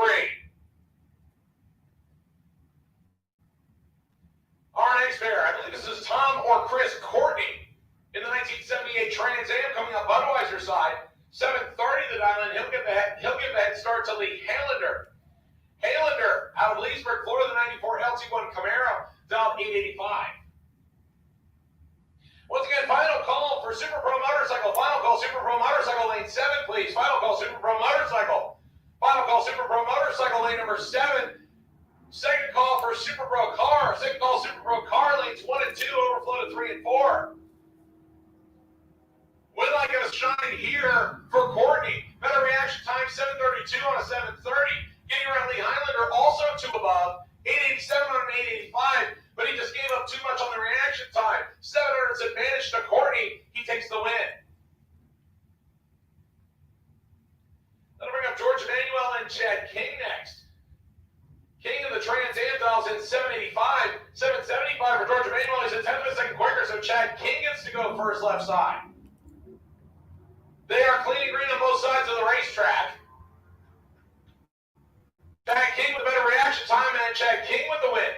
786 on a 785, takes 45 now, trying to get the win line. George Manuel was behind the tree and goes 3 above. That doesn't work. You can't have a worse reaction time and then be higher above your dial than your opponent. You won't get a win line. That's what happened right there. Chad King to round 3. Here comes Ken Grant and Wyatt Palmatier.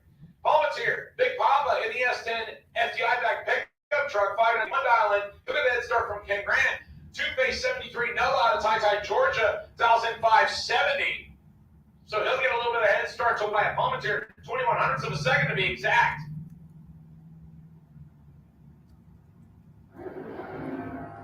They are clean and green on both sides of the racetrack. Advantage to Wyatt Palmatier. Win light to Ken Grant.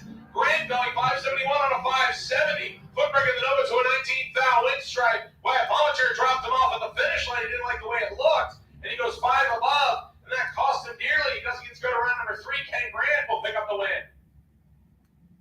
Does it look like a double drop off at the top end, and Ken Grant gets the better of the 2 drops and goes to round number 3. Here comes Amber Mance on her second entry. She'll face off with Richard Lindsay. Lindsay dialed 646 in the Mustang. Amber Mance dialing 775 in the Malibu. We are clean and green on both sides of the racetrack. The advantage to Richard Lindsay by about 400ths of a second. Right-hand side, win line. Right-hand side, a double breakout. Amber Mance breaking it out by 29 thousandths. Richard Lindsay breaks it out by 8 thousandths. Lindsay with a better reaction time. Richard Lindsay with the win go to round number 3.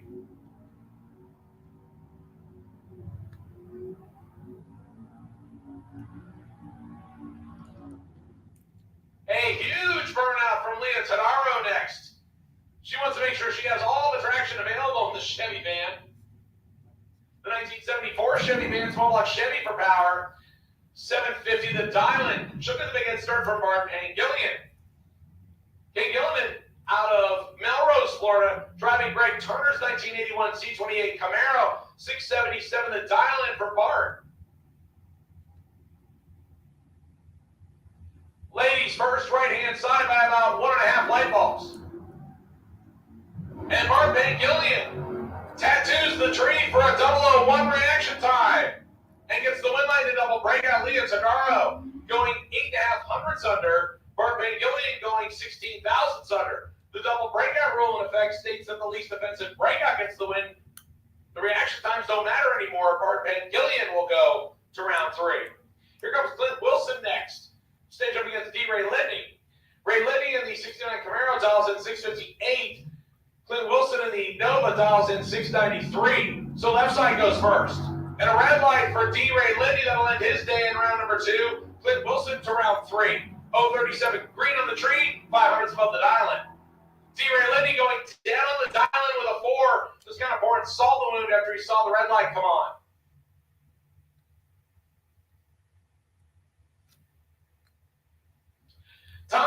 coming up next, 1978 model Trans Am out of Gainesville.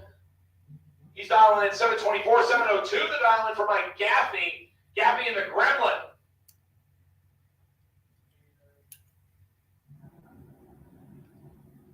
Tom Barney gets to go first. Mike Gaffney will play catch up. Both of them off the starting line with good reaction times. About 200 seconds separating them. And Mike Gaffney gets to win in a double breakout. 014 Green take 11 to break out by 4 thousandths. Courtney is 037 on the tree, gets there second by 11 thousandths, breaks out by 16. He's a little more offender on the breakout. That'll give Mike Gaffney the win. Marcus Cruz will come up next against Jeff Graff. Graff in the Tesla dials in 740. He'll give that start to Marcus Cruz. Cruz in the Challenger, last night's Sportsman runner-up, dials 868. We are clean and green on both sides of the racetrack. Marcus Cruz left side. The Tesla of Jeff Grafton over on the right side. Win line goes to Grafton. Dead on 2. 740 with a 2 on the Tesla. Marcus Cruz had a better reaction time. 22 take 91 thou to break out by 41 thou. He needed to take 50 or less. Win light to the Tesla. Chris Knapp gets the buy run here in his brand new S10 pickup truck. So Chris Knapp goes to the next round. Looking for 675, it goes 677. Use 003 red on the Christmas tree, but that's okay. On the buy run, you're allowed to do that. Just keep it shiny side up in your lane. You go to the next round. So Chris Knapp joining his wife to round 3. That'll bring up Super Pro Bike. So final call for Super Pro Car. Final call Super Pro Car. I need you to lanes 3 and 4, please. Final call Super Pro Car. Final call Super Pro Car. I need you to lanes 3 and 4. And this time I will take Sportsman Eliminator. Sportsman Eliminator lanes 5 and 6, please. Sportsman Eliminator. Sportsman Eliminator. Your time is now for round number 2, lanes 5 and 6, please.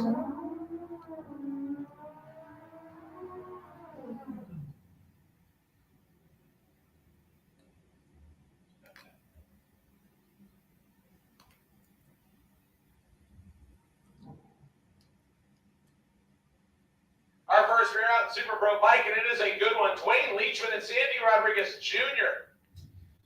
Dwayne Leachman right inside out of Wildwood, Florida, the Kawasaki dialing in 561. He gets the head start from Sandy Rodriguez Jr. left side, 538 the dial in.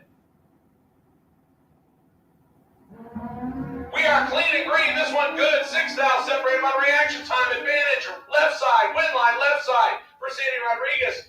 18 take 10 to be 6 above the dial-in for Sandy Rodriguez Jr. 18 tree, 10 thou win strike. Dwayne Leachman falls up to a 567 on a 561. 24 green on the tree. Tough break there for Dwayne Leachman, but Sandy Rodriguez Jr. to round 3. Here comes your next pair.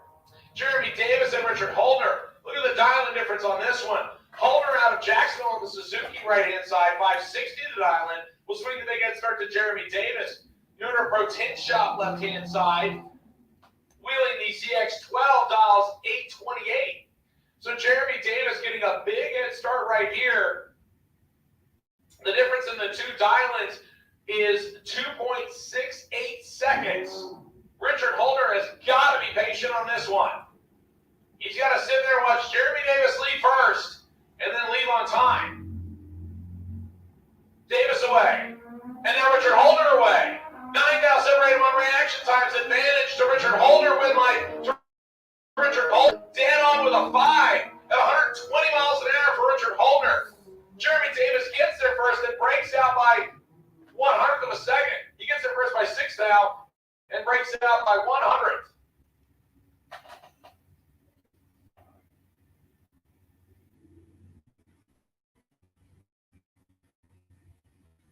So don't make that for Jeremy.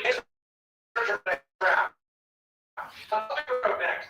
Up the Grove with the Kawasaki on the right-hand side, dials in 604. Hey, look at that start from Jeff Tisdale. Tisdale left side, 567 dial in out of Reddick, Florida. He'll play chase. We are clean and green on both sides of the racetrack. 6 thou separate them. Advantage to Tisdale left side. Win line to Tisdale. How about 17 dead 5 for 22 total? Tisdale. 17 tree, 567.5 on a 567, 22 total. The other side was 23 green on the tree, which means he was mathematically ineligible. He had no chance to win. single here, the odd number single. And having the best winning reaction time of round number 1. So Burger to round number 3 of Super Pro Fight. Once again, I have called Sportsman Eliminator. Sportsman Eliminator, lanes 5 and 6, please. Allen Speed Machine Shop, Sportsman Eliminator, lanes 5 and 6, please. As we have round number 2 of Flying Around Trailer Sales Super Pro action ready to come out.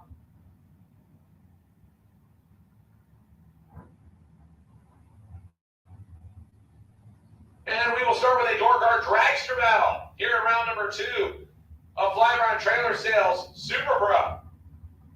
Once again, I have called Sportsman to lanes 5 and 6. Sportsman, lanes 5 and 6, please. Super Pro, if you are not in the lane change, you should be coming to lanes 3 and 4, Super Pro. If you're not in the lane change, you should be coming to lanes 3 and 4, please.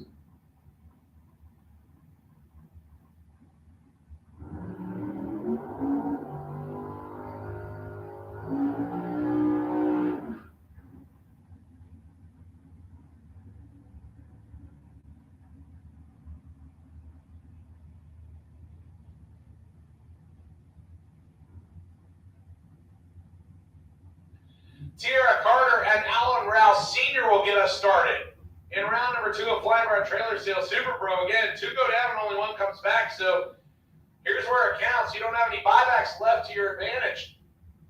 Got to make sure you turn around one line, you're going to be a spectator the rest of the day. Tierra Carter, the LS Power dragster on Lucas Oil side, 5'11" the Dylan. She'll swing the head start by about 1 second, 1.02 seconds to be exact, to Alan Rouse Sr. Jacksonville, Florida-based, either S10 or Sonoma. It's been back and forth on his information. I'm not sure which one it is, but the platform the same. So the S10 Sonoma will dial 613 and go first Budweiser side. He goes wheels up, leaving the starting line. 5 now, separate him on reaction time. Advantage to Roush, right side win light, Alan Roush. 18 tree takes 17 to be 1 above 8. That's 38 total. Tierra Carter's 23 on the tree, 3 above 0.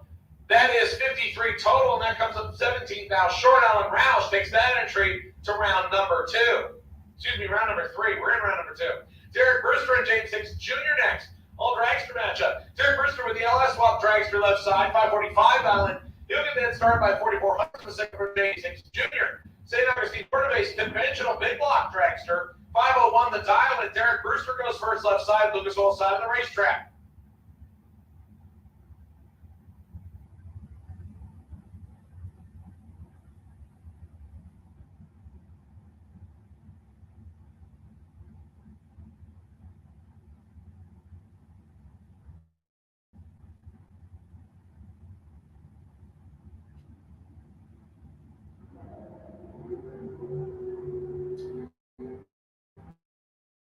Double 05 and 004 to strike to James Hicks Jr. 004 get behind by 24 to go 2 above 2.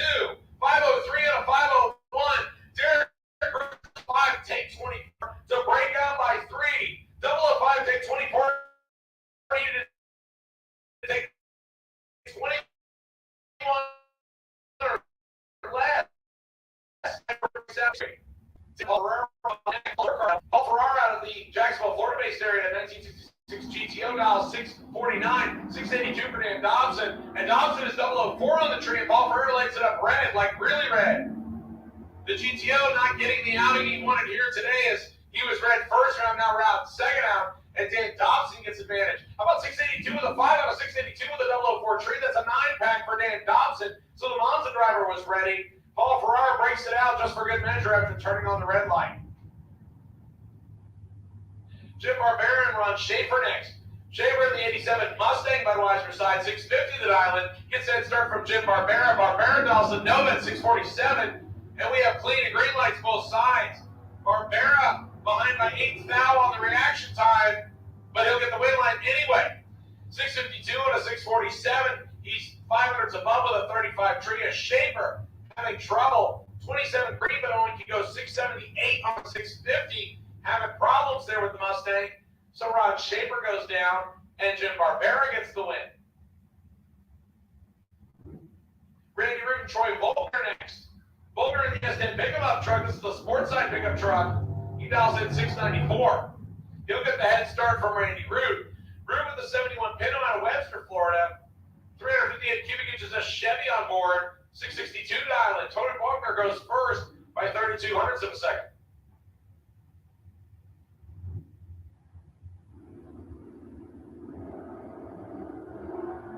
We are clean and green, and this one is all Troy Faulkner. Big advantage, right-hand side, win light, right-hand side, 698 on a 694, 027 green. Randy Root goes 667 on a 662 and was not 027 green. Big, big win for Troy Faulkner, round number 3 in his grasp.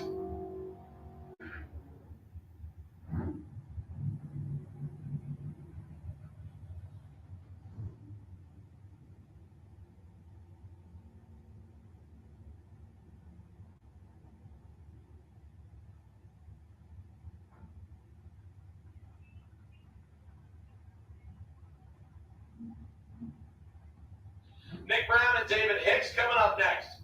Nick Brown, the Orange Florida-based 67 Camaro on the Lucas Oil side of the racetrack.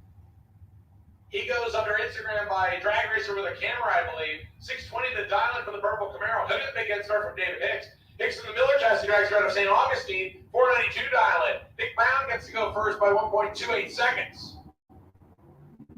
Camaro off and away on a wheel stand, and Hicks giving chase. Brown on a 002 reaction time.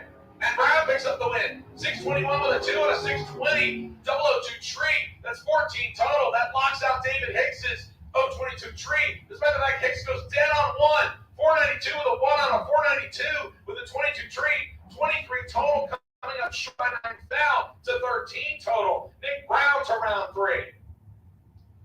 Glenn Newmans and Mike Matrison up next. Glenn Newmans, the wheel standing S10 over on the right-hand side. Glenn and Janice Newmans, 639 dialing. He'll swing a 1/10 of a second head start to Mike Matrison. Beautiful looking 1964 Chevy Nova, 649 dialing. He turns on the red light by 11 thou. That means Glenn Newmans gets the automatic win and goes to round 3. Newmans breaks it out by 12 thou. And Mike Matrison matches his dialing with a 9 after being 11 red. Glenn Newmans to round number 3.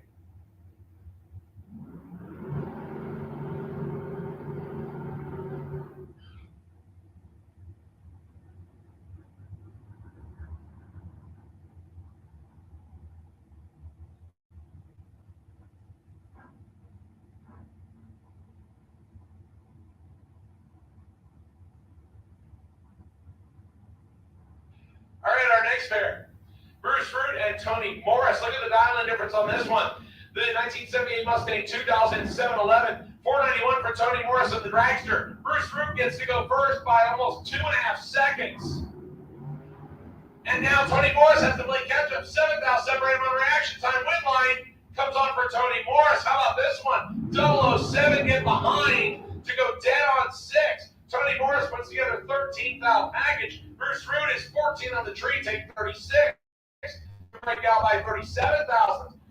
He had no chance to win. He's 14 green and has no chances. Tony Morris puts up a 13 pack. Good racing here in round number 2 of Super Pro action brought to us by our friends at Flying Ride Trailer Sales. Just a bummer there. 14 green and has no chance at all. Sherby Ballin and David Harris next. Harris in the 2022 Spitzer chassis dragster, the big wing on the back left side, 483 dialing. Sherby Powell dialing at 663. The Camaro, he gets to go first. This one is all Sherby Powell, 006 tree. And he goes dead on 0.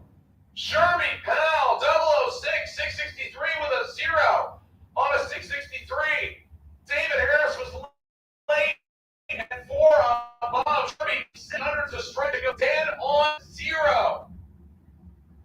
1 thou more margin, and he would have broken out, and David Harris would have gotten the break of the race.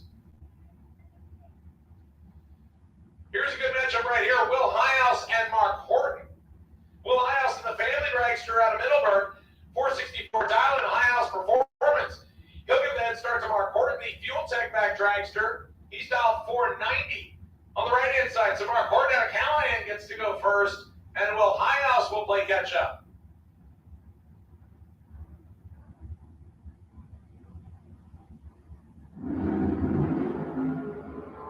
Big hole shot going to Mark Horton, right side, win line, right side for Horton. 491 on a with a 19 tree. Take 30 thou a strike. Will Highhouse matches the dial-in going down on 0, but a no 64 tree and 30 thou short at the finish line. Mark Horton to round number 3. Grayson Wright coming up next. The 2009 undercover chassis dragster left-hand side, 492 dial-in. Grayson will swing the head start to Derek Vasquez. Vasquez in the all-fiberglass 2000 Model S10 pickup truck, 541 dial-in for the Electro, Florida-based welder by trade. He will go first.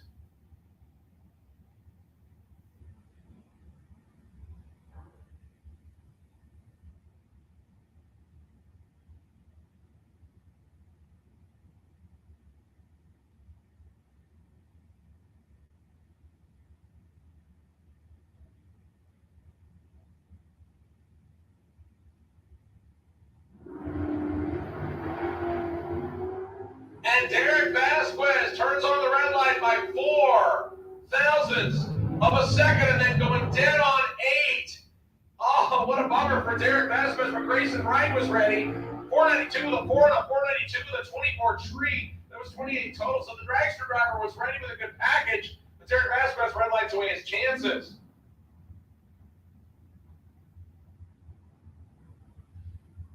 Very uncommon to see Derek Vasquez on the trailer in round number 2, but it happens right there by his own hand. 4 thousandths red. Michael Bossy and Gary Vasquez.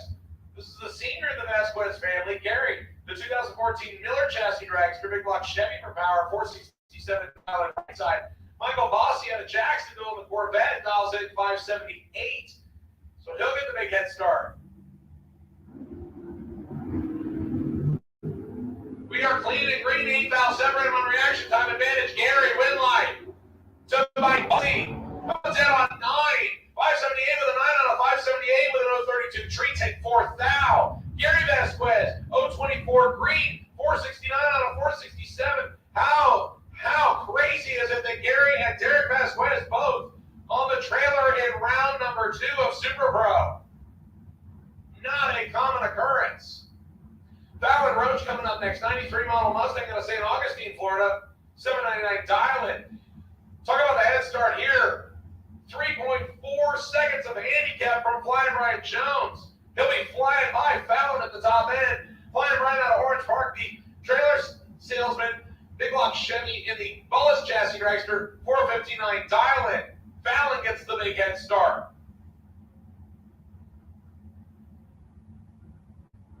Brian's got to wait. And we are green and Brian Jones in complete control of this one. When like Brian Jones, 465 on a 459, 008 tree. Fallon Roach was late and then goes 1400s above the 799 dial-in.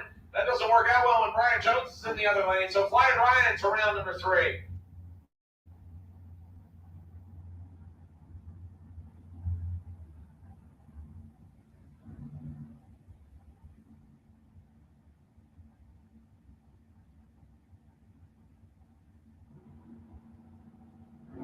Ernie Griggs and Jeff Hewitt.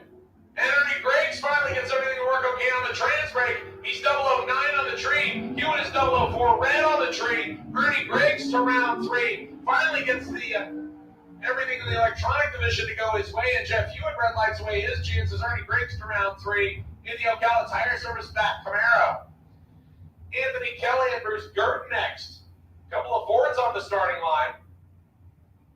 The Mustang on the right-hand side dial-in 515 will swing the head start to Bruce Gurton. 566 dial-in for the Chevy Power Fairmont. Bruce Gurton gets to go first by about 1 light bulb, 5100ths of a second to be exact.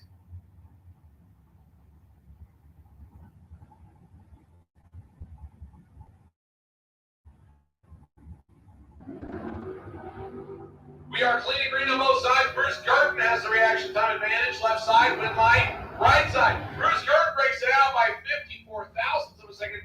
11 on the tree. Take 87.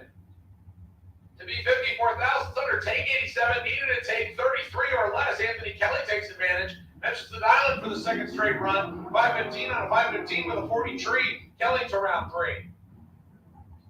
Lou Galley and Bobby Trinnell next. Trinnell in the dragster dials 512 right side. Lou Galley in the 76 Corvette dials 617 left side. Lou Galley will go first by by a little over 1 second on the handicap difference of the dial lanes.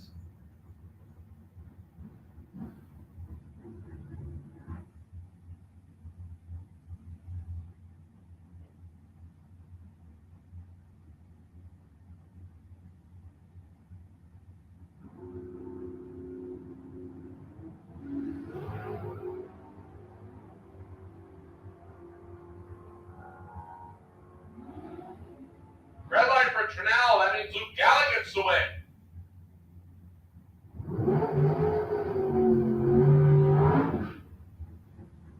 Galley 006, green 626 out of 617. He'll adjust the dial in before round number 3. Bobby Trinell breaks it up by about 300 after being 10 red.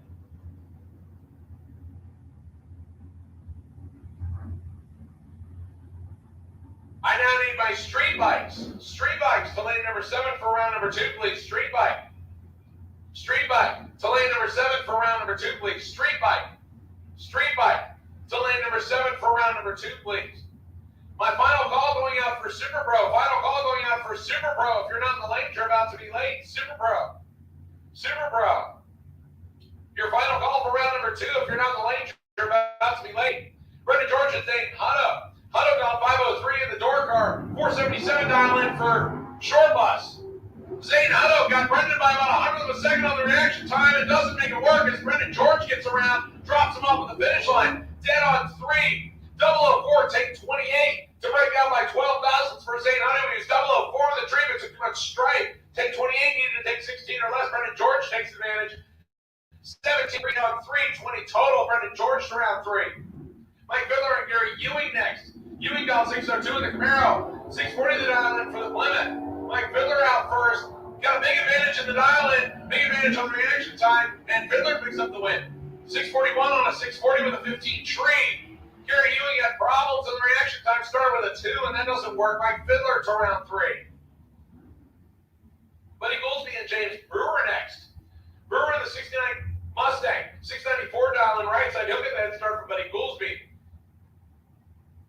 He says, don't worry, I zip tied it. But I wonder about the duct tape. 655 the dial in for the Eston pickup truck. It won't matter. Buddy Goolsby has a chance to go back and check it as James Brewer turns the red light on the tank. 655 with a 3 on a 655 with a 39 tree for Buddy Goolsby. Good pass. He'll go to round number 3.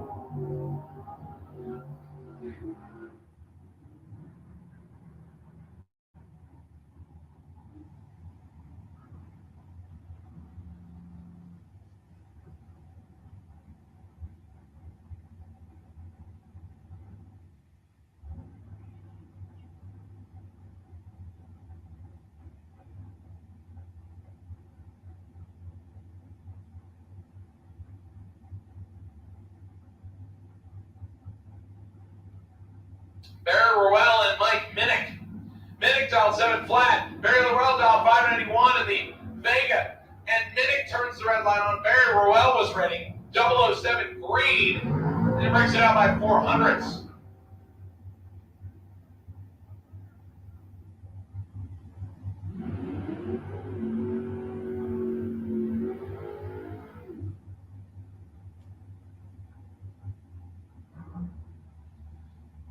Our next pair to the starting line.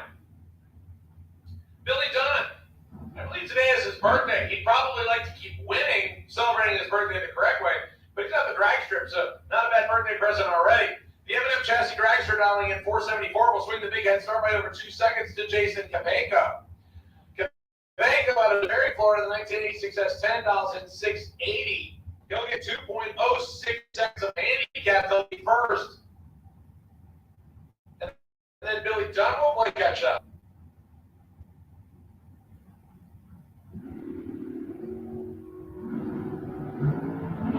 And Dunn will get the birthday present here as Jason lights it up 3,000 red. Dunn holding a little bit in reserve as he's 22 thousandths under. Bummer for Jason. After the steering problems in his first round, gets it patched back together to come up and only turn in a 003 red light and go one above the dial. And so hard-fought chance for Jason there, and unfortunately he just goes down swinging, but a good effort nonetheless. Mike Bonacci and Tim Pafford next. Bonacci and the Dragster dials at 512. 704 for Tim Pafford. Pafford gets to go first in the S10 truck. Clean and green on both sides at 100. Separated with the 007 to 18 tree advantage. Bonacci win like Bonacci. Double breakout. Bonacci 1 foul under. 007 take 4 foul to break out by a foul. Pafford is 18 green and 8 under. 18 get behind 4 foul and no good. Good race right there. Win like going to Mike Bonacci.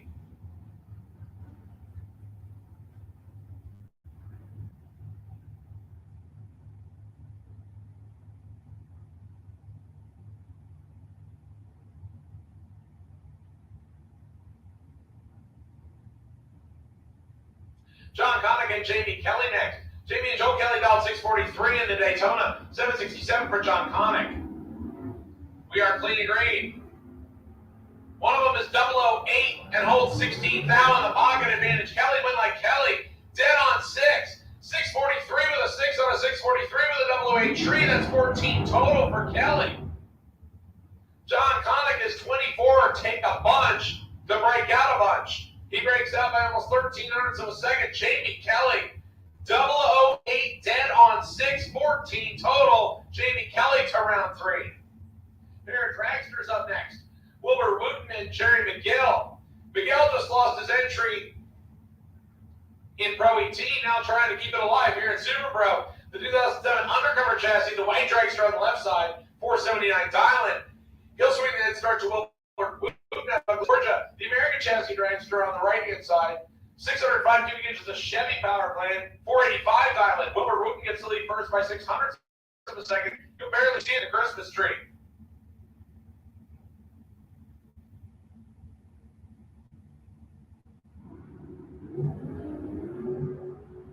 And McGill having problems. Wilbur Wooten cracking the throttle in time, 491. Or 492 on a 485. As McGill's entry did not come off the starting line in time. He's 2 above the dial-in, but a lot behind on the reaction time, and unfortunately that will end his day. Rick Bradley and Vic Singer Jr. will come up next. Vic Singer Jr. out of Summerfield. He's a mechanic by trade. 1980 Monza. I do remember seeing something about the car on Facebook a while ago as the son of the original owner, talking about the fact that the paint scheme had been on the car since the 80s. It was a old super gas car. Now Vic Singer Jr. put a small block in it, has been running Super Street with it. He'll face off with Rick Bradley. The power chassis Dragster dials in 449. Vic Singer will get to lead first by almost 1.7 seconds. Green light's a pair advantage to Rick Bradley by 14 thou. Win light Dragster, 450 on a 449. Got behind by 0008. Oh, Vic Singer Jr. takes 0008 to break out 1,000th of a second. So he had to basically make it a tie and hope that he would get the win. 8/10,000th breakout for Vic Singer Jr. Rick Bradley picks up the win.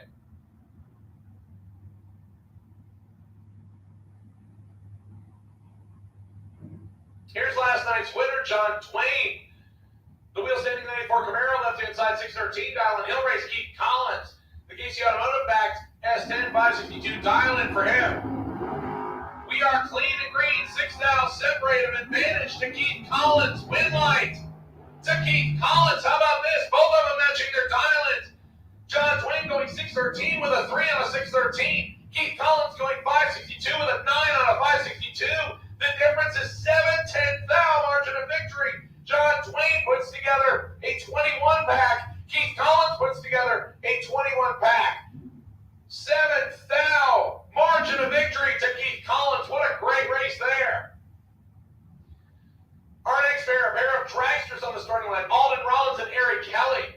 Kelly in the undercover dials in 498. 506 for Alden Rollins and the Worthy Chassis Dragster. The Riff Raff Racing Special goes first. Lucas Oil side.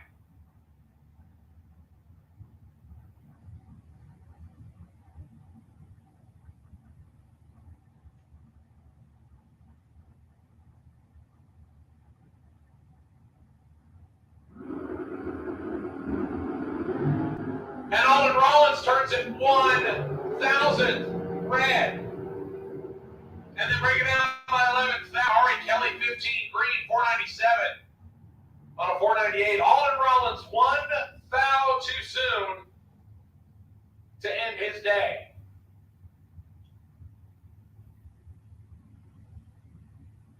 Joe Bingston and Victor Adams, a couple of longtime Gainesville Raceway regulars. Victor Adams, the Firebird left side, dial 648. 687 for Joe Bingston in the Malibu right side. And Bingston turns it red. That'll move Victor Adams to round number 3. Adams is 19 green and dead 2. 21 total for Victor Adams. Joe Bingston breaks it out after the red light. Haley Wright and Sarah Allen next. Couple of ladies on the starting line. Haley Wright out of Middleburg, Florida. The undercover chassis drags to right side 520 at Island. Sarah Allen out of Jacksonville, Florida.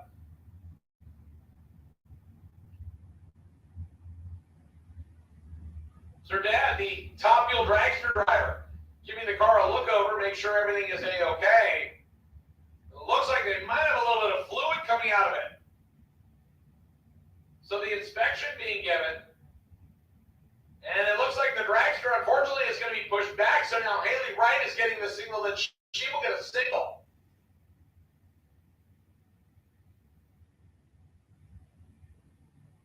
So a tough break there for Sarah Allen, unfortunately falling prey to mechanical problems. And Haley Wright will get a single to go to round number 3. The undercover chassis dragster looking for a 520 dial in right side. And Haley will get stage number 1 single.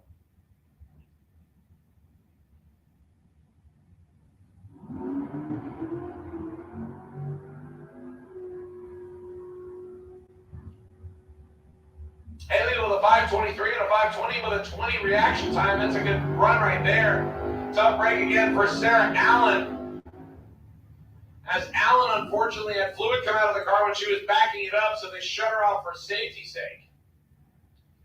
They'll bring up Wyatt Palmatier and Chad Kennedy. Kennedy wheeling Big Juicy Brendan George's 1991 Mustang.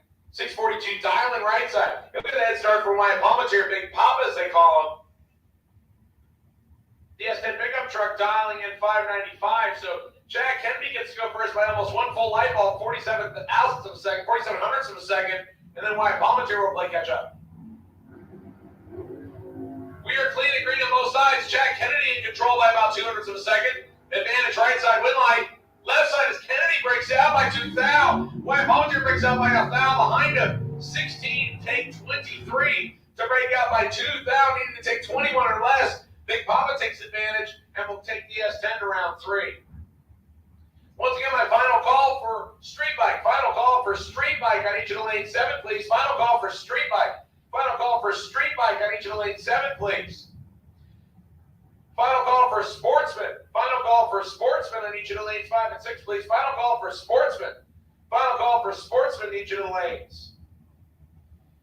They'll bring up Aaron Reynolds and Alan Rouse Sr. Rouse back around on his second entry, right inside dial 613. 616 for Aaron Reynolds over on the left-hand side. He's still looking to keep an entry alive.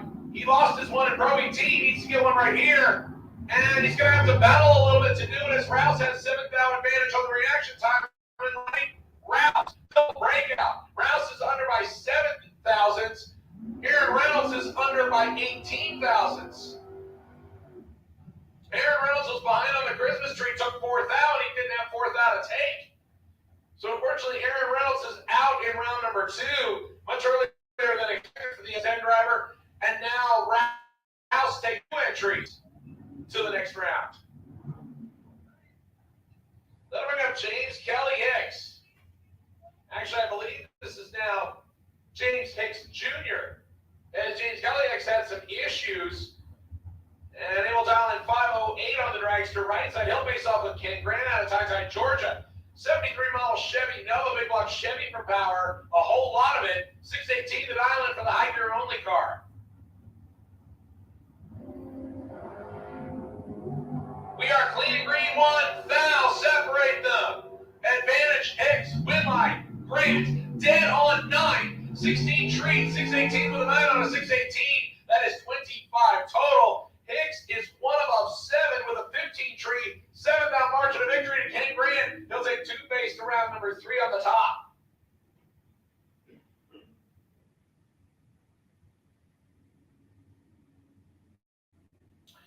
out your round number 2 single. This is named Hamilton. Hamilton had the best reaction time from round number 1, so he gets the odd number single here with the Camaro into round number 2. Hamilton 15 green and goes 551 on a 551 to put together 16 total. Dead on 1, you're dialing with a 15 tree. Good run there for Nate Hamilton. He's ready for round number 3.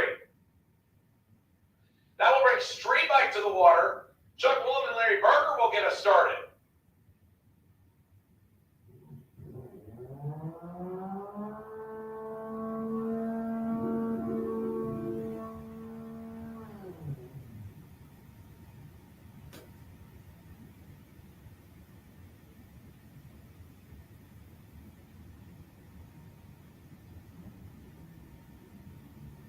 Attention in the bids, attention in the bids. Pro ET round 3, Pro ET round 3. I'll take you to the lanes, please.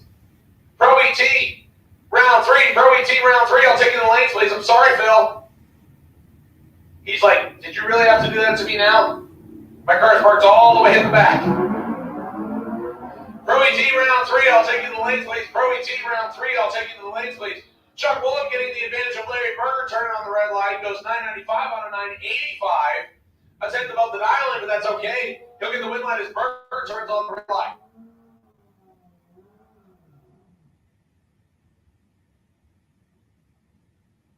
That'll bring up Roy Johnson and Jeremy Davis. With 5 bikes remaining to see who gets to play in the semifinals, Jeremy Davis, the tin shop owner, 1295 dial-in. He gets the big head start from Roy Johnson. Johnson dials in the Keystone Heights Florida-based motorcycle at 9:34. So Davis gets to go first by over 3 seconds. We are clean and green on both sides of the racetrack. Roy Johnson trying to play catch-up.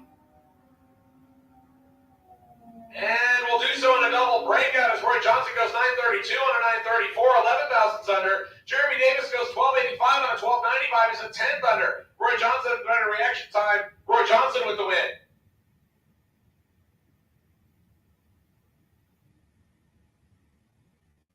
So, ladies and gentlemen, I still have a white Ford blocking the racer's pit area. Florida tag number 21B HYG.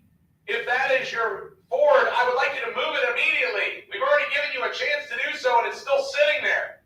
Once again, white Ford.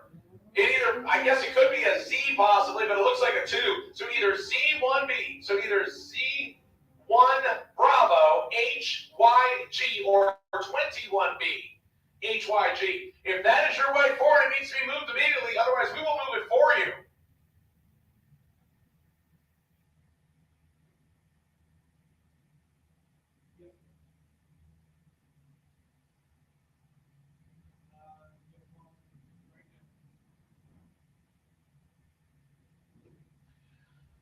All right, junior dragster drivers, I need you for round number 2. Age group 6 to 9 to lane 7, age group 10 to 12 to lane 8, and age group 13 to 17 to lane number 1, please. Junior dragster drivers, I need you for round number 2. Age group 6 to 9 to lane 7, age group 10 to 12 to lane 8, and age group 13 to 17 to lane number 1. Junior dragster drivers, I need you to the lanes, please.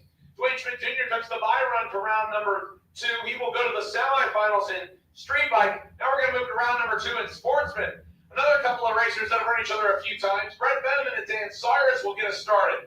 Benjamin in the GTO dials 1295, 1306 for Dan Cyrus in the Monte Carlo. The plush car gets to go first left side by about a 10th of a second.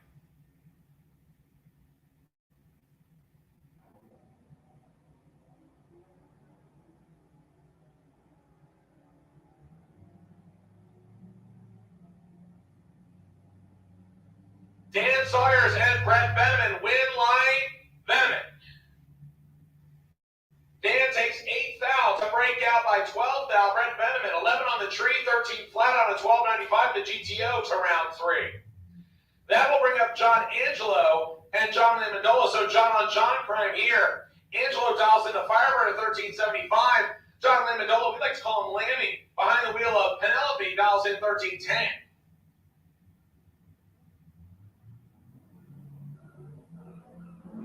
And the Firebird out in front, but not for long, as Penelope comes around. And Penelope will pick up the easy win here. 13:33 on a 13:10 as John Angelo has problems and can only run a 15:16. Something going wrong with the Firebird, and John Mendola takes advantage to go to round number 3. Once again, I have called junior dragster drivers. Age group 6 to 9 to lane 7, age group 10 to 12 to lane 8, and age group 13 to 17 to lane number 1. Connor Fahey and Clint Wilson, and Fahey turns on the win light, or the red light, goes 12:24 on a 12:27. Clint Wilson goes 10:91 on an 11 flat. Both of them broke out, but Connor Fahey turned on the red light. So unfortunately, the Fahey family will be heading home earlier than expected, but Connor getting in some good laps to get himself some practice. Now we'll move to Dennis Harsh and Jeff Barrier. Harsh over on the left side of the Infinity dials in 14:06. Jeff Barrier down in 12 flat. Win light, Jeff Barrier, and a good race right there. Dennis Harsh going dead on 1, 14:06 with a 1. Jeff Barrier going 12:01 on a 12 flat. Margin of victory, 28 thousandths of a second goes to Jeff Barrier. Close race right there, but Barrier picks up the win. Our next pair is Sean Warren and Bart Pangillion. Warren in the key at 17:07. 12:48 for Bart Pangillion. Corvette. Win light. Pangillion. Dials 12:57 on a 12:48. Has a better reaction time, take a lot of strike. 17:09 on a 17:07. Closer to the diamond for Sean Warren, but his reaction time started with a 2. That means Bart Pangillion got the win. Mitchell Gunner and Jennifer Roberts next. Roberts in the S10 pickup truck dials 13:07. She'll get the slight head start from Gunter. Gunter in the Charger dials in 12:73. The Spark Florida resident, not only that, doing down there drag racing, but he's also responsible for all the sports, motorsports media. He's also live streaming the race for us here today. Ladies first. Roberts on her way down to the Budweiser side. Mitchell Gunner occupying the Lucas Oil side of the racetrack. Gunter gets the win. 12:77 with a 0 on a 12:73. Take 28 thousandths to strike. Jennifer Roberts matches her dialing, going 13:07 on a 13:07. But unfortunately, she missed the tree just a little bit, and Mitchell Gunter takes advantage. I believe this is Chris Courtney coming up next. 144 dialing for the Trans Am. We'll run Chad King, the 94 model Trans Am. 12:25 dialing. Chad King gets to go first in the white Trans Am.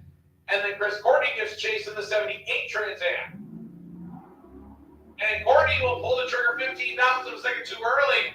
That's a red light. If it's about a competition, Chad King will go to round 3. 061 green on the tree. And lets out of the gas. It goes to a 1294. Save the parts and pieces for round number 3.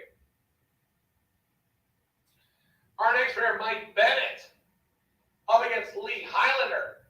Highlander out of Leesburg, Florida, the 94 Camaro dials 1380. He'll give the head start to Mike Bennett. The CRX from the EF Addict guy dials 1758. He gets to go first by about 3.7 seconds. And Bennett turns the red light on.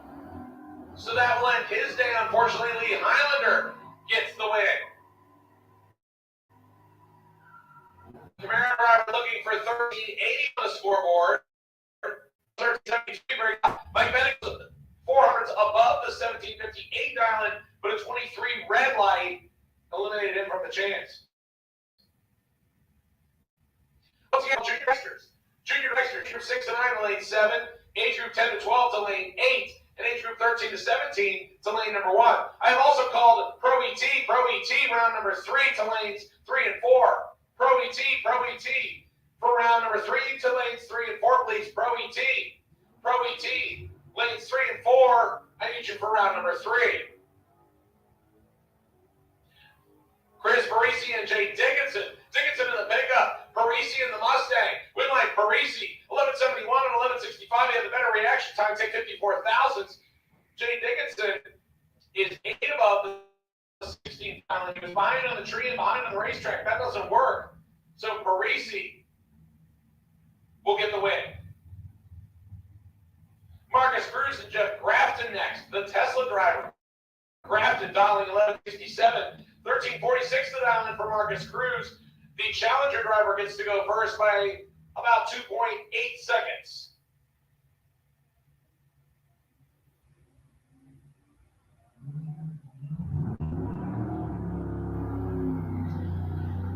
Marcus Cruz, left side. Jeff Grafton, right side. Win light to Marcus Cruz. Cruz goes 13:47 on 13:46 at the better reaction time. Grafton going 11:70 on 11:67. Win light to Marcus Cruz to round number 3. Here comes the car that was supposed to have your Byron, but we had an even number of cars. This is Monica Roberts. Roberts, the new mom who has brought her daughter out for support, will stage up on the left-hand side on a 12:40 dial and 11:22 dial for Courtney over on the Buster side. So Monica gets to go first by about 1.18 seconds. And a red light for Courtney, so Monica Roberts will get the win.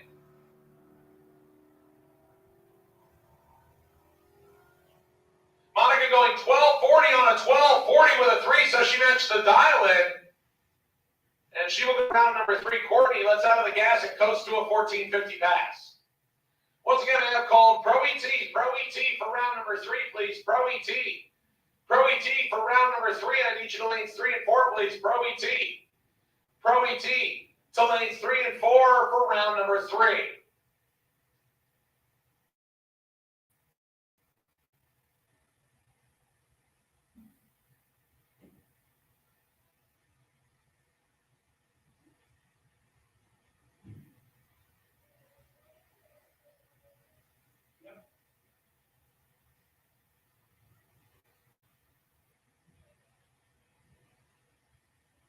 All right, so we're going to move to junior dragsters next. And because we only had 2 entries in round number 1, the buyback option was available. So this will be your final in age group 6 to 9.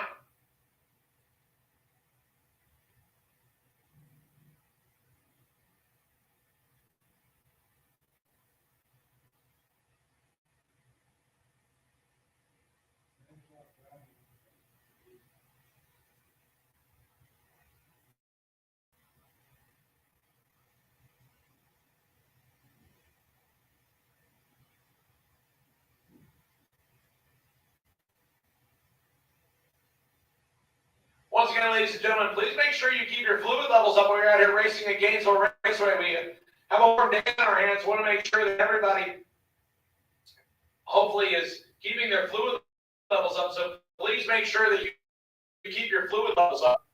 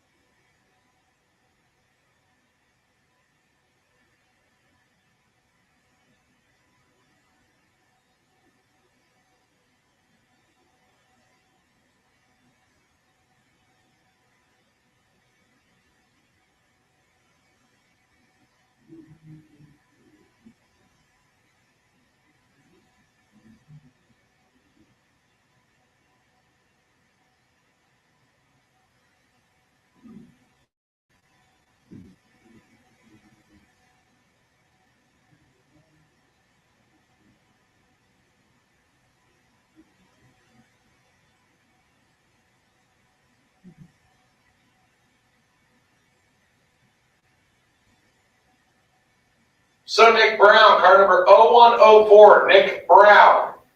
You are the wait and see buy run for round number 3 of Super Pro, I believe. Yep.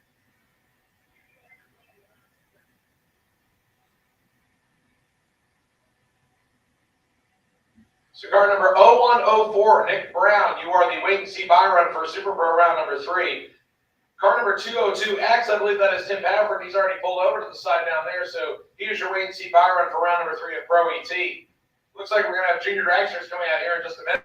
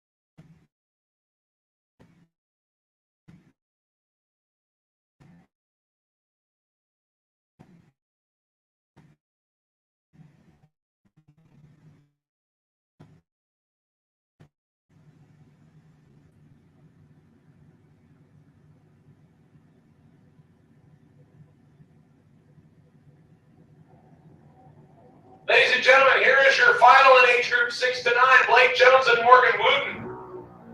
Both of them leave the starting line about 200s apart at each other in reaction time win light.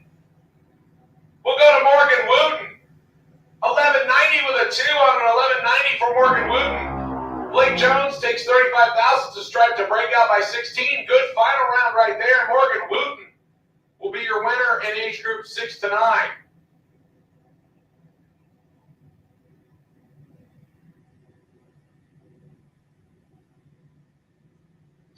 Here comes another one of our birthday competitors right here. This is Chloe Tanner. Happy birthday, Chloe.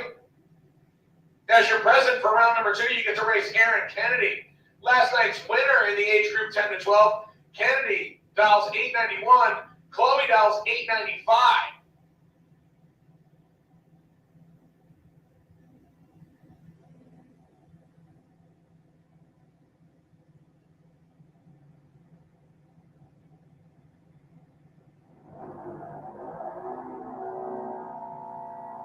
And Chloe, unfortunately, redlines herself out of competition. Aaron Kennedy will go to the next round and goes 891 with a 2 on an 891.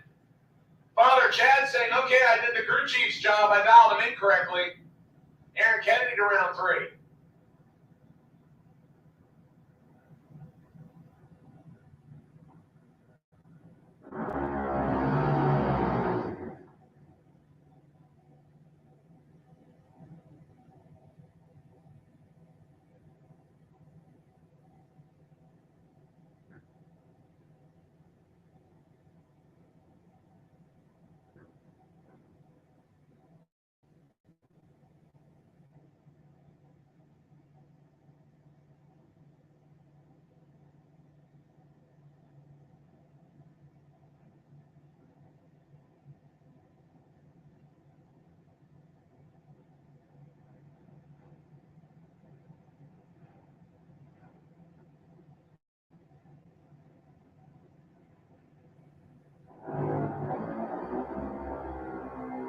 Collins and Jason Johnson Jr. Johnson left side on the better reaction time, gets the win on this one. 892 on an 890-11 tree. Brooklyn Collins breaks it out by about 500ths of a second.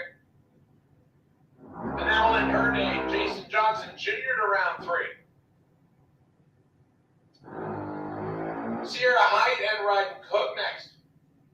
Ryden Hook, one of the two Cook twins. 892 dialing for the Orangeburg, Florida-based junior dragster right side. Keystone Heights is where Sierra calls home. 890 the dialing for her dragster on the Lucas Oil side.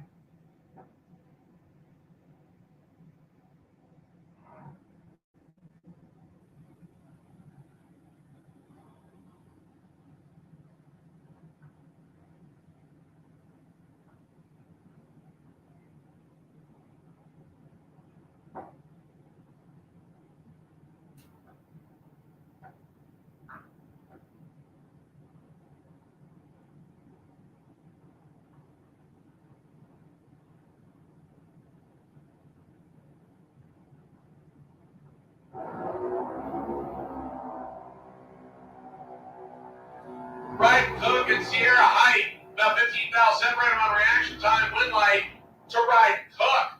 892 with a 1 on an 892 for Ryden Cook, the better reaction time. Sierra Height, not bad, goes 893 on an 890. 300s above the dial-in. Ryden Cook to round number 3.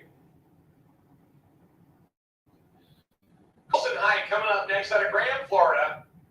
890 dial-in left side. Hunter Dowling, the 890 dial-in right side. Florida-based junior drags, 890 dial-ins a pair. GRE signs back in the efforts of Hunter Dowling and Colson Height over on the left side. As again, both of them dial the same ET.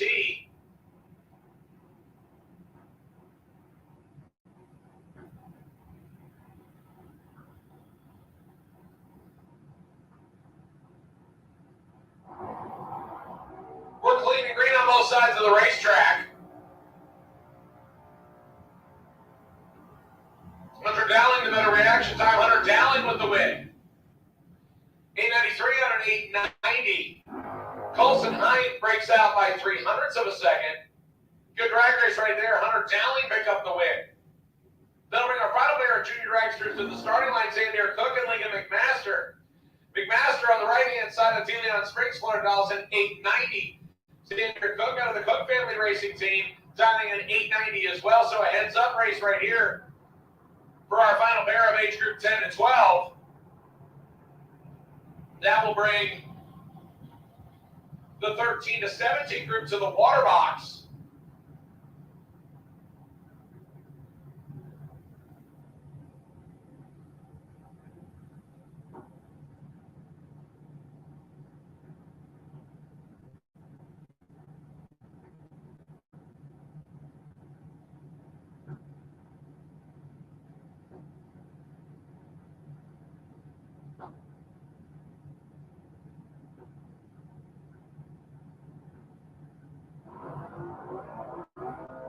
And a red light for Lincoln McMaster. That means Xander Cook gets the win. And Cook goes 889 on an 890. 871 for Lincoln McMaster, unfortunately, after the red light. That'll bring age group 13 to 17 to the water. Curtis Peak and Autumn DeRosset, our first pair out. Peak on the right-hand side, equipment Georgia-based dragster, dials in 790. Autumn DeRosset also picking that 790 dial in. Over on the left-hand side. So DeRosset on the left and Peak on the right with a chance to go to round number 3. Once again, my final call for Pro ET. Final call for Pro ET, lanes 3 and 4, please. Final call for Pro ET, lanes 3 and 4, please. We are clean and green on both sides of the racetrack. Curtis Peak with 500s advantage. Right on DeRosset, trying to keep him honest on the other side, but Pete gets the win. How about 10 on the dial with a 6 with a 14 tree for a 20 total? Curtis Pete, 14 green, 790 with a 6 on a 790, puts together a 20 pack, and Autumn DeRosset breaks out, trying to get there first. The win goes to Curtis Pete. He will go to round number 3. Wyatt Palmetier and Braden Davis next. Palmetier, Big Papa, at the Palmetier Racing Camp, 790 the dial in for the junior out of the SCI farm team over on the Lucas Oil side. Right-hand side is Braden Davis. Mike Boss, Jesse Dragster out of Douglas, Georgia over on the right side. Also a 790 dial in. So Big Papa racing both the big cars and the juniors here this weekend. And he will battle Brandon Davis right here for the chance to go to round number 3.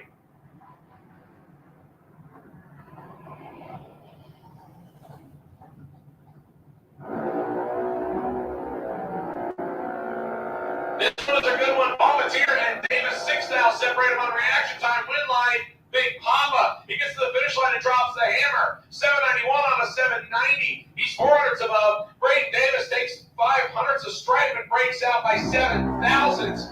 So Big Papa doing the right job and dropping him off at the finish line. So Palmatier will go to round number 3. Here comes your bye run for round number 2. This is Savannah Highhouse, the Middleburg, Florida-based junior dragster. Her brother Will getting the idle set just right, gives her a little shimmy and shake and says, all right, go to the starting line. Savannah got a round 1 victory and had the best winning reaction time, so she gets the bye run here in round number 2. She will go to the semifinals in age group 13 to 17. Already picked up a win earlier this year as she works her way towards the late rounds yet again.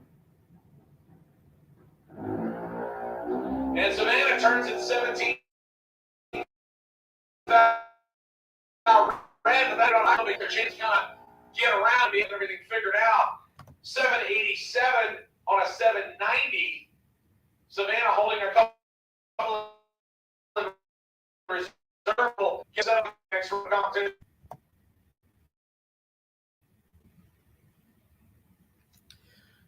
Well, they're getting. So once again, thanks to all the people that came out here today to Gainesville Raceway to be part of the Sunday edition of our second bracket racing weekend here for the Sunday DT Challenge. Once again, a big shout out to Mitchell Gunter and the On the Spot Motorsports Media for live streaming everything. He's got 2 cameras going.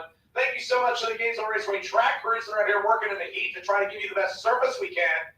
And we will go into round number 3 here shortly. Also, make sure you go and check out Thomas Gaines Photography. You can find him on Facebook under Gaines Photography. That's Gaines Photography. And you can see all the great stuff he shot between Saturday and Sunday. As Corey Deemer are going to go out and lay down some fresh rubber, and we put a little traction compound down on the starting line to keep everything all tight together. We'll be back to action here in just a few minutes. Once again, make sure you keep your fluid levels up while you're out here. Go and visit the concession stand located behind C area of the grandstands.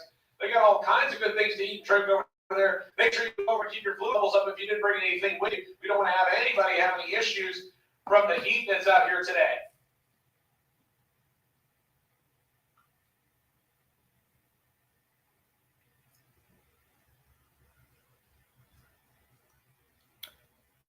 Again, I want to welcome you to On the Spot Motorsports Media.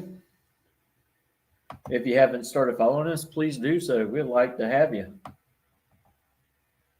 First of all, I want to again thank our partners that make everything happen. One of those is On the Spot Lawn Maintenance, full service lawn care, and trust me, you're going to need someone to cut your lawn real soon. We're headed right into spring. So give them a call at 904-966-1633. Also, we want to thank Miracle Automotive and Towing. I'll tell you what, they're a good company. If you got automotive problems, they can help figure it out. And if you're on the side of the road, don't pray for a miracle. Call Miracle at 904-368-1114. We also want to thank the team of GRE. That's right, Goolsby Racing Enterprises, located here in Gainesville, Florida. They can do anything from wraps on vehicles, airboats, letter up storefronts, make any kind of sign that you possibly want made. Give them a call at 352-870-7258. Also, our sister page that talks mostly about politics and try to keep you updated on the news here in Florida. Go to their page and give them a like. Follow them at On the Spot with David Rogers. Also, don't forget, Gator Nationals are right around the corner. And I'll tell you what, Josh Hart and Brittany Hart, they're going to put on a fun fest. Usually to have something like this go on, you have to go up to Indianapolis for the big go. But no, they're bringing it right here to Ocala on Wednesday, March the 8th. They're going to have a car show, food trucks, ticket giveaway, so you might get lucky and snag a couple of Gator National tickets. We're going to have a 50-50 draw, and half of that money is going to go to the Racers for Christ organization. You're going to have drivers there like Cameron Caruso. She was the Rookie of the Year in Pro Stock. Antron Brown, Josh Hart, Justin Ashley, Cruz Pentagon, and Ryan Yaler. Also, you're going to have Big Daddy Don Garlett's there, Frank Holly, several others that are going to be signing autographs. They're going to have an autograph session from 7 p.m. to 8 p.m. So you can actually look up Bernie's on Facebook, and I guarantee you they'll have updates to the event. Again, thank you for joining us here at Gainesville Raceway. Hopefully it won't be long. We'll be going into the third round of eliminations.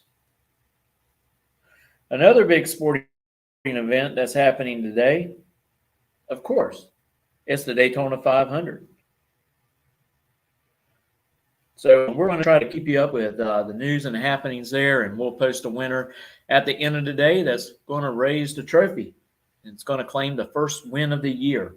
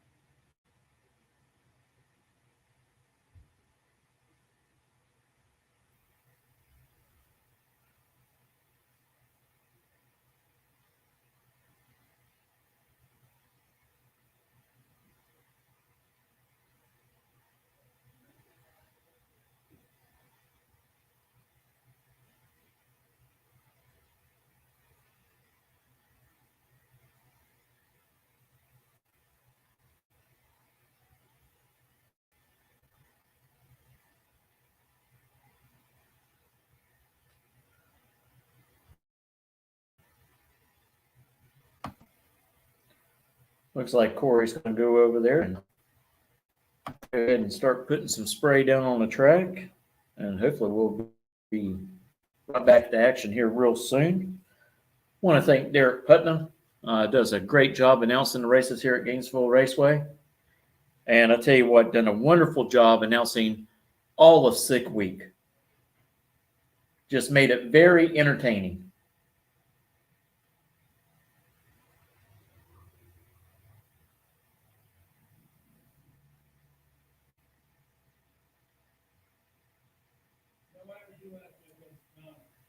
Derek says he has no energy left.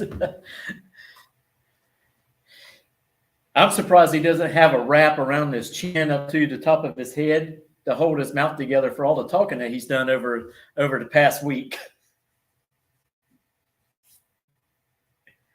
I told Adam Dory at awards on Friday night, I said, you might have to take like a broomstick and actually like prop me up.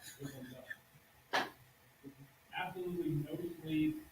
I think the most sleep I got was 4 hours one night. I followed the entire trail this time. I actually drove the route on like last year when my back was hurt. I couldn't do it. And I wouldn't have changed the thing. I mean, all late nights being completely exhausted, but it was so awesome.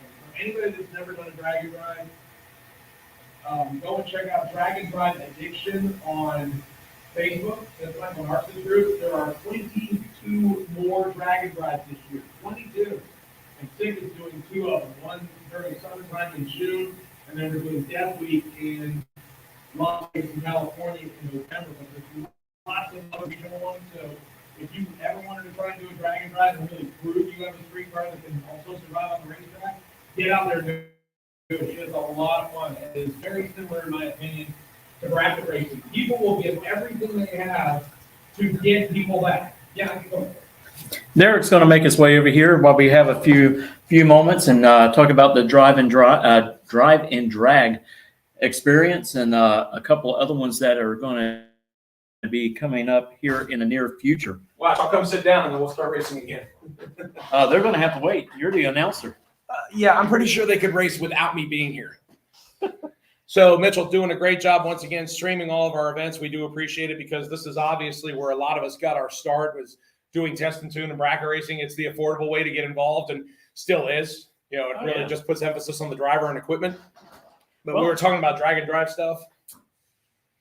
Yeah, I've got no energy left, man. I'm dead. Well, I'll tell you, you know, being able to live stream these races is something that I've wanted to do for a while, and now I have the capability of doing it. You know, we're slowly building up our equipment, and I tell you, it's a lot of fun because we get to deliver a product to a lot of people who don't get to come out here and watch their family race because they're states away, you know. And I tell you what, it's been a great success. According, we have some glitches every once in a while with the internet, but those things happen to just about everybody that tries to live stream an event. But you're talking about SICK Week and stuff, and some more drag and drives that are coming up. What are a couple that you're still going to be involved with SICK the Mag? So because of the success of SICK Week last year, they wanted to expand it. So we are doing SICK Summer, which is going to take place between, I believe it's Illinois, Ohio, I believe possibly Indiana. That is the second week in June. And then we're going to do Death Week, which is the week after SEMA. The reason they're calling it Death Week isn't because we're going to be killing a bunch of people. It's because you're going to go from Vegas all the way over to California, and the drive race across the valley, like 620, really street cars at the best. But again, the Dragon Hill, the thing that I have found is full of enthusiasts that are just like bracket racers. They will give everything they have in their arsenal, all their spare parts, just to get somebody to the next spot. I mean, Houston McLean, who's a Gainesville regular, for example, blew a fuel pump out, I think 20 miles away from the third checkpoint on the next to last day. So he's sitting on the side of the road and has no way to get there. That's the thing. If you call a tow truck, you're out. They DQ you. So Houston's sitting there waiting, and I'm trying to help him find something. We got other people out there trying to help him find something. And then a competitor that he's never met before pulls up and hands him a fuel pump that basically retail costs like $1,600. And just in his car now, that guy has no spare, and he gets to the next race. It's incredible to see that kind of sportsmanship, again, just to get somebody to the next track.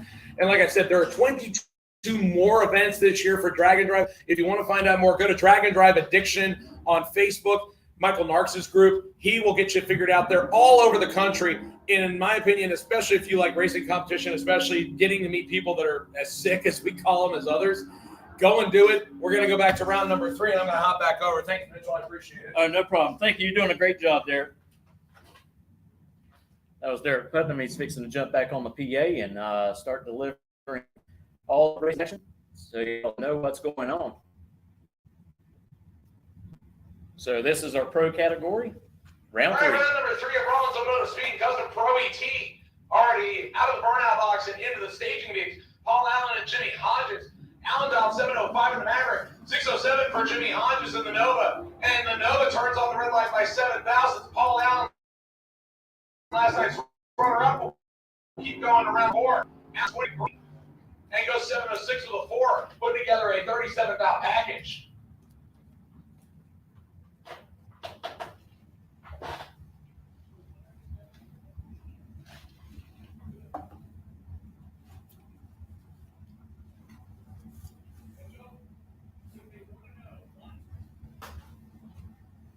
mare Dan Sawyers and Van Nap. They're all staged up ready to go. The Mondown of Van Nap. The Plush Monte Carlo of Dan Sawyers. And Nap Brizlides away her chances. The Mondown will now become a cheering section for her husband. Step right behind her in the water box. Dan Sawyers up 22 green. It goes 8:37 with a 5 on an 8:34. Puts together a good run for Dan Sawyers. The Monte Carlo will go to round number 4. And Nap Brizlides away her chances by 16 thousandths of a second. That'll bring up Mark Pangillion and Chris Knapp. The new Nappy Mobile, the S10 pickup truck, down 77 seconds of a head start. Call it a heads up with Mark Pangillion. Greg Turner's 1981 C28 Camaro, down 675. We are clean and green on both sides of the racetrack, about 2.500 separating on reaction times. Advantage left side, win light.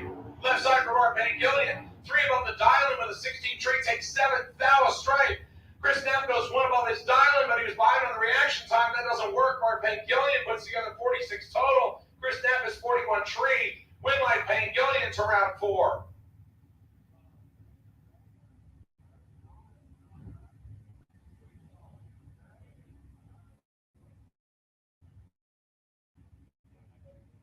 John Glenn and Trent Horton coming up next.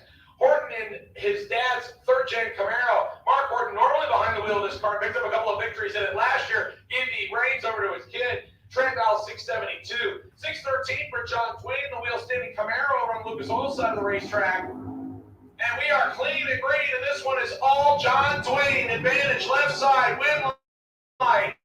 That's on 8. John Twain goes 613 with an 8 on a 613 with a 007 tree. That's 15 total. Trent Horton is locked out. 672 with a 4 on a 672, but he's 053 on the tree. John Twain, 15 pack, goes to round number 4. Our next pair to the starting line. Hoxton and Keith Collins Sr. The KC Automotive back ride. 645 dialing right side, 606 dialing left side. Hoxton will play chase. Bob Hoxton will play chase, and Bob Hoxton is in command on this one. Plays the finish line, right and gets the win line. 611 on a 606 with a 19 tree. Keith Collins was a little bit late let go, and 2 above the dialing, but Bob Hoxton had that one well in hand. Clint Wilson and Jason Rollins up next in all Nova battle. 1968 model Nova. The last year they used the Chevy 2 moniker over on the Lucas Oil side. 691 dialing for the small block hard right of Wilson. And Jason Rollins. 565 Q block Chevy powering the 71 no out of Alachua. Technically he's in High Springs now. 578 the dialing on his side. Clint Wilson gets to go first by 1.13 seconds.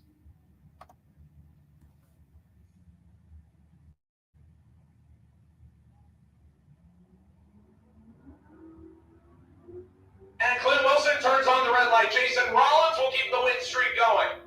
And he gets out of the gas early and coasts to a 6 flat. He wants to save the parts and pieces for round number 4. He already knows what the car's going to run. He just needs the 330 number, and he's good to go. Mike Gaffney and Chad King will come to the starting line next. King out of Gainesville, Florida, 1994 Pontiac Firebird small block Chevy for power. Yeah, this was a corporate engine by that time. Pontiac really wasn't making very much that was their own engines. Dialed 784. 7 flat for Mike Gaffney in the Gremlin. Chevy out of event, 7 flat the dial, and Chad King goes first and turns on the red line, and Mike Gaffney will get the win and go to round number 4.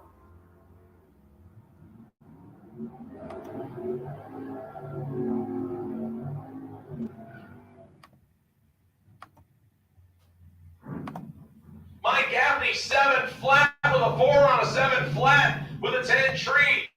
That's 14 total. Chad King going dead on his dialing as well. 784 with a 3 on a 784. Unfortunately, the 24 red light left him ineligible. Ken Grant, Mike French next. Grant the 2-base Nova dial 570. Mike French dial 627 in the wagon. Wagon will go first right side.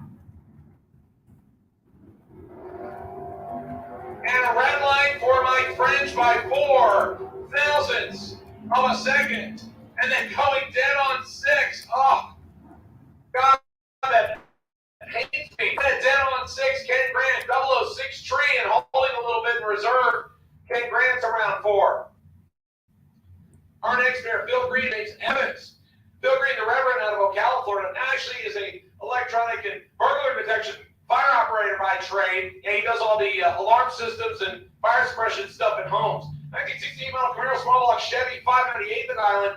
He comes out of Jacksonville, dial 694. He will go first. We are clean and green on both sides of the racetrack, and Phil Green cuts James Evans' reaction time in half. Advantage left side, win line left side. 601 on a 598 for Phil Green. Get there second. He just gets there first by 7,000s to break out 6,000s. He had one foul to take and didn't do it right. Easy for me to say from the announcer booth. But Phil Green's around 4. Joe Coolhutto and Brett Veneman will stage up next. Brett Veneman out of Jacksonville, Florida, the G. That's over on the Budweiser side. 821 the dial-in. He gets a big head start from Joe Coolhutto. Hutto out of Jessup, Georgia, 1970 model Maverick with a Ford on board. He'll dial in 691. He'll swing 1.3 seconds. A handicap to Brett Veneman on the right side. Veneman goes first. We are clean and green on both sides of the racetrack. About 27,000 separate them. Advantage, right side, win line, left side. Joe Coolhutto gets around, Brett Veneman slows to go 829 on an 821 after a 003 tree. How about Joe Hutto? 30 on the tree, 5 above. His dial in 496 on a 491. 2,000th margin of victory going to Joe Coolhutto.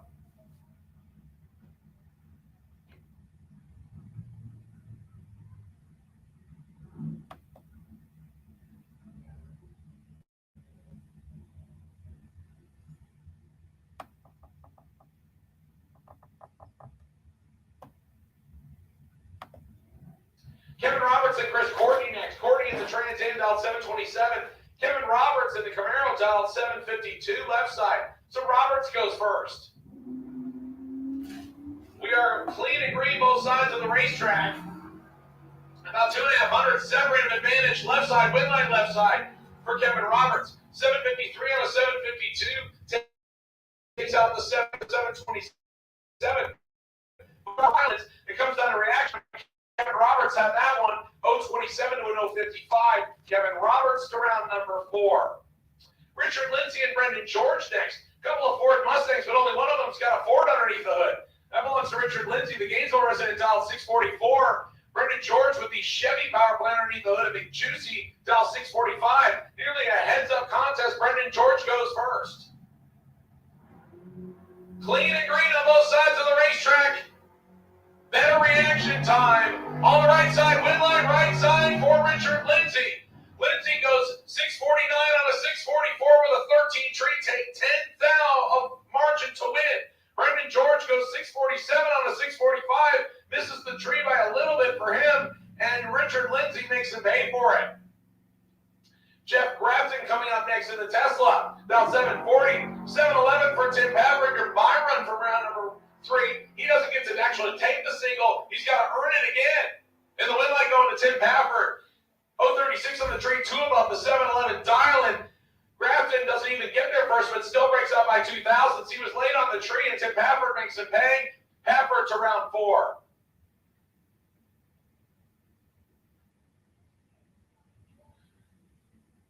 At this time, I will take Sportsman Eliminator. Sportsman Eliminator, lanes 5 and 6, please. Sportsman Eliminator. Sportsman Eliminator, lanes 5 and 6, please. Sportsman Eliminator. Sportsman Eliminator, lanes 5 and 6, please. Super Pro for round number 3. Super Pro for round number 3, I need you back, please. Super Pro for round number 3, lanes 1 and 2. Super Pro. Super Pro, round number 3, lanes 1 and 2, please. Super Pro, lanes 1 and 2, please. Super Pro, lanes 1 and 2, please.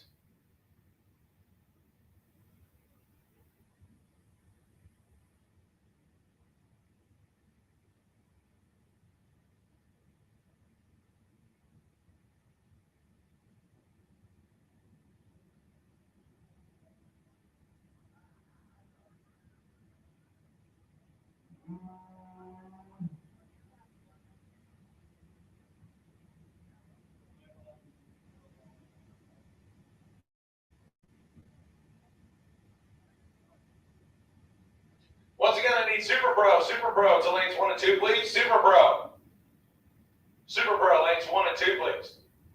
Super Pro, lanes 1 and 2, please. Sportsman lanes 5 and 6, please. Sportsman lanes 5 and 6, please.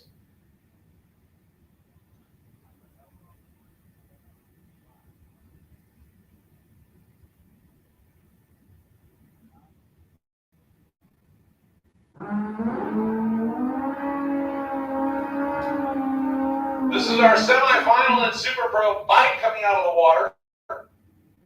We have 2 pairs remaining to determine the final. Richard Holder and Santi Rodriguez Jr. our first pair out.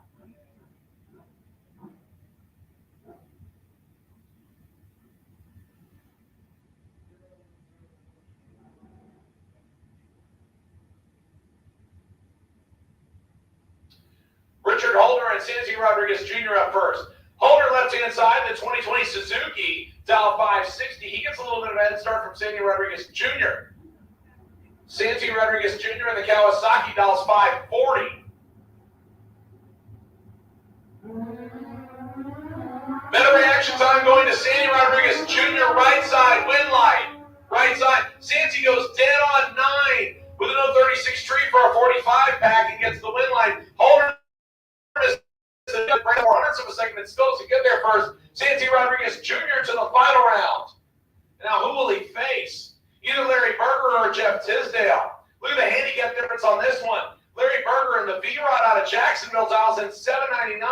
He'll get the big head start from Jeff Tisdale. The 1994 model out of Redding, Florida, 565. So Larry Berger gets to go first by almost 2.5 seconds. To completely technical is 2.34 seconds. Larry gets the clean side of the tree first, left-hand side.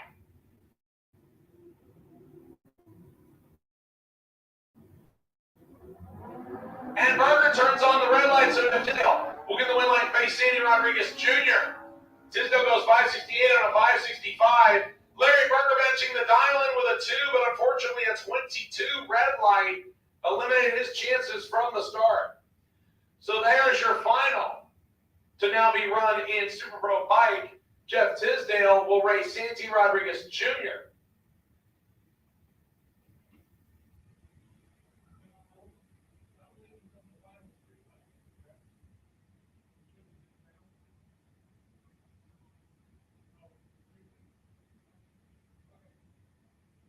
All right, I now need street bike. Street bike to lane 7, please. Street bike. Street bike to lane 7, please. Street bike. Street bike to lane 7, please.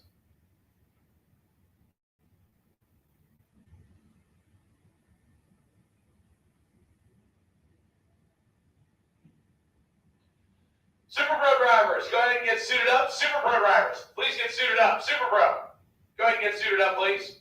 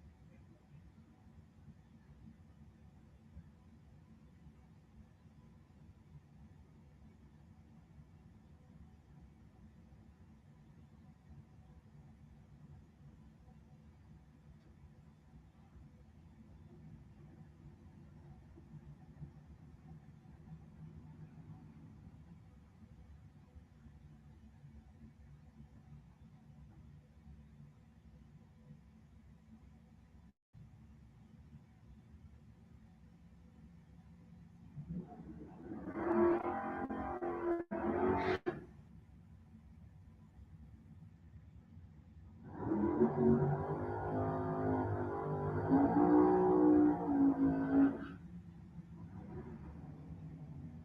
right, Super Pro coming around for round number 3, the Flying Ride Trailer Sales Super Pro category. Our first pair out, Alan Rouse Sr. and Dan Dobson. Rouse still holding on to 2 entries right now in Super Pro. Wants to try to keep both of them alive to round number 4. He needs the first one to go through Dan Dobson. Dobson in the Monza over on the left side, dial 682. 612 for Alan Rouse Sr. That's exactly 7/10 of a second difference. So Dan Dobson gets to go first left side.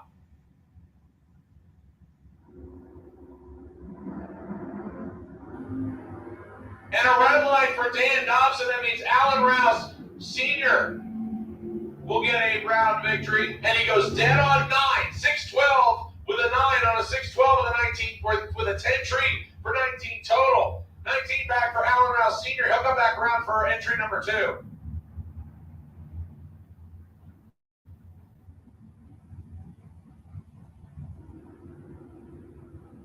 Mike Fiddler and Troy Volkner up next.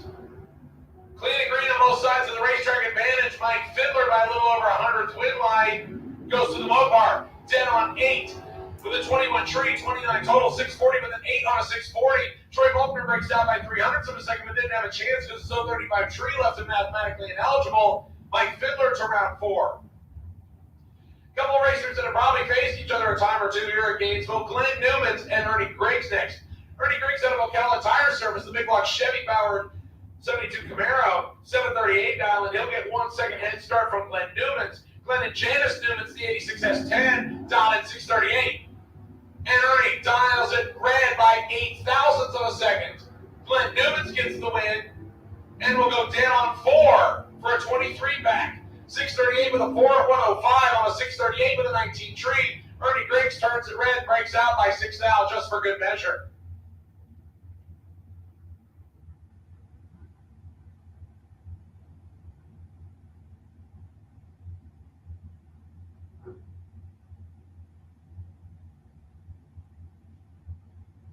Jim Barbera and Buddy Goolsby next.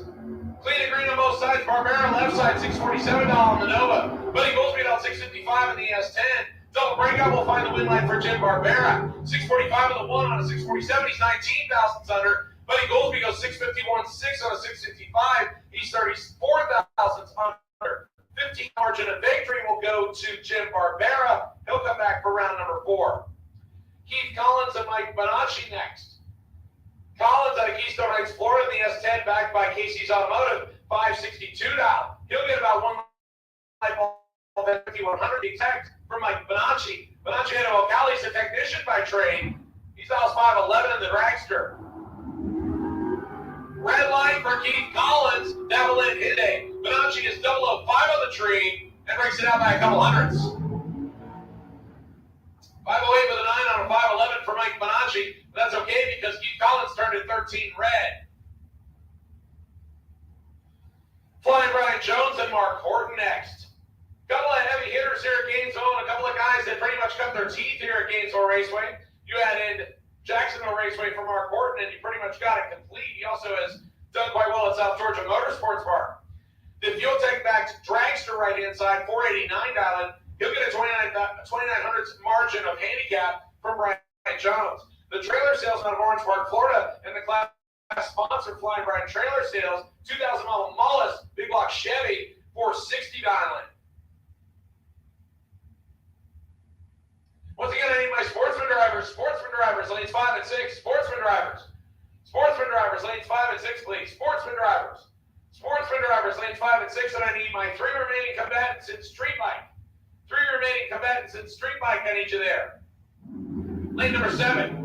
Red light for Ryan Jones by 7 thou. Mark Horton will continue to play. 028 green, dead on 1. 29 total. 489, 1 at 140 miles an hour. Brian Jones goes 460 with a 3 on a 460, but turned at 7 thou early. Barry Rowell coming up next to 74 Vega out of Georgia. 587 dial in Lucas Allside. He gets that start from James Hicks Jr. The 2007 Miller chassis dragster, big block Chevy, 503 dial in. So Barry gets to go first by 8400ths of a second. Call it 1.5 light bulbs.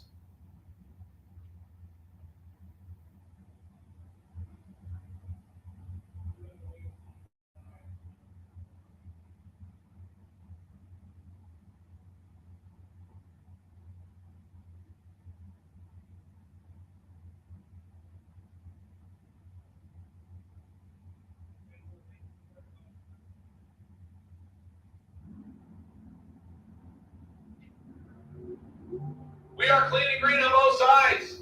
13,000 separated advantage. Door car, win light, door and a double breakout. Barry Roel goes 585 with a 1 on a 587. He's 19 thousandths under. James Hicks goes 5 flat with a 9 on a 503. He's 21 thousandths under. Barry Roel with a 007 tree. Margin of victory, 2 thousandths of a second on the double breakout. Good job there for the door car. He goes to round number 4.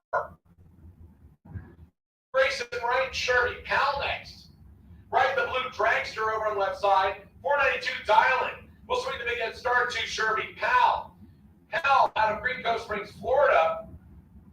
The 70 model Camaro dial 663. The handicap here will be 1.71 seconds of handicap. So Sherby Powell gets to go first. And Grayson Wright will play catch up. Once again, I need my street bike remainers. They may all be over there. I just can't see you through Sportsman. Street bike competitors, I need you back to lane 7 for the semifinals. Sherby Powell and Grayson Wright. Better light left side, win light right side. Sherby Powell, 664 and a 663. Get there first by 11 thousandths. Grayson Wright goes 497 on a 492. 5 above and gets 11 thousandths behind Sherby Powell to round number 4. Jamie Kelly and Luke Galley next.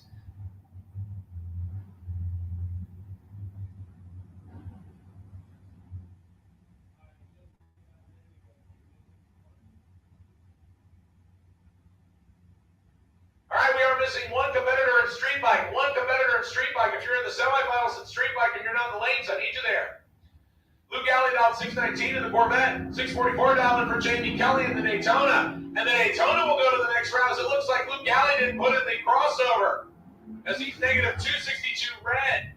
Jamie Kelly breaks it out by 200s, but that's okay, because Jamie was actually set up on a 20 tree, so would have been tough to handle. Luke Galley slows to a 638. Jamie and Joel Kelly to round number 4. Then I'll bring up Michael Bossy and Anthony Kelly. Kelly in the 2003 model Mustang out of Jacksonville, 515 dialing. It's what he's run the first 2 rounds, so he left it on there. Mike Bossy, the 578 dialing for the topless Corvette. He gets to go first left side. Should have gone first based on the reaction time difference, but not happening. Anthony Kelly, 527 on 119 miles an hour. He gets the win. As Michael Boss, something happened there. Bossy goes 579 on a 578 and the dial-in right, but something must have gone wrong with the delay box. So Michael Bossy goes out, and Anthony Kelly with the victory and goes to round number 4. Victor Adams and Ari Kelly coming up next. Ari in the 2000 model undercover dragster, big block Chevy for power, 496 dial-in. He'll swing over 1.5 seconds of handicap to Victor Adams. Adams out of Gainesville, Florida, a former Open Comp champ here at Gainesville Raceway. 648 dialing for the wheel standing 3rd Gen Firebird.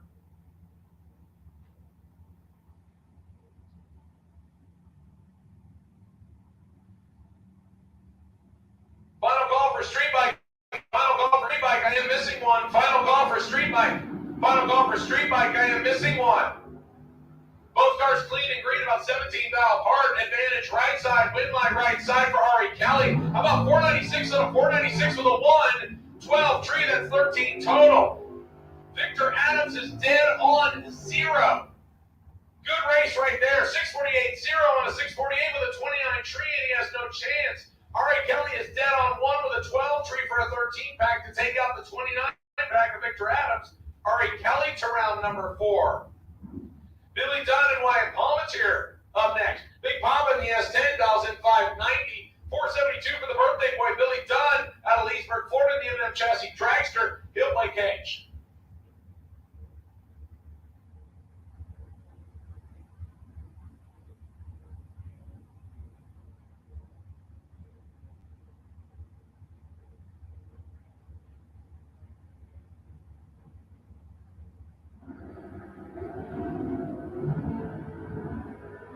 Clean and green on both sides. 3,000 separated. Advantage right side win line for Big Papa.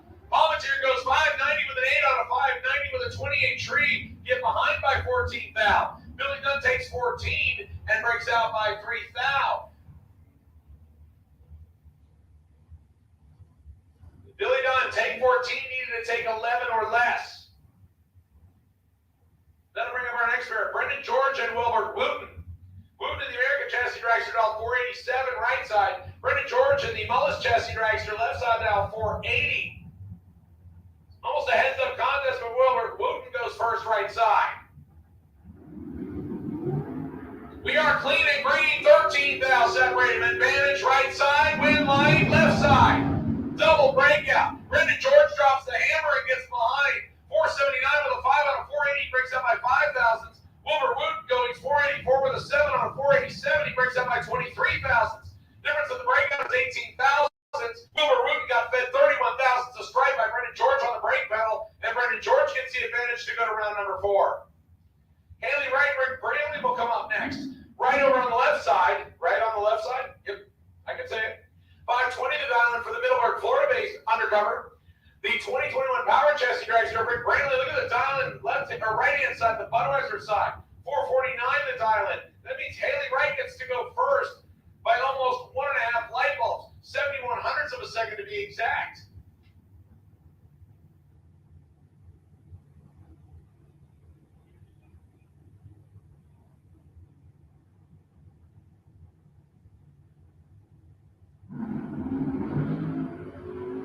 Clean and green, and this one is all Rick Brantley right side. 452 on a 449, 13 tree, has a lot of room. Haley Wright slows to a 546 on a 520. A little bit slow off the starting line, and Rick Brantley took full advantage.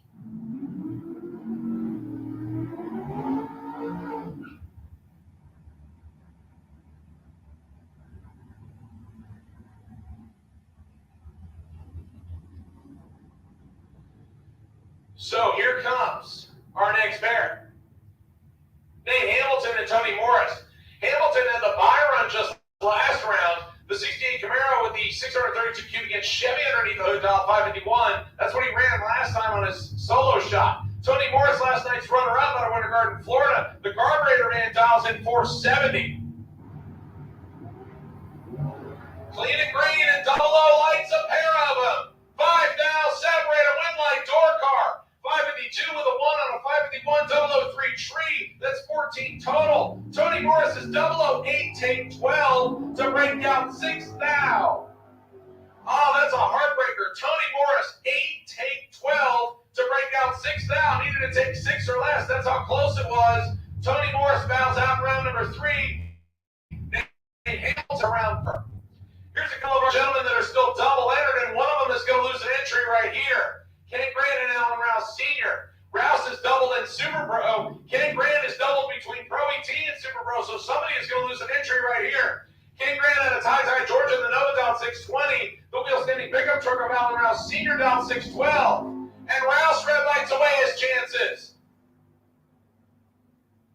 So now back to 1 entry for him, and Kenny Grant will save the heat and coast to a 764 time slip.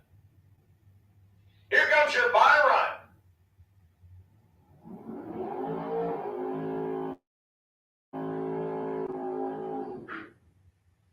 This is Nick Brown out of Orange Park, Florida, 1967 model Chevy Camaro. Dialed in at 620. He had the best reaction time from the last round. I believe it was 006, which means that he gets the odd number single here in round number 3. He gets an automatic pass to round number 4. All he has to do is stage the car under power, but keep it in his lane, and he can use it as a tune-up run if he wants. He did the burnout, so I'm thinking he's going to make a shot. He does. Looking for 6.20 on the board and go 622 at 107 for Nick Brown. So Brown will cool it, fuel it, and bring it back for round number 4. So our motorcycles will be coming up next. We have 3 street bikes that are remaining.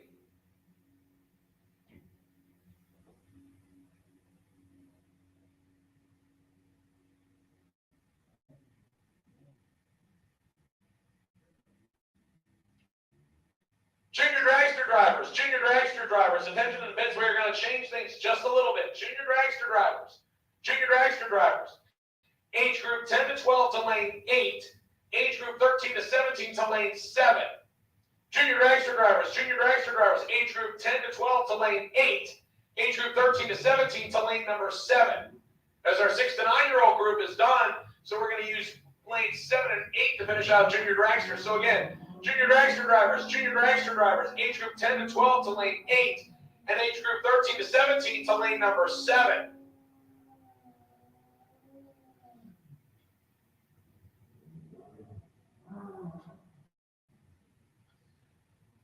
So with 3 motorcycles remaining in street bike, here comes only pair of the semifinals. Dwayne Schmidt Jr. and Roy Johnson. Johnson dials in 9:32. Dwayne Schmidt Sr. dials in 8:38. We're going to go the full distance here. Roy Johnson will get to lead first on the left side by 94 hundredths of a second. And then Dwayne Schmidt Jr. will give chase on the Suzuki. Johnson is ready, and now Schmidt says, I'm ready. And a red line for Dwayne Schmidt Sr. by 9 thousandths of a second, so Roy Johnson will go to the final. Looking for 9:32, goes 9:37. Dwayne Schmidt Sr. breaks it out by 11 thousandths of a second after the 009 Heartbreaker. That means that Roy Johnson will race Chuck Woolham in the final. Woolham, a Gainesville regular, even during test-a-tunes here. The Reddick, Florida-based 2014 Yamaha 985 is the dial that he has on the board on the right-hand side.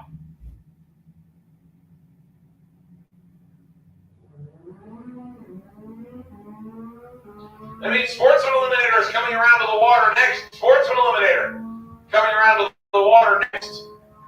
And Woolham goes 988 under 985. That will get him prepared for the final round. So Sportsman Eliminator, if you're not in the lane, you're about to be late. Sportsman, if you're not in the lane, you're about to be late. I also need junior dragsters. Once again, age group 10 to 12 to lane 8, and age group 13 to 17 to lane 7. Junior dragsters, I need age group 10 to 12 to lane 8, and I need age group 13 to 17 to lane 7, please.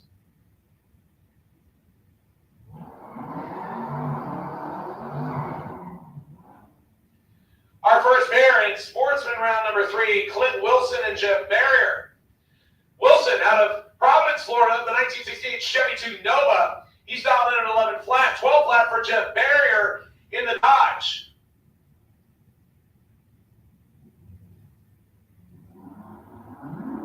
We are clean and green on both sides of the racetrack.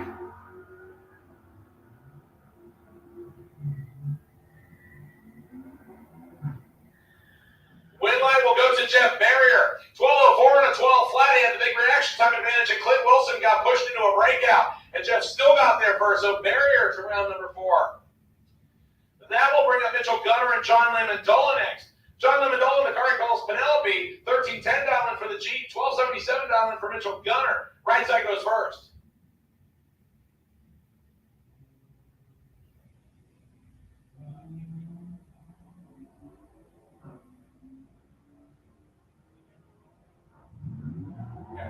Mitchell Gunner and John Lamondola going down the racetrack right here. And the win line is going to swing left-hand side for Gunter. One above the 1277 dialing. John Lamondola breaks out by 6 thousandths of a second.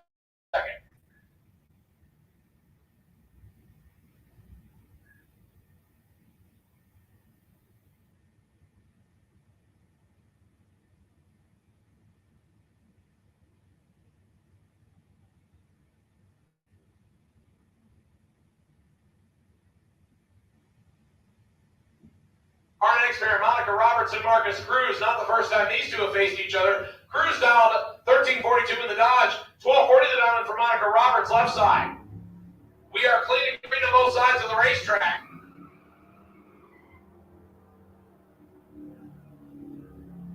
Byron for next round of Super Pro is F214, Mike Bonacci.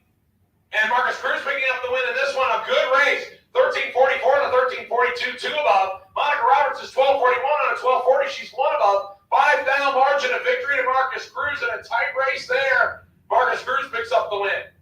That'll bring up Chad King and Bart Pangilian. Pangilian last night's winner in the Corvette. Chad King in the Pontiac.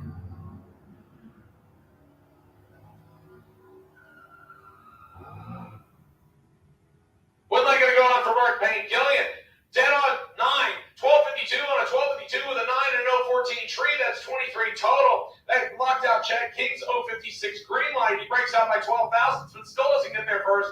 Mark Van Gillian to the next round. That'll bring up Lee Highlander and Chris Parisi next. Parisi in the Mustang dials in 1165, 1372 for Lee Highlander in the Camaro.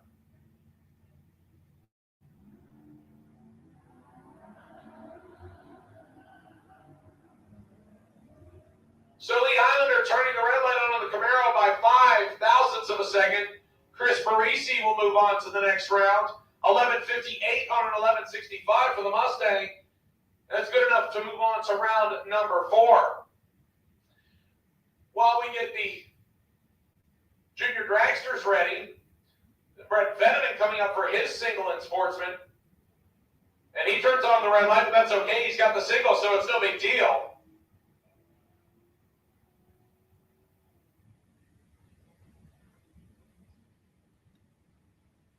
And Veneman lets it out the back door to go 10 on. 1295 with a 2 on a 1295.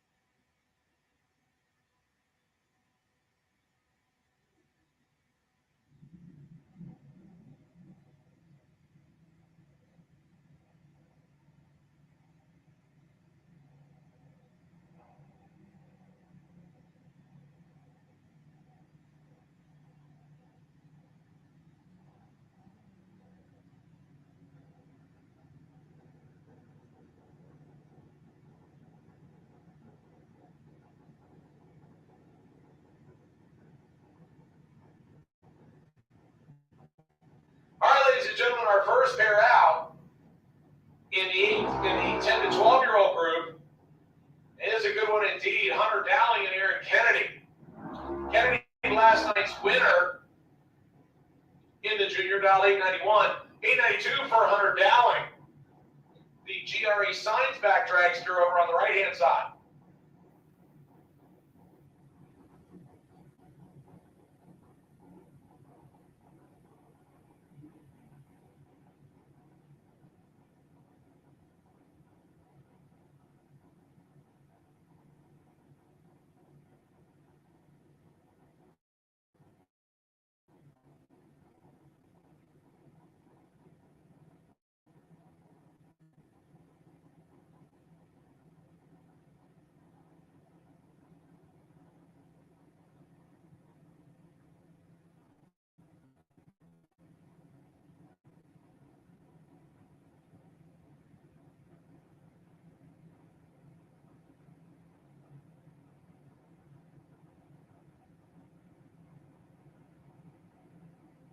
They're all staged and ready to go.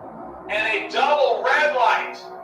Wind light going to come on for Aaron Kennedy. Kennedy is 4th thou red. Hunter Dowling is 7th thou red. A good contest right there. Only 3 thou separated them on the red light. 004 left side, 007 right side. That was a good race. Aaron Kennedy gets the win.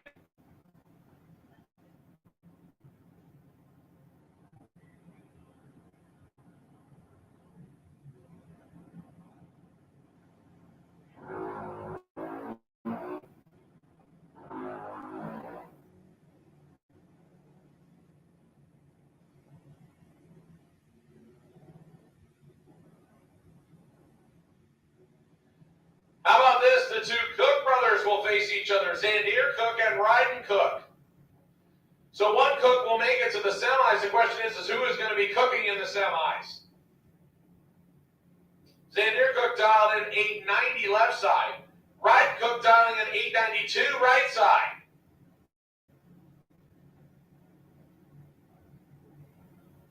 So a little bit of cook-on-cook crime here. Pro ET, I need you back to lanes 3 and 4, please. Pro ET, I need you back to lanes 3 and 4, please. Pro ET, I need you back to lanes 3 and 4, please. Super Pro, I'll take you to 1 and 2. Super Pro, I'll take you to 1 and 2.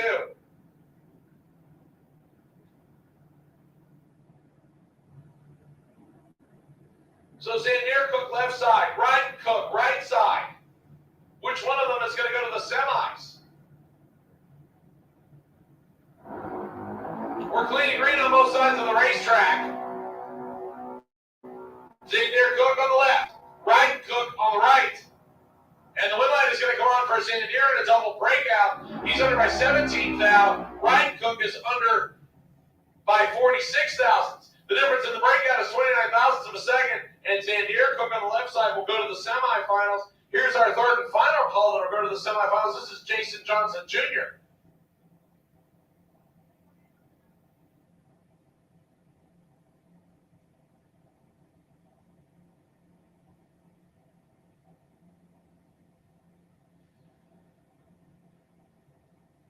Once again, Pro ET, I'll take you back to the lanes, please. Pro ET, I'll take you back to the lanes, please. Pro ET, I'll take you back to the lanes at this time, please. The wait and see by run for round number 4 of Pro ET is Ken Grant. Jason Johnson Jr. going 888, 890, but that's okay. So he gets prepared for the semifinal round as Aaron Kennedy, Ryden Cook, and Jason Johnson Jr., your final 3 combatants in the 890 category age group 10 to 12. Now let's move to the age group 13 to 17.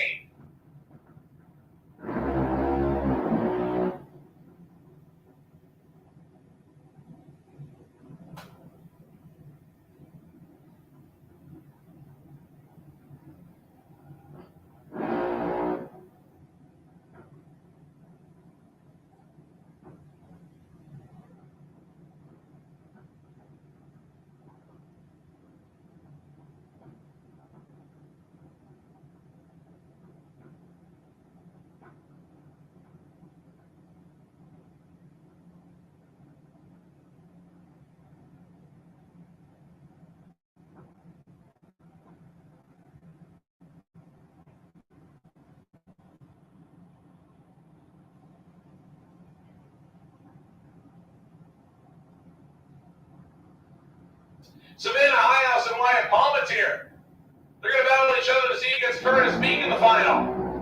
Good race right here. Both of them clean and green. 18 fouls separated on reaction time advantage to Big Papa. Win line to Big Papa in a double breakout. Wyatt Palmetier goes 788 with a 4 and a 790, 16 thousandths under. Savannah Highhouse goes 787 with a 4 and a 790. That's 26 thousandths under. 100 difference in the breakouts, and the dads shake hands.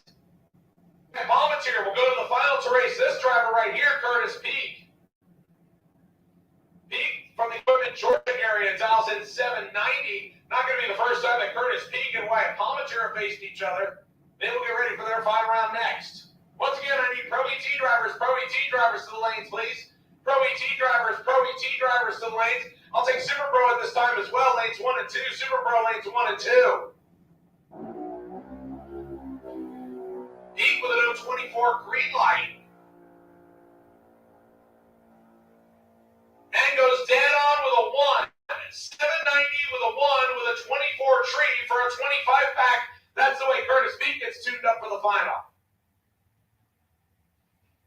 So Curtis Peak will race Wyatt Palmetier in your final of age group 13 to 17 for junior dragsters. And we are down to 3 juniors in age group 10 to 12.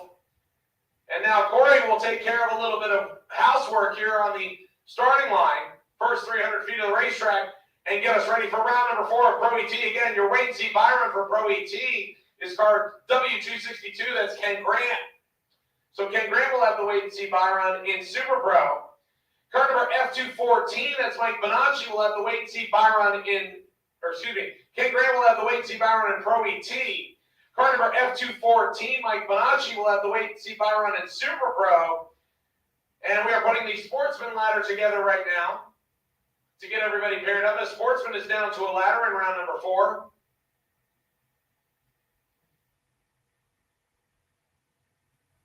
And we should have our final in street bike as well as Super Pro bike ready to go shortly. I do need Super Pro bike final. Super Pro bike final back to lane 7. Super Pro bike final. Super Pro bike final back to lane number 7, please. Sportsman, as I said, when you come to the lane, please make sure you leave some room so you can get paired up. Sportsman, you are on a ladder, so please make sure when you come back around, you have room to get paired up.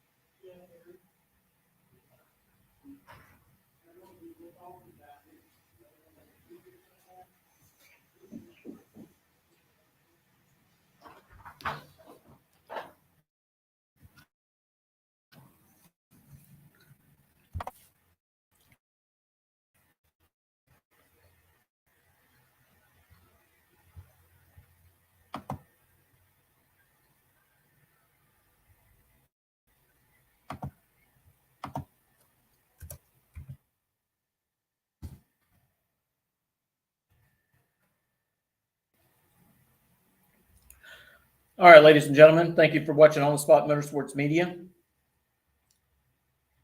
Again, we'd like to thank all of our sponsors that makes it happen.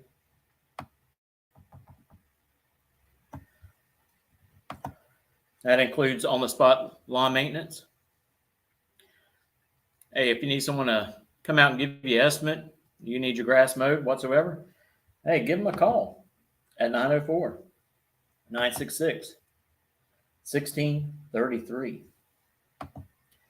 We also want to thank Miracle Automotive and Towing. They're the primary sponsor of On the Spot Motorsports Media.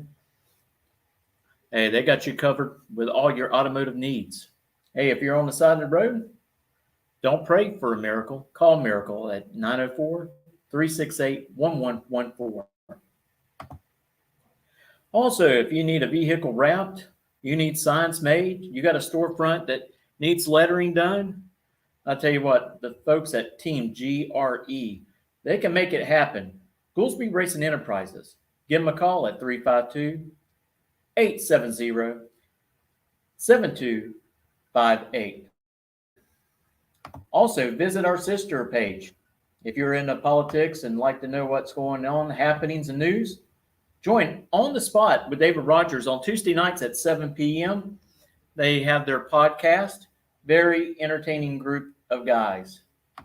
And also, don't forget, with the Gator Nationals right around the corner, you have the Fun Fest going on at Bernie's Speed Shop down in Ocala. This is going to be a great event that takes place on Wednesday, March the 8th. I'm going to have a car show, food trucks, ticket giveaways, 50-50. Half the money will go to Racers for Christ organization. They're going to have Cammy Caruso, Antron Brown, of course, Josh Hart, Justin Ashley, Cruz Pentagon, Ryan Yaler, Big Daddy Don Garrett is going to be on hand with Frank Holly and several others. I think Spencer Massey supposed to be there, Mike Neff. They're going to do an autograph session from 7 to 8 p.m. So don't forget it. Mark it on your calendars. A great event that Josh and Brittany Hart are putting on down there at their own business at Bernie's. You can look them up on Facebook. Keep up with all the updates and happenings that's going on with that event. And, you know, Thursday is the beginning of the sportsman qualifying for the Gator Nationals. But prior to that, the week before is the Baby Gators out here at Gainesville Raceway. Hey, Tony Stewart's going to be here. He's running full-time Top Fuel, sorry. He's running Top Alcohol Dragster. Sorry about that. For the full season. So you can come out here and probably get a better chance to talk with him and get autographs a whole lot easier during a Baby Gators than you will at the Gator Nationals, as he will be trying to take care of his racing on the track and his teams with Leah and Matt Hagan. All right, looks like we're going to get back to racing here real soon. I'm going to go ahead and throw the banner up. We're moving into fourth round of eliminations. I think Corey's going to go out here and jump on the four-wheeler and give it a nice little spray down. Looks like they're doing some spray prepping right there on the starting line. And we'll be back to racing action soon. Yep, we're just going to hand spray it and go. So we want to thank Derek Putnam for all the things announcing here at Gainesville Raceway. That's the voice that you hear coming through your laptop, your telephone, or whatever you're using. He's also All right, so for 13 cars still remaining in Pro ET. I have 17 cars remaining in Super Pro. So Pro ET, if you get a win like here, you're going to come back and be on the ladder for round number 5. Super Pro, you would come back with 9 cars remaining for the next round.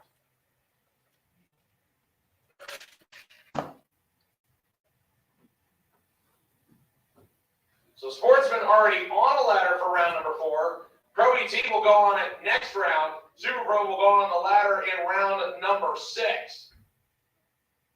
So once again, thank you so much to everybody that has come out here to Gainesville Raceway both yesterday and today to be a part of Gainesville Raceway's second bracket weekend, as we are switching to a weekend format here this year, and we hope that you appreciate it. So far, the car counts have looked good. 197 entries yesterday, 180 entries today, and we thank everybody so much for being part of the 70G bracket action here at Gainesville Raceway. Once again, also a big shout out to our class sponsors, Flying Ride Trailer Sales, Rollins Automotive Speed and Custom, and Allen Speed Machine Shop. Thank you so much for being part of Gainesville Raceway action here on what is getting to be a little bit of a cloudy Sunday.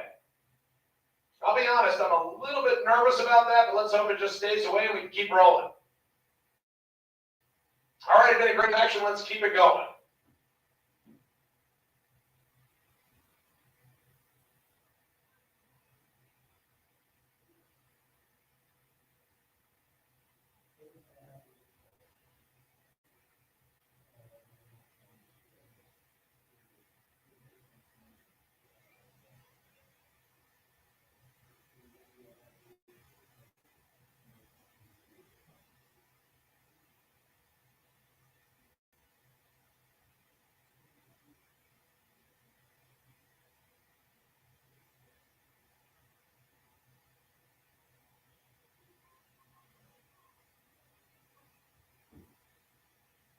All right, Pro ET drivers, load up, please.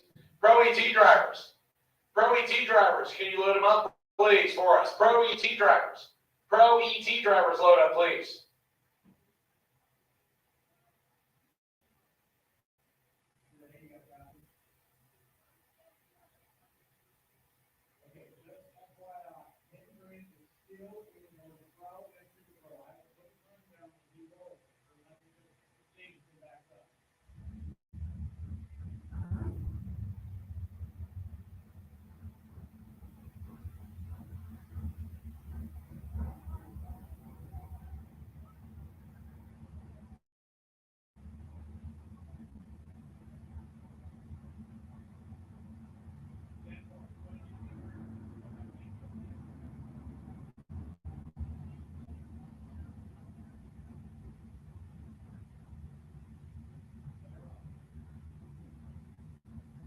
All right, ladies and gentlemen, round number 4 of Ron's Automotive Speed and Custom Pro ET coming next.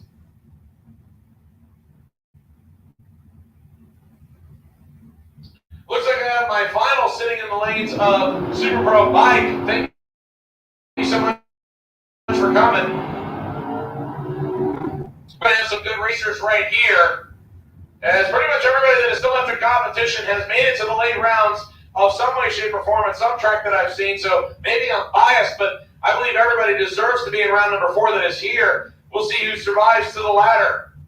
13 cars is what we're starting with. That means 7 will come back. First pair right here, John Twain and Joe Hutto. Both people that have raced and won here at Gainesville before. 94 Camaro, left side. 1970 model Maverick, right side. Joe Hutto out of Georgia, dial 691. John Twain, dial 613. That means Hutto gets the lead first in the Ford, and Twain will go wheels up in pursuit.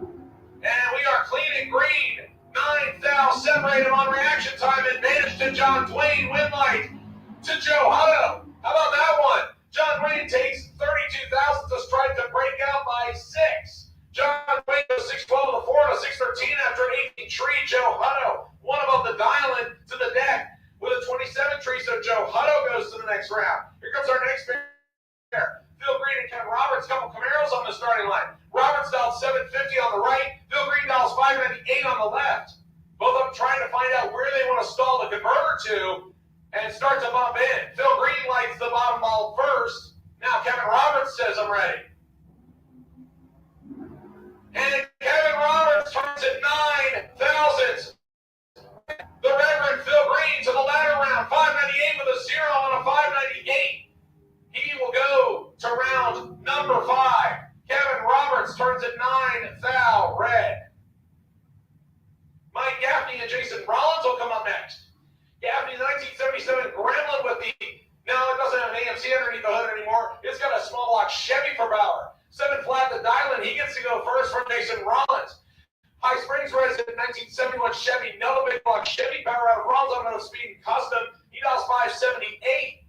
Rollins is trying to keep the win streak from last night going. Right now, Mike Gaffney stands in his way. Gaffney gets to go first.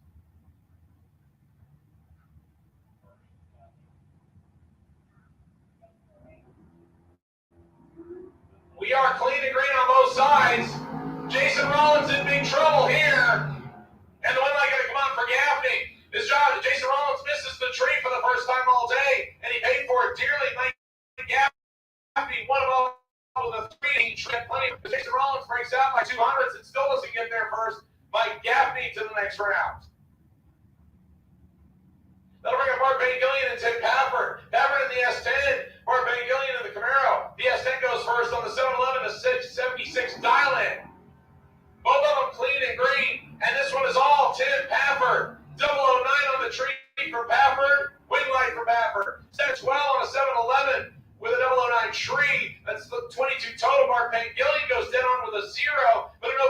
tree, less than 37,000 short. Mark Pangillion to the trailer. Tim Pafford to the ladder round. Our next pair, Dan Sawyers and Richard Lindsay. Sawyers, the plush money, Carlo left-hand side, dials 837, 648 for Richard Lindsay. Richard Lindsay in the Mustang out of Ford Power Plant, out of Rollins Automotive Speed Custom Budweiser side. He'll give the big head start to Dan Sawyers. Sawyers dialed 837, left-hand side.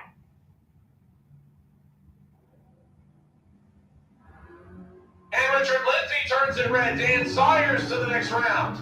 He's 023 green and breaks it out by 3.5 hundredths. Richard Lindsay breaks it out by 6 hundredths of a second after turning the red light on. Here comes our next pair, Paul Allen and Bob Hoxton. Hoxton out of Lake Butler, Florida, 1990 model Chevrolet pickup truck, a big block for Chevy Power, 606 dialing. He'll give up almost 1 second ahead start, 99 hundredths to be exact, to Paul Allen. It's 2 light bulbs on the Christmas tree. Maverick dialing 705.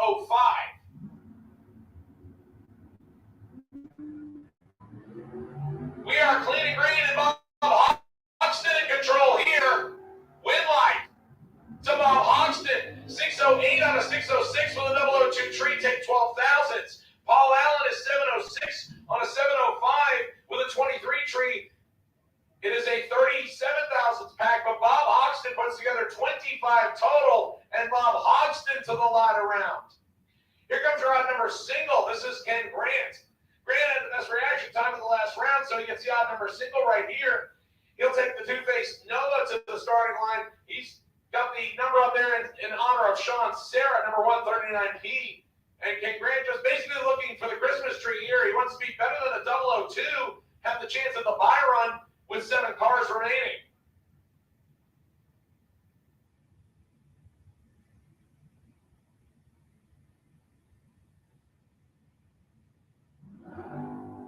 And unfortunately, Ken Grant won't get it. And he legs it through the 330 and shuts it down. He goes 601 at 99 miles an hour. That will move Ken Grant onto the ladder for round number 5.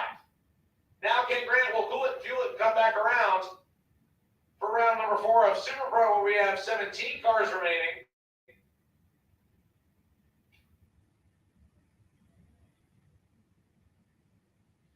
So a brutal round of Pro ET is, there weren't any favorites, so to speak, but there were definitely some people that definitely got away with one there, I would say.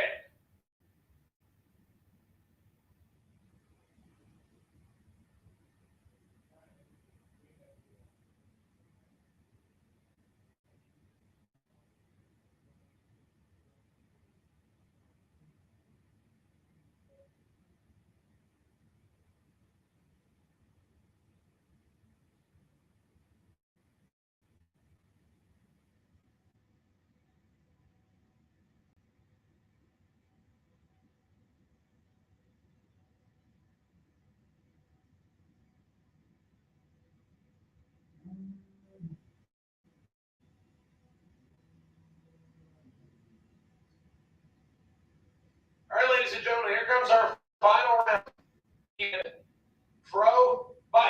Super Pro bike. So that means my finalist street bike will be next. I need my finalists for street bike now to lane 7, please. It looks like I see Chuck Woolham down there. We're just missing the other one. Here's your final in Super Pro bike. This should be a good one. Jeff Tisdale and Sandy Rodriguez Jr. Jeff Tisdale out of Reddick, Florida, left-hand side. 567 the dial-in for him. He will face Sandy Rodriguez Jr. Rodriguez up for a while there. He said he didn't even race the bike because it had paint so fresh he was worried about it smearing. The 2011 model Kawasaki out of Bellevue, Florida, 540 the dial-in, usually the quickest bike in the class, which means Jeff Tisdale needs to get first by 27 thousandths of a second. That means that he will be able to lead by about half a light bulb. 27 hundredths of a second. Clean and green on both sides of the racetrack. The advantage to Santee. Win light to Sandy Rodriguez Jr. 025 on the tree, goes 541 with a 5 on a 541. That is a good pass at 40 total. Jeff Tisdale is 57 on the tree, which makes him mathematically ineligible. He breaks out by 5 thousandths. It's still So the win goes to Sandy Rodriguez Jr. Congratulations to Sandy and Jeff for making the final round here in Super Pro Bike. And congratulations to Sandy Rodriguez Jr., your winner in Super Pro Motorcycle here at Gainesville on Sunday.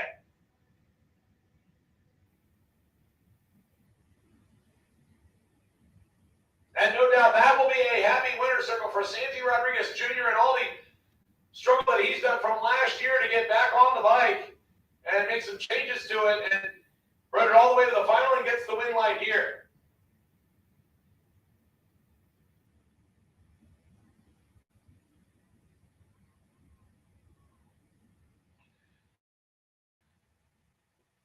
So now the call going out for Super Pro. Super Pro, I need you to suit up, please. Super Pro, Super Pro, I need you to suit up, please. Super Pro, Super Pro, if you could suit up, please.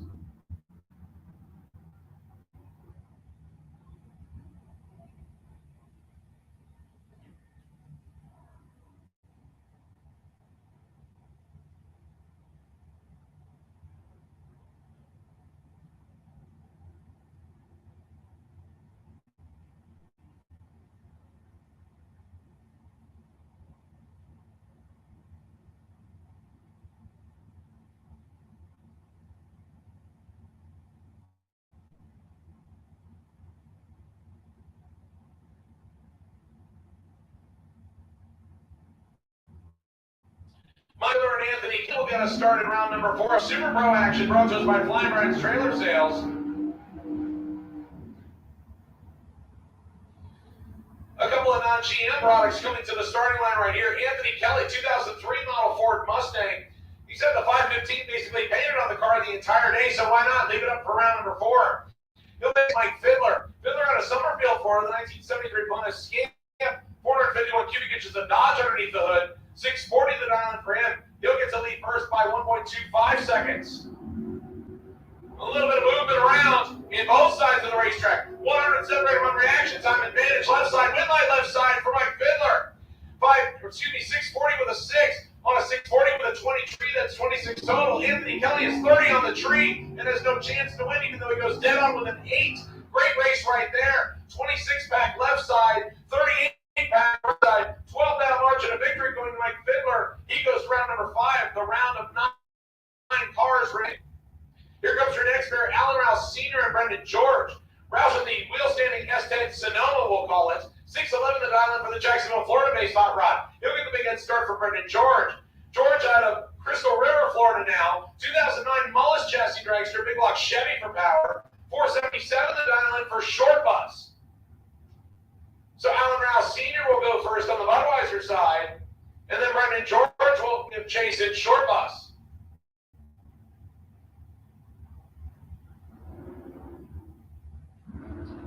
And Alan Rouse Sr. having problems, that will give Brendan George an automatic victory. And something going wrong there with Alan Rouse Sr., and Brendan George will coast through to a 492 on a 477 dial-in. Something going wrong there for Alan Rouse Sr., and unfortunately, that will end his day. He had 2 entries last round, lost one of them, and that was his second one.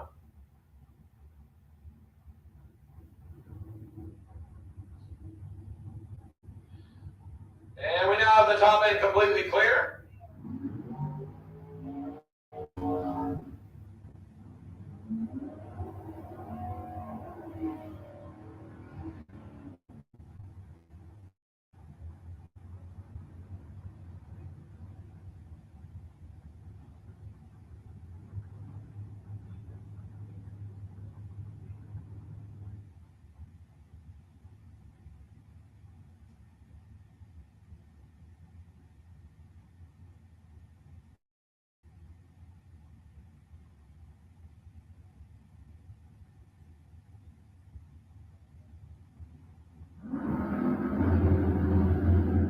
Jim Barbera and Mark Horton. And Barbera red lights away his chances by 4,000. So Mark Horton gets the win. OT5 Green, the dragster driver, going 487 with a 9 on 489. He breaks it out by 11 thousandths. Jim Barbera just gets some salt poured in the wound. 644 with a 4 on a 644, and that's all the 4s I can say. Jim Barbera running by 4, goes dead on 4, And all for naught. He doesn't get there.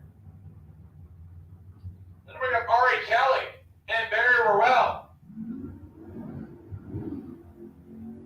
Barry out of Nahunta, Georgia, 1974 model Chevrolet Vega. Yeah, this was the little two-door car that was originally designed to be an economy-based hot rod, and he stuffed it full of 427 cubic inches of Chevy goodness.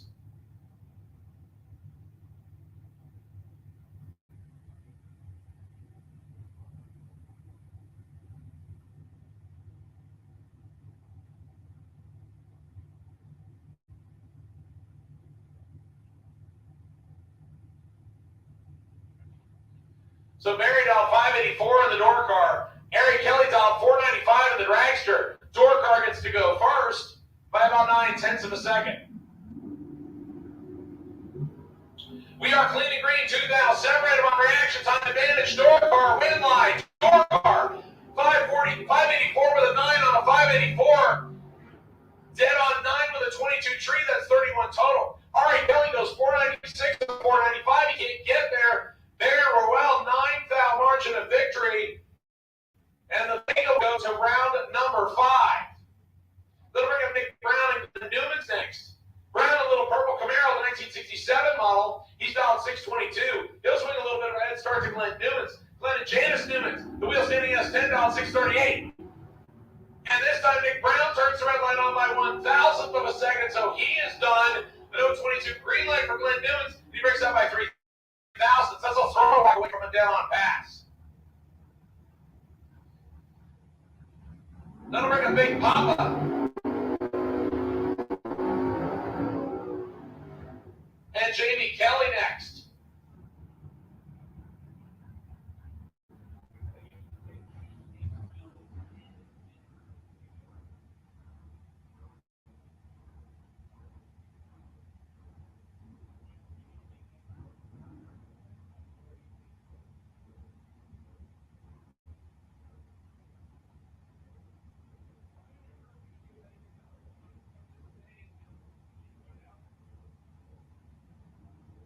Big Papa wide, Papa to your left side. Jamie Kelly right side, and Papa lines it up 1 foul red. Jamie Kelly to the next round. And he gets out of the gas to save the parts and pieces after being 18 on the tree. Big Papa, the second car this round to go 1 foul red.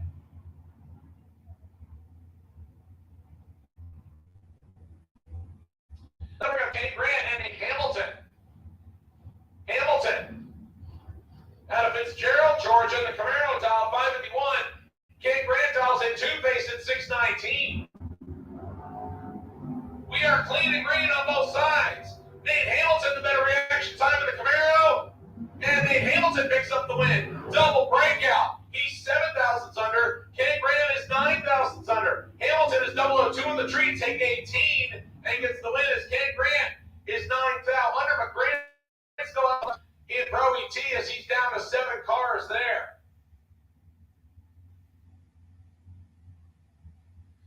Sherby Powell and Rick Brantley will come to the starting line next.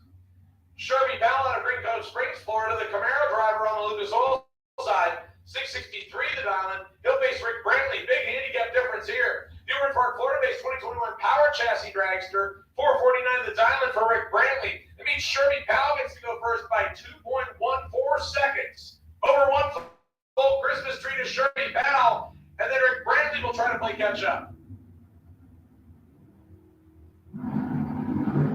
We are clean and green, matching reaction times. 008's a pair, win like Sherby Powell. Sherby going dead on 5. 663 with a 5 on a 663 with a 008 tree. That's 13 total. Rick Brantley had 5 thou to take and took 9. He goes 4 thou under the dial in. Talk about a rough way to lose at round number 4. 8 take 9 to be 4 thou under for Rick Brantley. This is Mike Bonacci out of Ocala, Florida, the 2006 dragster with the big block Chevy on board. 509 the dial in. He'll go to the next round, the round of 9. And Bonacci turns in a 12 green light reaction time and will leg it to the finish line to go 508 with an 8 on a 509. He's dialed in just right. Give it a throttle crack, and that's a 509. Mike Bonacci's ready for the next round. to the lanes, please. It looks like they're there, actually. Street bike final will be next. That will be followed by junior dragsters. My junior dragsters, I need you to the lanes. I need age group 10 to 12 to lane 8. And I need age group 13 to 17 to lane 7, please. Junior dragsters. Junior dragsters, I need age group 10 to 12 to lane 8. And I need age group 13 to 17 to lane 7, please. Junior dragsters, I need 2 lanes. Looks like I have most, if not all, of my sportsman drivers.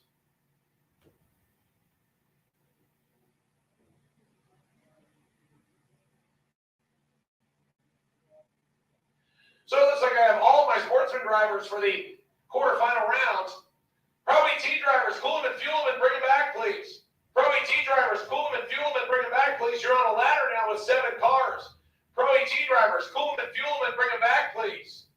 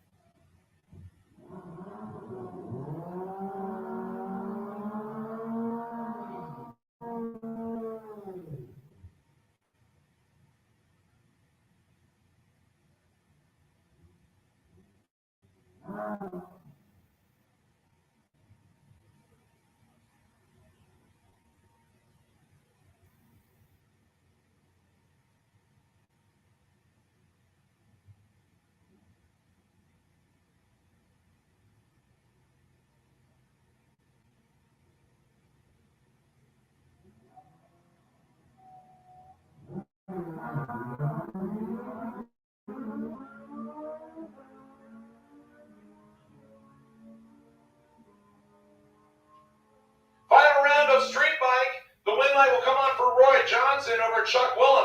Roy Johnson with a 20 tree and going 943 on a 935. Chuck Willem goes 986 on a 985, but he missed the tree a little bit, and Roy Johnson takes advantage. 48th out margin of win stripe. Congratulations to both riders for making it there. Roy Johnson is your winner in street bike.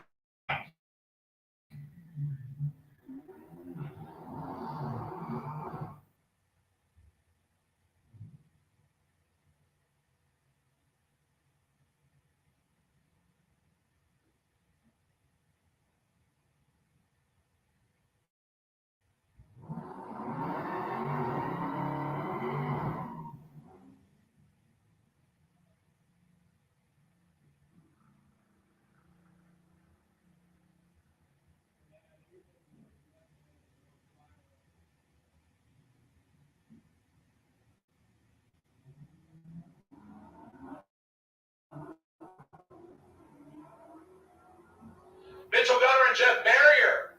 An all Dodge matchup right here. One of them is going to go to 3. Mitchell Gunner left side, Jeff Barrier right side. Win light, Jeff Barrier in a double breakout. Mitchell Gunner goes 1270 on a 1270, 600s under. Jeff Barrier goes 1202 on a 1203. He's 100th under. Margin of victory, 55 thousandths of a second. Barrier goes to the semifinals of Sportsman for the second straight day. That'll bring up Bart Payne Gillian and Chris Parisi next. These two have probably raced each other enough to fill a scrapbook. Bart Payne Gillian, last night's winner in the Corvette, dials in 1252, 1158 for Chris Parisi out of Jacksonville in the 2020 Mustang.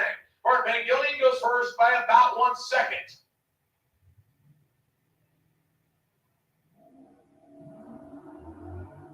Both of them away clean and green. Bart Payne Gillian left side, Chris right side. Advantage Payne Gillian, win like Parisi. Bart Payne Gillian takes 86 thousandths of stripe to break out by 7 thousandths. Chris Parisi takes advantage, gets away with one there. 1161 on 1158. Mark Van Gillian had the reaction time advantage for Chris Parisi picks up the win. He'll go to the semifinals. Now, who will join Parisi at barrier? We're going to decide right here between Marcus Cruz and Brett Benjamin. Benjamin with the GTO dials 1295. Marcus Cruz dials 1337 in the Mopar.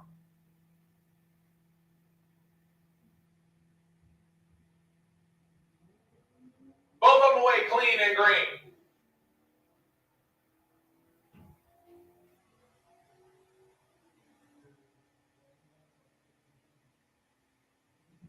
Advantage left side, win line left side, Brett Veneman.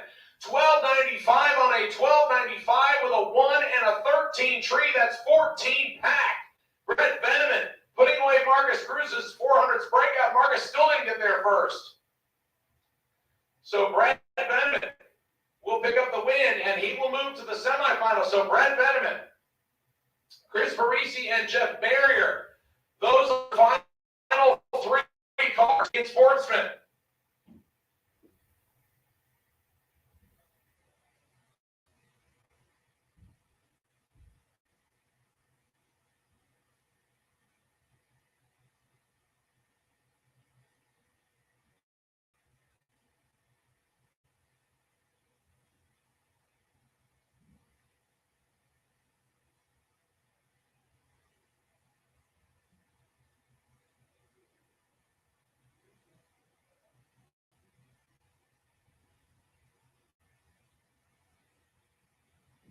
So in the semifinals of Sportsman Eliminator, it'll be Jeff Barrier racing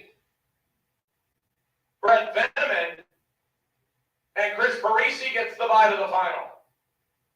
So Jeff Barrier gets the double breakout, and gets to run Brett Veneman, and Chris Parisi gets the bye to the final. So Jeff Barrier in his second straight semifinal. We'll see how he does in the semifinal this time. As we now are waiting for 7 cars to come back in Pro ET, it looks like I have most of them. I am down to 9 cars in Super Pro, and I need those back as well, please.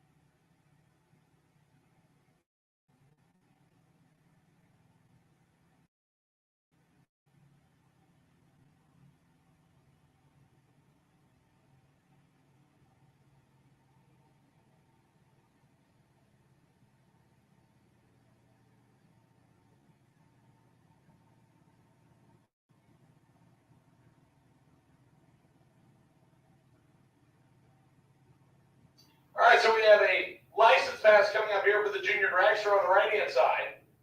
I believe this is Brooklyn Collins. Actually, it may not be Brooklyn. I think it's somebody else that just happened to use the same number that Brooklyn used once.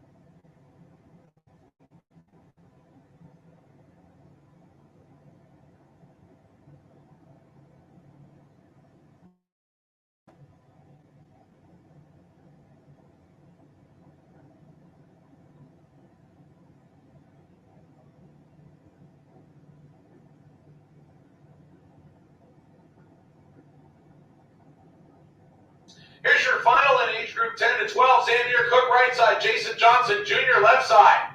Both of them dialed 890. Both of them clean and green off the starting line. So to the finish line we go to determine a winner. And winner is going to be Jason Johnson Jr. He breaks out by 16 thousandths. Xander Cook breaks out by 22 thousandths. 6 thousandths margin of victory goes to Jason Johnson Jr. He is your winner. Actually, I apologize. I thought that was my final. It turns out it's the semifinal. So Aaron Kennedy gets the bye here. So Aaron Kennedy will race Jason Johnson Jr. in the final of age group 10 to 12. Need to fire my crack staff of reporters that are letting me know what rounds we're in.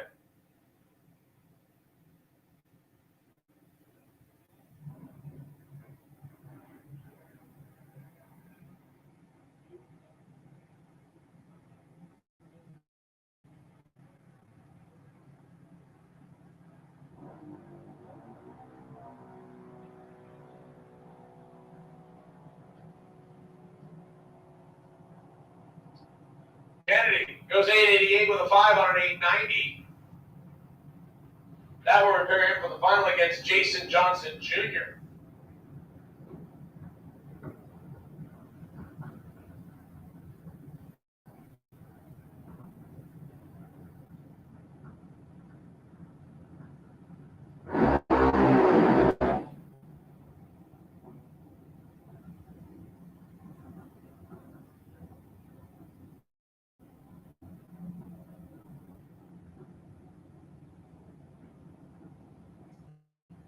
All right, ladies and gentlemen, now we will move to the 13 to 17 group. Once again, I need Super Bro to the lanes, please. And I can't see the lanes, so if you're there and all 9 of you are there, then my apologies. I just can't see it.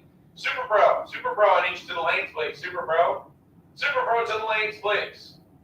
Here is your final in age group 13 to 17. Wyatt Palmetier and Creek, as I mentioned, have raced each other a time or two before, and they're going to match up right here, right now.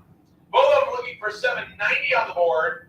DeLand, Florida is where Wyatt Palmetier calls home. He's an FTI Farm Team car. Curtis Peak on that equipment, Georgia, will represent over on the Budweiser side. I believe he might also be an FTI Farm Team car. I would have helped if I would have looked. Here's your final. Clean and green on both sides of the racetrack.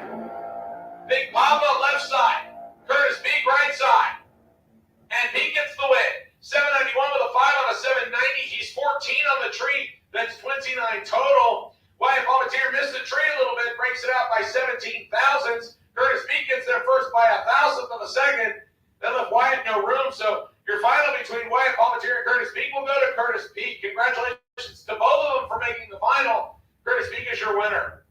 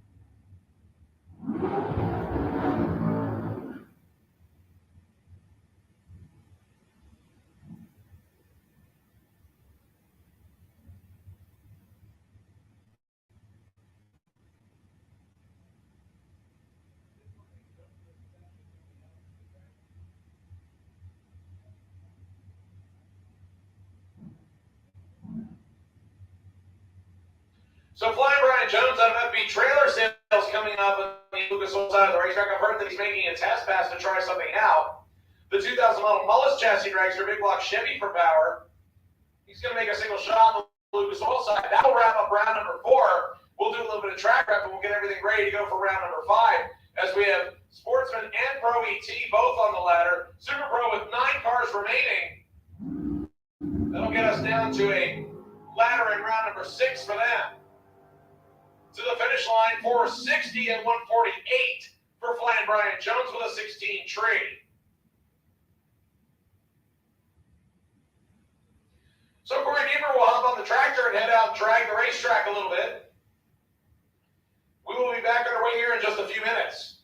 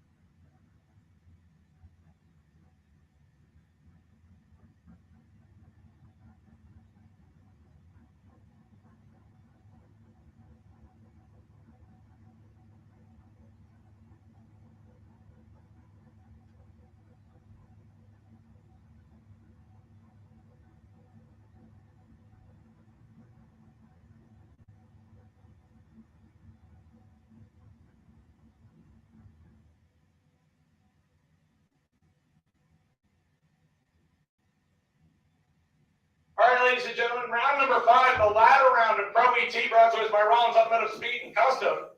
About to hit the water box.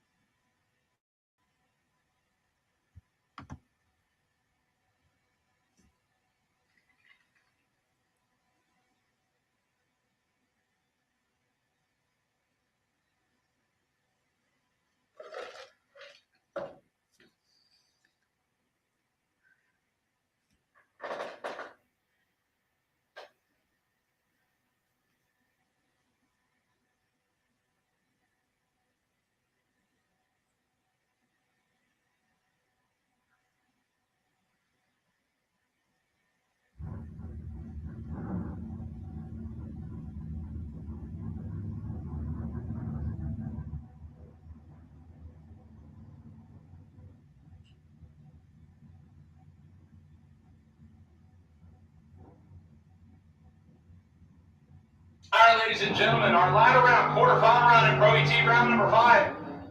7 cars remaining.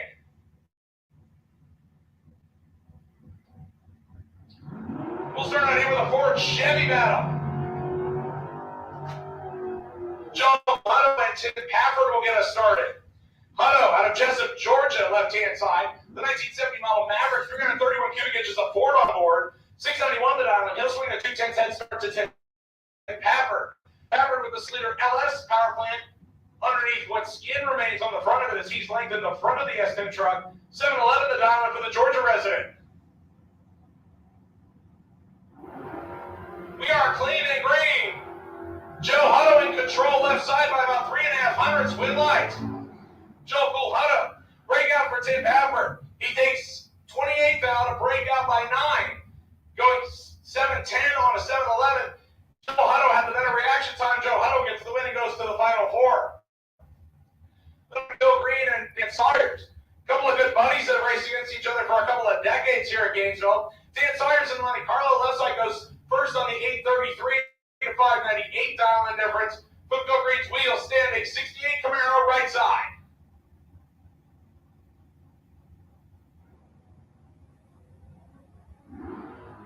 And Dan Sawyers turns it red. Bill Green will go to the final 4. 597 with the 5 and a 598. Dan Sawyers is 3 above after the 10 red light.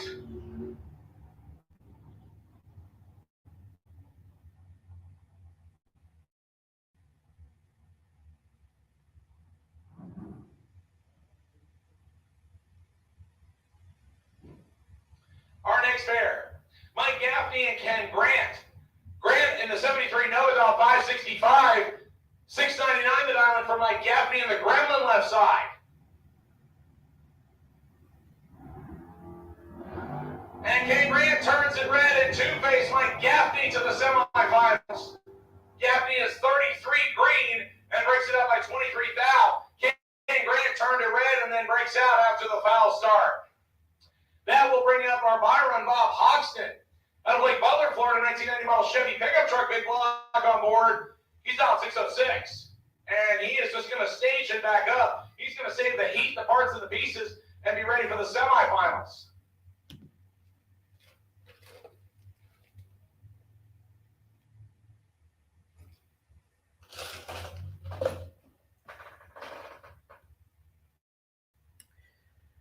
I want to thank everybody for watching On the Spot Motorsports Media today as we're bringing you the Summit ET race, race 4 on the season here at Gainesville Raceway.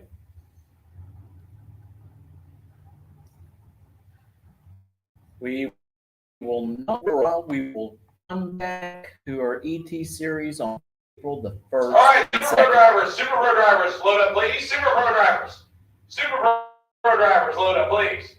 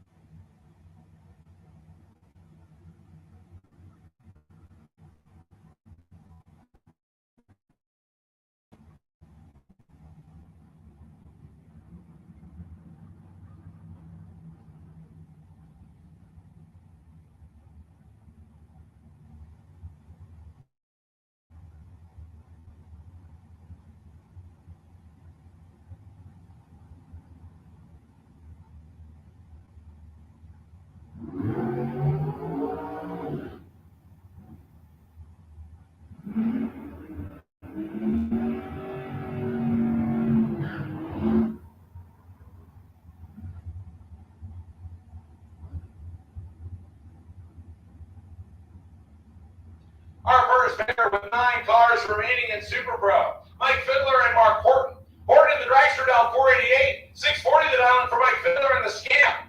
The door car gets to go first by almost 1 full Christmas tree. 1.52 seconds to be exact. And Fiddler moves around in his lane a little bit. He's got a 5,000th hole shot on Mark Horton. Can he pay off? Win light is no. Goes to Mark Horton. 489 on a 48. He's 100th above. Mike Fiddler takes 21 thousandths to break out by 6 thousandths. 639 with a 4 on a 640. Breaks out just a little too much, right, but needed to take 15th hour less.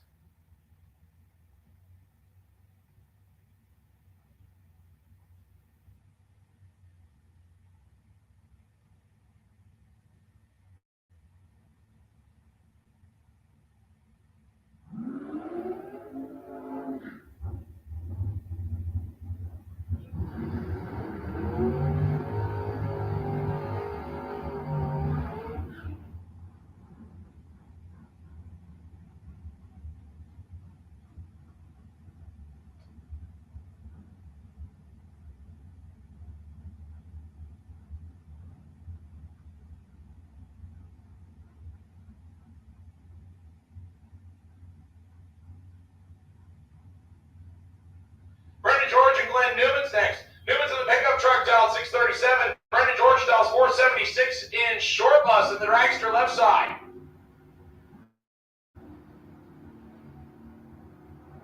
We are clean and green. Brendan George has 18th hour action time in his pocket. Win like Brendan George. 478 on a 476. Gets there first by 15 thousandths of a second. Newman's is 1 above but misses the tree. 051 to an 033. Brendan George to the ladder round of 5 cars. Our third pair, Mike Bonacci and Jamie Kelly. Kelly, out of Ocala, Florida, with his brother Joel, standing behind the car. 1986 model Dodge Daytona, 358 cubic inches of NASCAR-inspired small block Chrysler, 642 dialing on the throttle stop. He'll get the head start from fellow Ocala resident Mike Bonacci. Bonacci is a technician by trade. 2006 model dragster with a big block Chevy on board behind him. 508 is the dialing for him. So Jamie Kelly gets to go first by 1.34 seconds, and then Mike Bonacci will play catch up.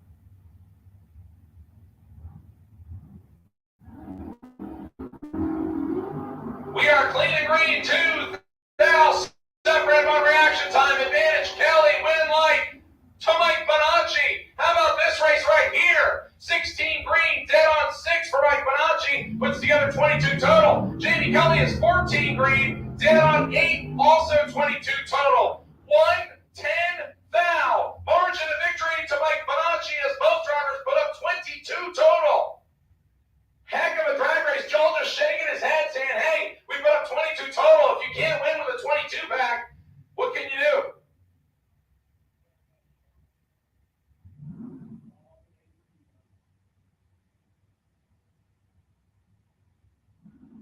Our last junior final, we need you to the lanes, please. Last junior final, need you to the lanes, please. Bear Roel against Nate Hamilton. Hamilton in a big reaction time deficit to Bear Roel, and Roel picks up the win. 587 with the fake on a 584 with a 14 tree take on foul. Hamilton misses the tree for the first time today, and he pays for it. 549 with a 3 on a 549 matches the dial-in, but he's 055 green. That leaves him short. Roel to the next round. Here comes your Byron Sherby Powell. And Powell going for the perfect green line misses by 1/1000th of a second. So Sherby and likes it to dead on 7. Powell was nearly ready. 001 red light. 663.7 on a 663. Sherby Powell to the round of 5. So Super Pro, you will be on a ladder for 5 cars next round. So Coolman, Fuelman, bring them back to lanes 1 and 2, please. Super Pro drivers, Coolman, Fuelman, bring them back to lanes 1 and 2 at this time, please. Pro ET, you should have 4 cars remaining. I need you to Coolman, Fuelman, bring them back, please. Pro ET, Coolman, Fuelman, bring them back for yours. So Brett Benjamin and Jeff Barrier will start in 3 and Sportsman Eliminator, brought to us by Allen Speed Machine Shop. Is Sandy Rodriguez down there in the winner's circle? Long overdue winner's circle, I believe, for Sandy Rodriguez Jr. as well.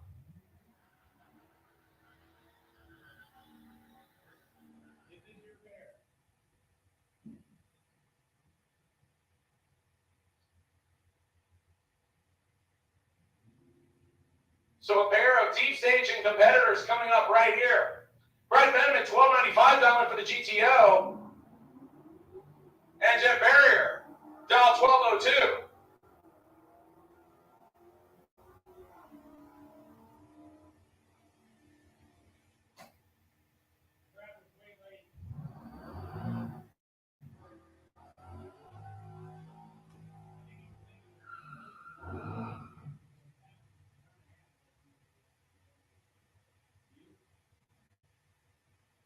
So Jeff Barrier picking up the win there, and he will face this guy in the final round, Chris Parisi.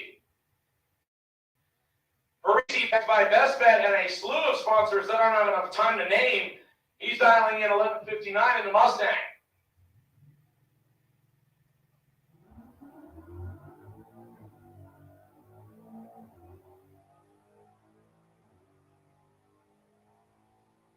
So Chris Parisi will battle Jeff Barrier in the final. Parisi going 1155 on 1159.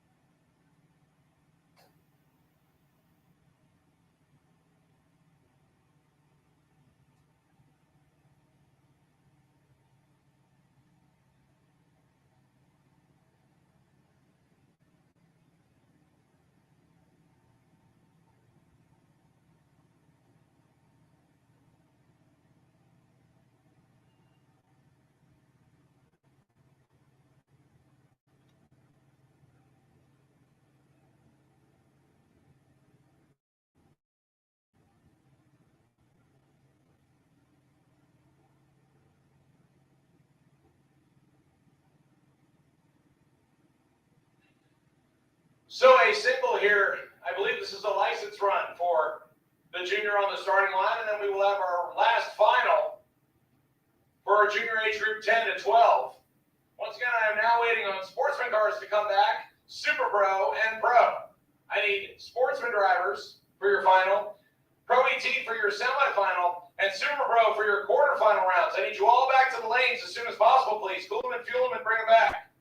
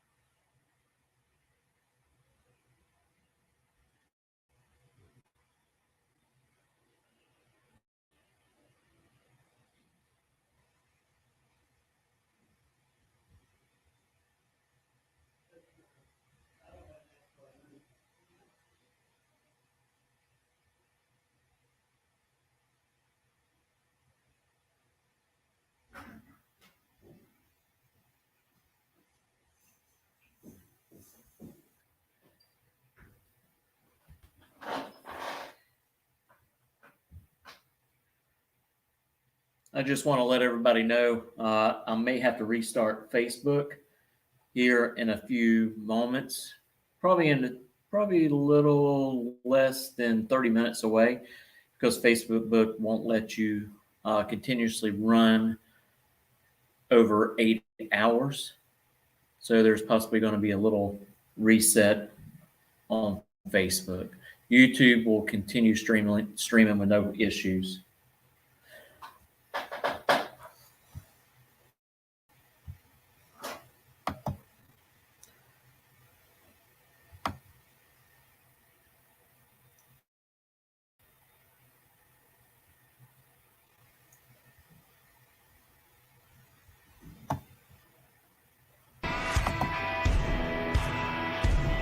Hey, Tornado fans, this is Kurt Miracle of Miracle Automotive and Towing, proud sponsors of Tornado Football. Yeah, apparently our commercials are not going to work right now, so we want to thank Miracle Automotive and Towing for helping out on the spot line maintenance. Goolsby Racing Enterprises. Don't forget On the Spot with David Rogers. Their podcast comes on Tuesday nights at 7 p.m. And don't forget about the Fan Fest that's going to be happening at down in Ocala. All right, we're fixing to make our way, I believe, into our final of juniors.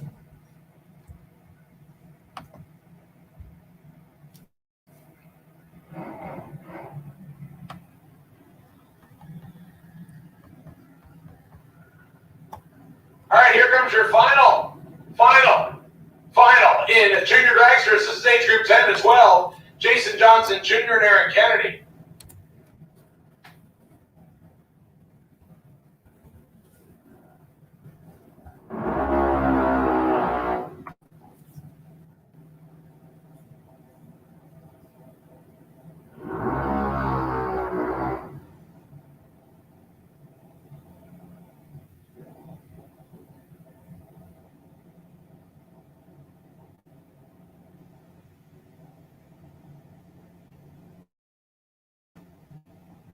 With the drops and late, ladies and gentlemen, here is your final in age group 10 to 12 for junior dragsters. Jason Johnson Jr. out of McDonough, Georgia, will represent Lucas Oil side of the racetrack. 2090. Aaron Kennedy, the Georgia replaced resident, now in Middleburg, Florida. He's also now 890. He was your winner yesterday. Does he double down right here? Does Jason Johnson stop the double? We are clean and green on both sides of the racetrack. Advantage to Aaron Kennedy on the right side. Winline will swing right side as well, and Aaron Kennedy pulls the double. He gets the win on both days. 893 with a 4 on an 890. 893 with a 1 on an 890 for Jason Johnson Jr. The difference in the reaction, 14 for Aaron Kennedy, 57 green for Jason Johnson Jr. That's the difference in the final. The win line goes to Aaron Kennedy for the second straight day. And Dad says, yep, I did my job. Double up for Aaron Kennedy here at Gainesville Raceway. Congratulations to both drivers, both Jason Johnson Jr. and Aaron Kennedy, for making the final round.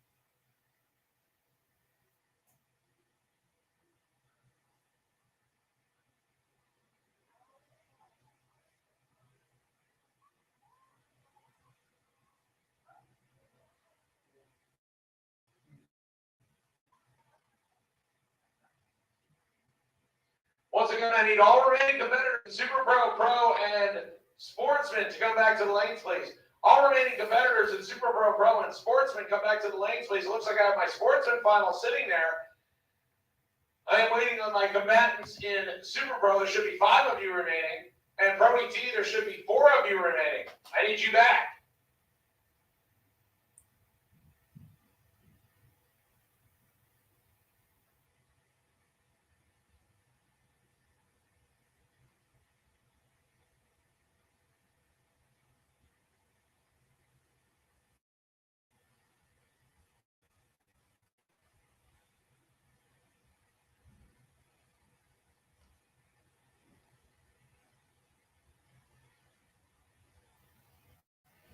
Just go ahead and update on what's happening at the Daytona International Speedway with the Daytona 500. Alex Bowman so far is running in first place. Ricky Stenhouse Jr. second. Martin Truex third. William Byron fourth. And AJ Allmendinger in fifth. So that is the top 5 running right now. They have completed 133 laps. Sorry, I'm a little tired trying to do the podcast and trying to race at the same time. Sometimes it gets a little difficult and it does wear you out. Again, you've been here in Derek Putnam on the PA, calling all the racing action today.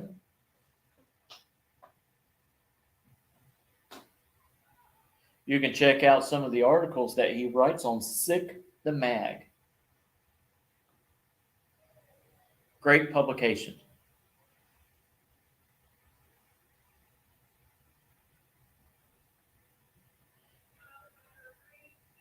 Pro ET, Pro ET. I need you to the lanes, please. I have 2 out of the 4. You ran it 20 minutes ago. Should be enough time to cool them and fuel them, bring them back. Pro ET. Pro ET, I need you back, please.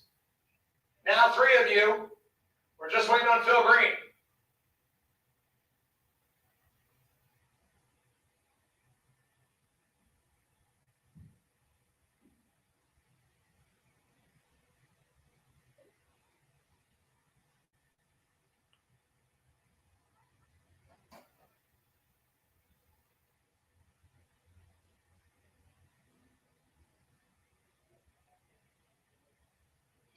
Attention to the pits, attention to the pits. I need Mike Bonacci and Brendan George. Mike Bonacci and Brendan George to the lanes, please.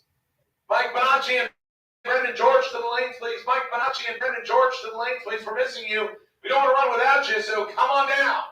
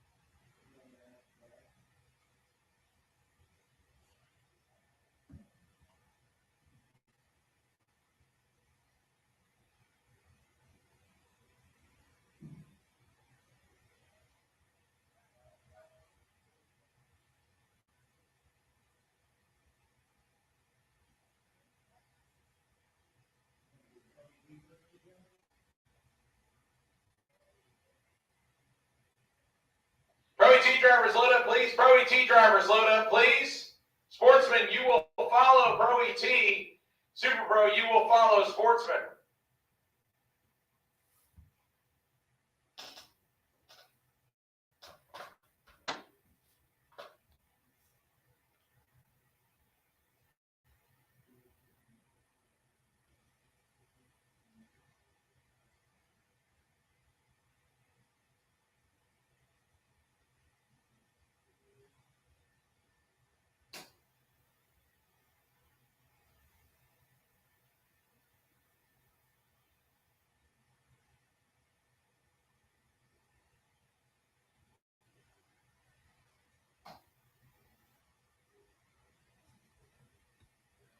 All right, just give us a few minutes. We're letting some cars cool down.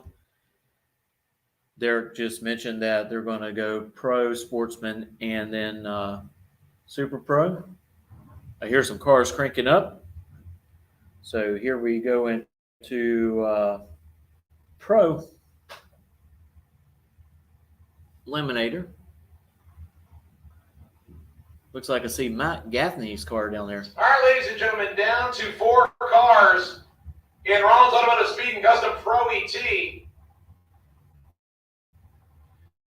We'll bring them to the box, as it looks like our first 2 cars is Mike Gaffney against Bob Hoxton.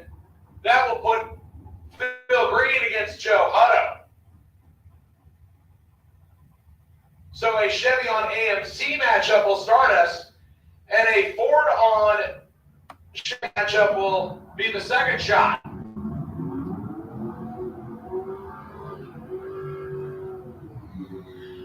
So the fastest car remaining, or excuse me, the second fastest car remaining will run the slowest car in the class to start us. Bob Hoxton, out of Lake Butler, Florida. This is a 1990 Chevrolet SS454 pickup truck that's been converted and hacked up a little bit. Chevy power though. 606 putting the head start to Mike Gaffney. The AMC with the Chevy power plant. He's down in 698. We are clean and green. Mike Gaffney with a big hole shot advantage. Win Mike Gaffney. 702 on a 698. He 12 on the tree. Bob Hoxton, 607 on a 606, missed the tree, and that cost him dearly. Mike Gaffney to the final.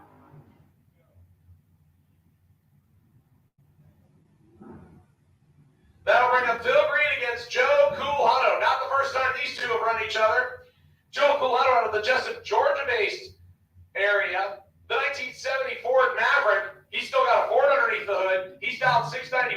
Phil Green dials 598 in the wheel standing 68 Camaro. 434 cubic inches of small block Chevy to provide motivation for him. This is to see who will face Mike Gaffney in the final.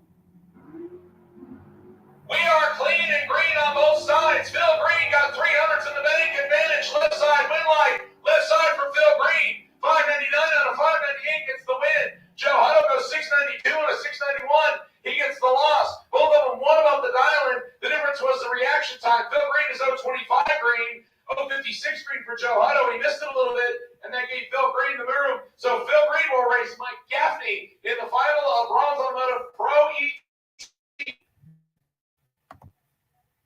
That will move us to our final round in Sportsman Eliminator.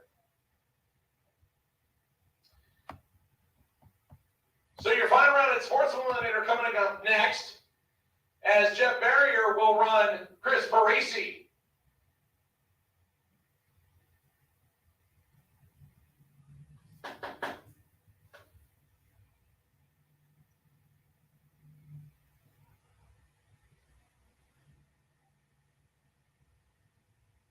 So Jeff Barrier and Chris Parisi will run each other right here.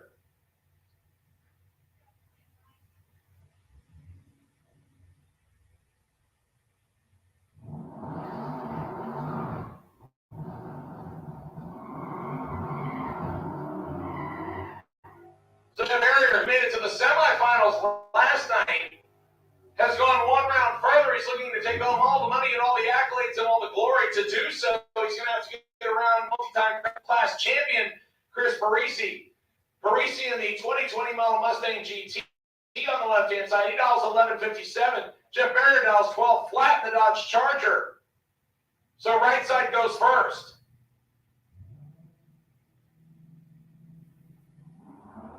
We are clean and green on the racetrack.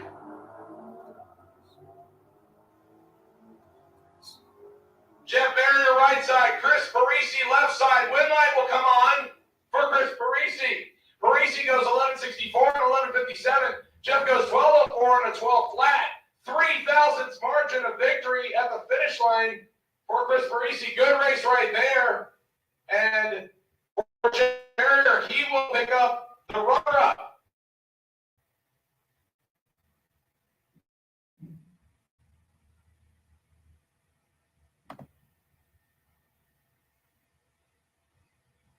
That will move us into our quarterfinal round of Super Pro action brought to us by Fly Brian's Trailer Sales.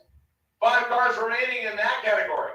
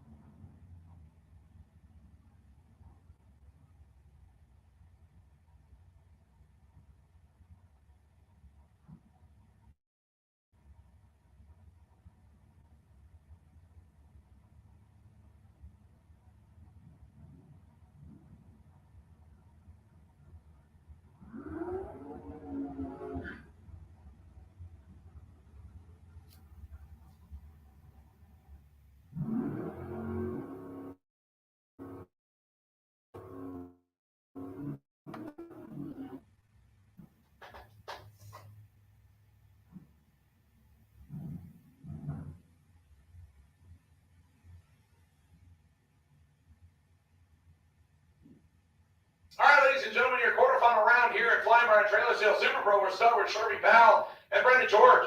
Short bus, the dragster over on the right side, 476 dialing, 663 the dialing for Sherby Powell in the Camaro. Door car first. And a red light for Sherby Powell by 0.02 of a second. Short bus to the semis. Goes 477, 143 on a 476. Sherby Powell breaks it out by 4 thousandths after the 002 heartbreaker.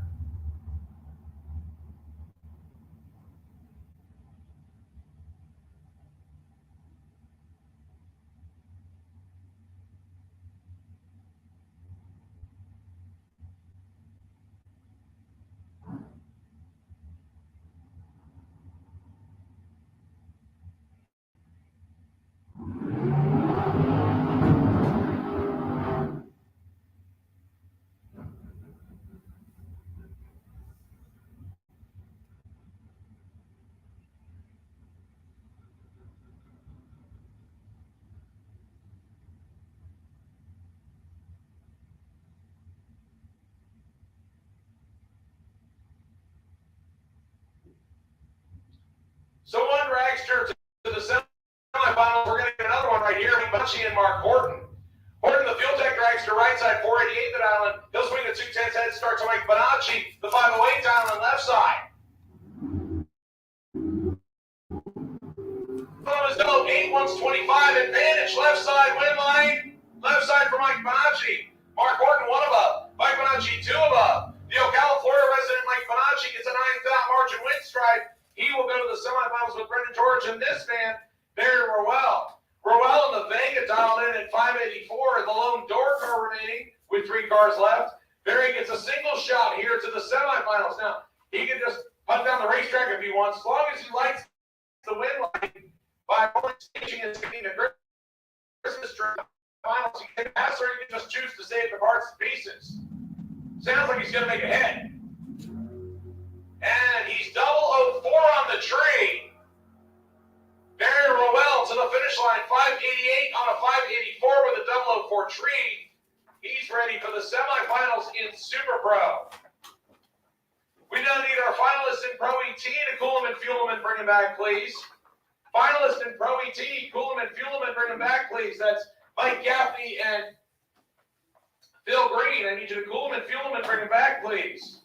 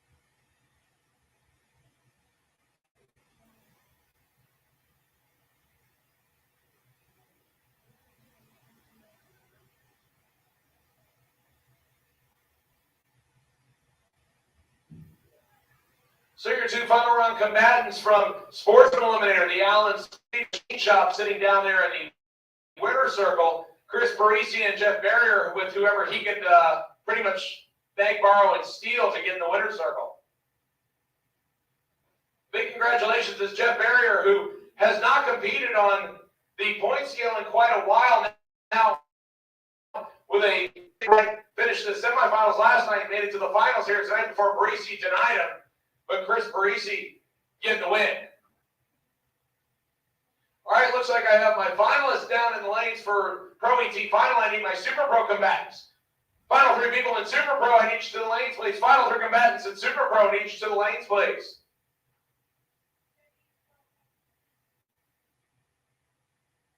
So once again, congratulations to Jeff Barrier and Chris Parisi, your two finalists in Sportsman. We're not going to run the finals in Rollins Automotive Speed and Custom Pro ET. It'll be Mike Gaffney against Phil Green.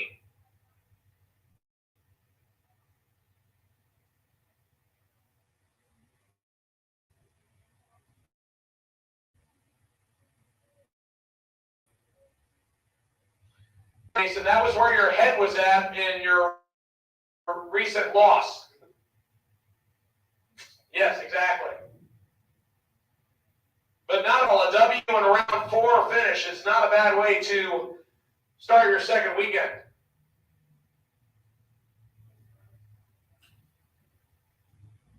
So Jeff Barrier and Chris Parisi will clear the winner's circle, and we will run another final to see who will get their winner's circle picture done next. As I see Mike French and Chris French and Monica Roberts sitting down there at the front of the staging lane. Thank you all so much for coming out here to Gainesville. We do appreciate it.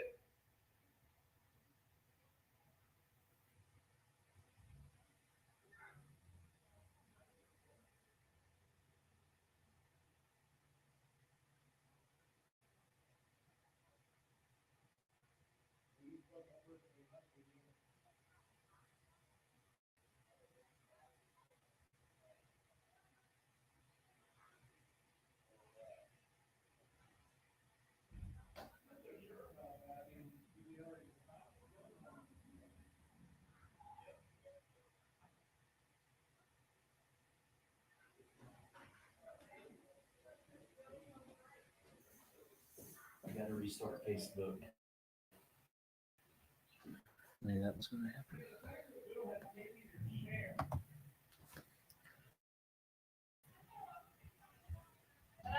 Mr. Will Highhouse.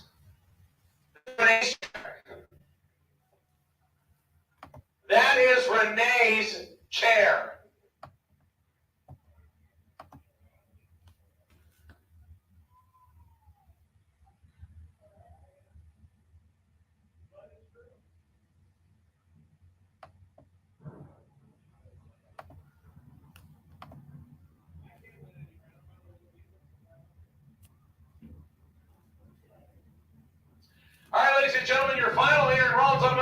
Speed Custom Pro ET, Phil Green and Mike Gaffney.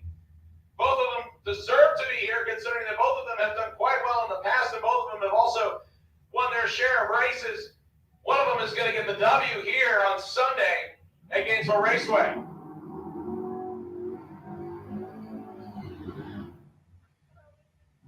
And all Mickey Thompson final as well. Mike Gaffney out of Wildwood, Florida, mechanic by trade. 1977 Gremlin with a Chevy power plant. Yeah, as I mentioned earlier, this is the only car that's ever designed on an airplane barf bag. Mike Gaffney just made it a little bit gooder. 698 the dial-in for the deep stage or left side. Phil Green dials 1 second faster, exactly. 598 for the Rollins out of small block powered Camaro. Gremlin goes first. We are clean and green on both sides of the racetrack. Mike Gaffney in control and reaction time. Win line to Mike Gaffney. Both of them match their dial-ins. 598 with a 4 and a 598 for Phil Green. 698 with a 2 on a 698 for Mike Gaffney. The difference in the reaction times is 34 thousandths of a second. The margin at the finish line is 36 thousandths of a second. Phil Green missed the tree a little bit. Mike Gaffney makes it pay for it, so Mike Gaffney is your winner, and Phil Green will pick up the runner-up money.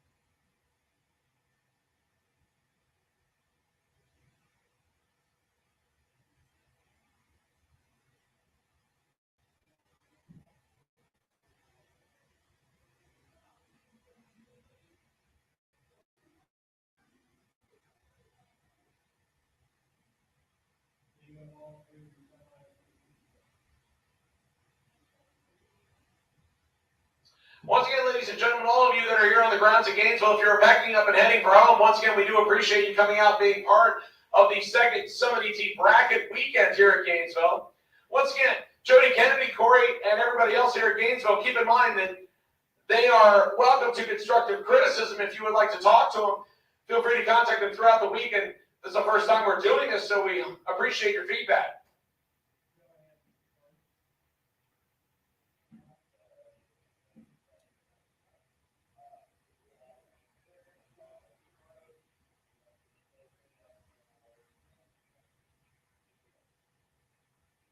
All right, so Corey letting me know that we're going to be doing some house cleaning here this week as we get set up for prep and testing. So if you are going to stay the night for whatever reason, we would ask that you please pull out of the main pit area and onto the feeder road between the C1 gates and State Road 225. So basically the road you turned into the racetrack off of and the C1 gate. That entire road is clear. You can use any part of that. Please make sure, though, that you do not stay in the pits overnight. We need that area. We're going to start doing some cleanup work. But once again, if you are packed up and heading for home, we appreciate you coming out to Gainesville Raceway. Thank you all so much for being part of it. We have 3 cars left in Super Pro, so we have a total of 2 more pairs and a single, and that will wrap us up here on Sunday. So congratulations to all the winners. Mike Gaffney, our most recent one, he'll come back around and get his winner circle picture and pick up the money too.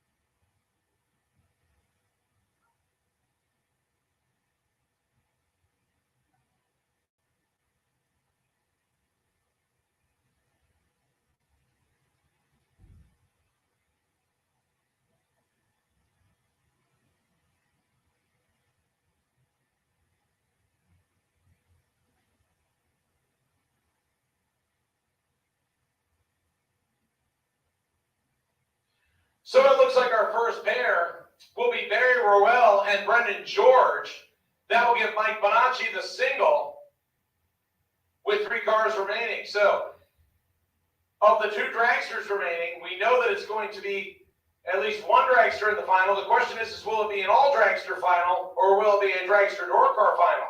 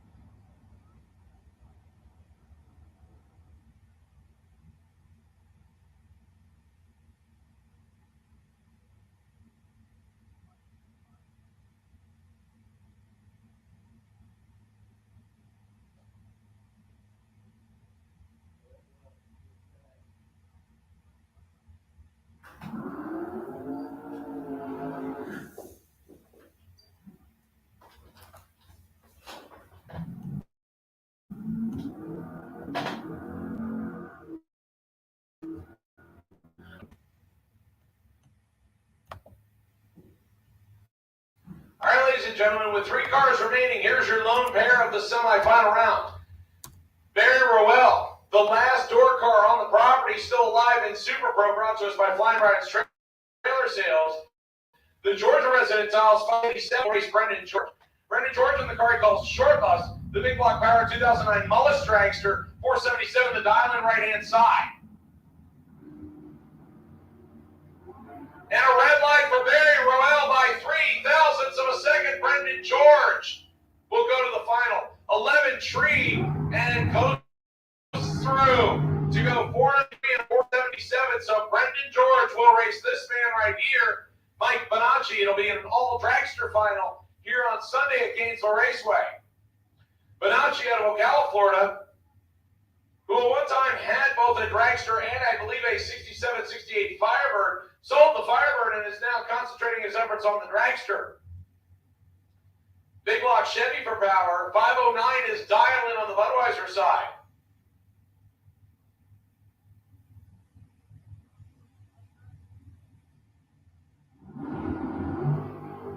And Bonacci shows he's ready. 001 on the tree and goes 1 under with a 1. 11th thou under. 507 with a 9 on a 509. He breaks out by 11 thousandths. That's a throttle cracker 2 away from being 10 on, and he's 001 on the tree.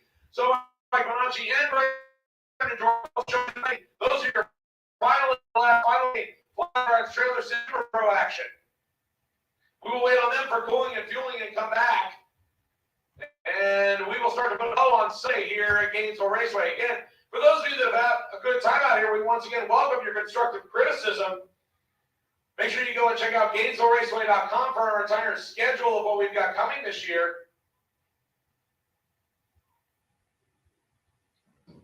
Our next 70T bracket race, I believe, is the first weekend in April.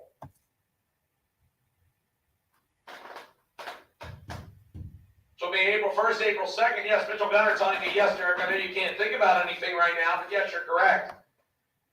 So Saturday and Sunday, April 1st and 2nd, those will be our next bracket days. We hope that you join us after the month of March. I keep wanting to say May. After the month of March, where we have not only the Baby Gators, but we will also have the Gator Nationals here at Gainesville Raceway. Once again, for more information, go ahead and check out www.com for complete schedule of what we got going on.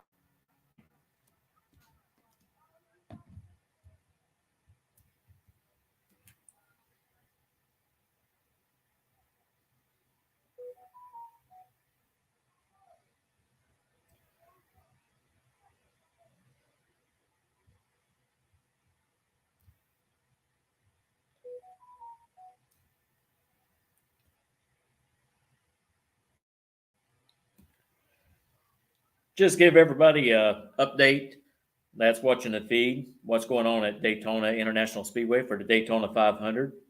Busher is your leader by Brad Klowski, number 2.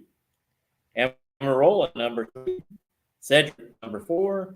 And Pierce, number 5.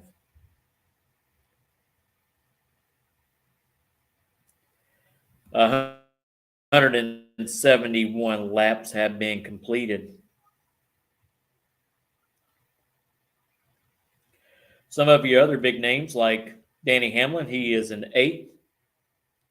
Daniel Suarez is in 9th. Kyle Larson is in 10th. Going back to 12th is Chastain. Kyle Busch is sitting 13th with Ricky Stenhouse 14th, Harvick 15th. But we all know the last lap is the big changer who's actually leading coming to the tri-ovals, usually the winner. So a lot of things can happen between lap 172. They're currently on to 200.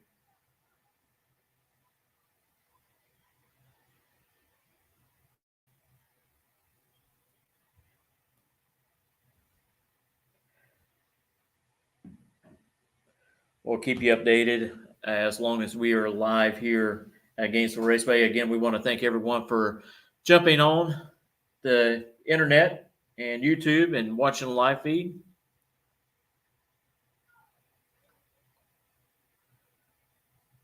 And we're looking forward to continuing that on the rest of the year.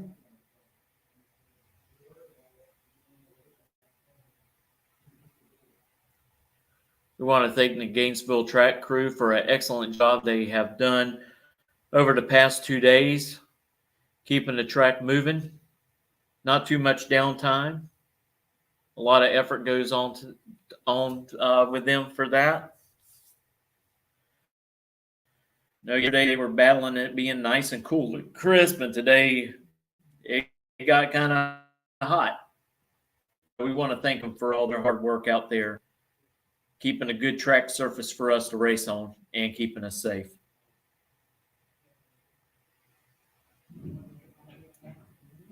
Want to thank all the staff that works in the tower as well.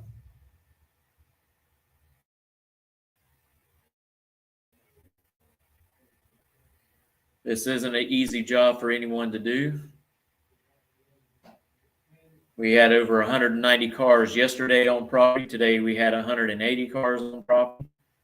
So great turnout for the weekend. And they got some great events coming up here at Gainesville. They're going to have some car shows and swap meets happening. So you can actually go to On the Spot Motorsports Media Facebook page, and you can scroll back down and you can find it, the complete schedule of all the car shows and swap meets and learn the test tunes. I want to say the first one will take place on March the 25th. And new here that hasn't been done. And I want to thank Jody Kennedy for making that happen for car enthusiasts. And hopefully that will actually bring more people to come out and enjoy racing and start racing out here.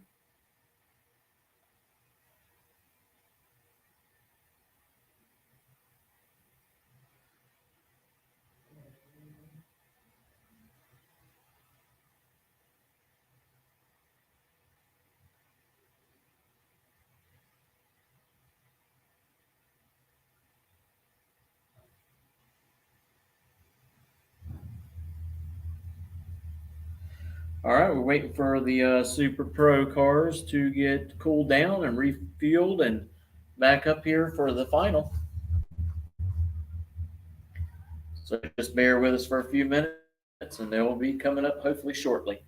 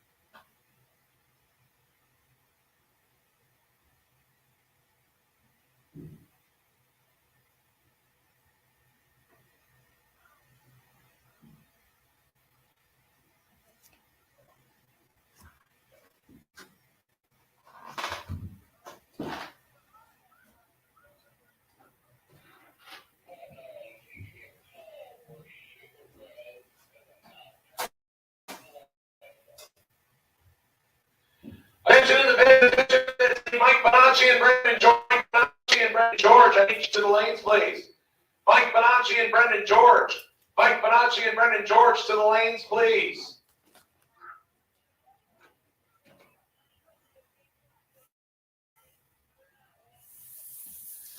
Also, if you have money due to you, I would highly advise you to come to the first floor of the tower and pick that up. If you would like to pick up your money, first floor of the tower. If you don't want to pick it up, Sherry and Jody will use it for the alcohol account here at Gainesville Raceway.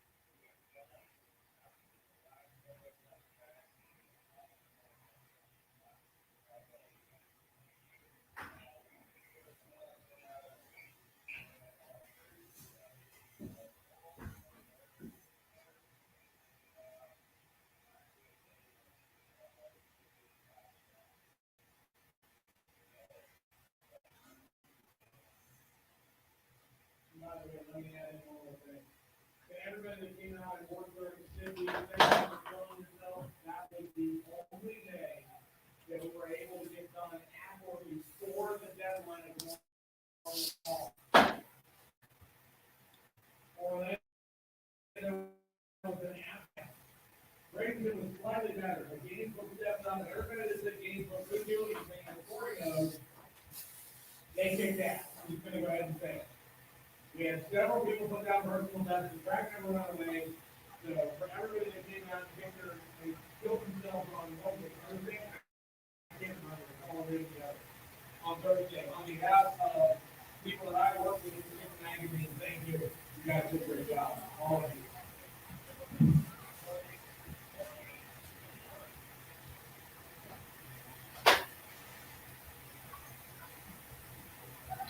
All right, ladies and gentlemen, we need our final put together here because Law Dog is crying and laughing, and that means that we're running out of patience.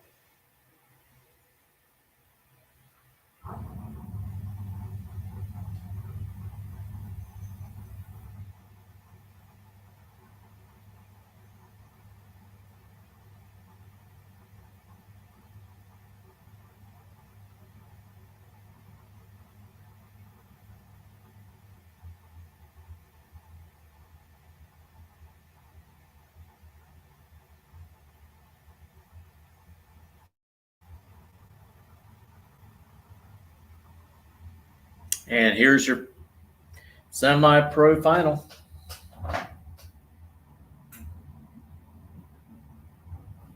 All right, ladies and gentlemen, our final here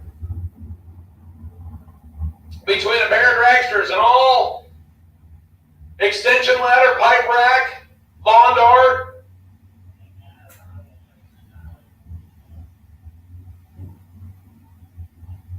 I'm trying to remember what else you can call a dragster. Brendan George and Mike Bonacci.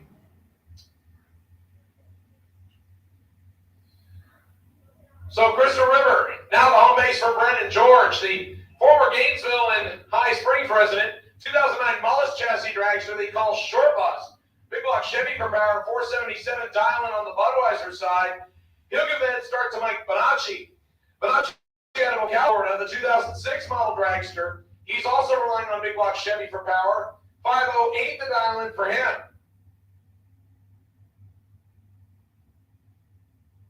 They are pre-staged.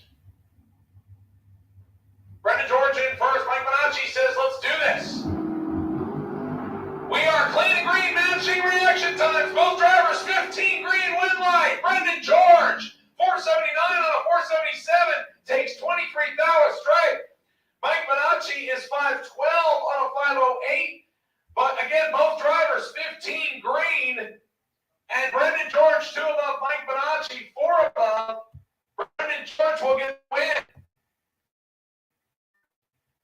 And it looks like, yep, in traditional fashion, George will drive back up the racetrack to the water box.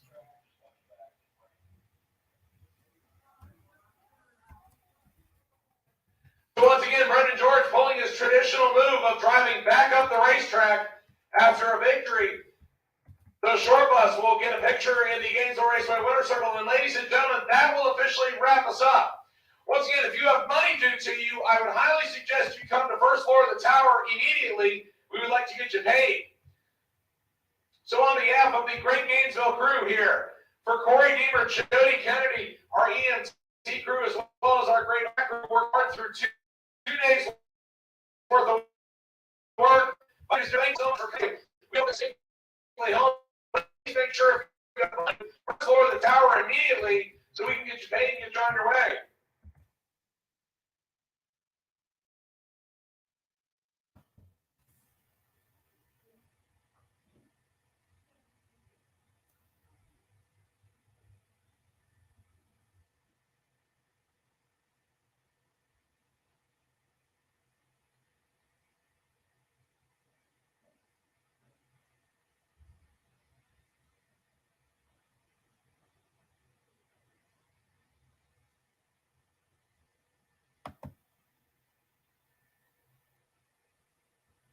Again, we want to thank everybody that joined in and watched the Summit ET Series right here at Gainesville Raceway today. We'll be back on April the 2nd for race number 5 and 6.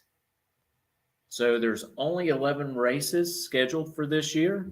We will not have any races in the month of July and August. So the two hottest months of the year, we will not be racing.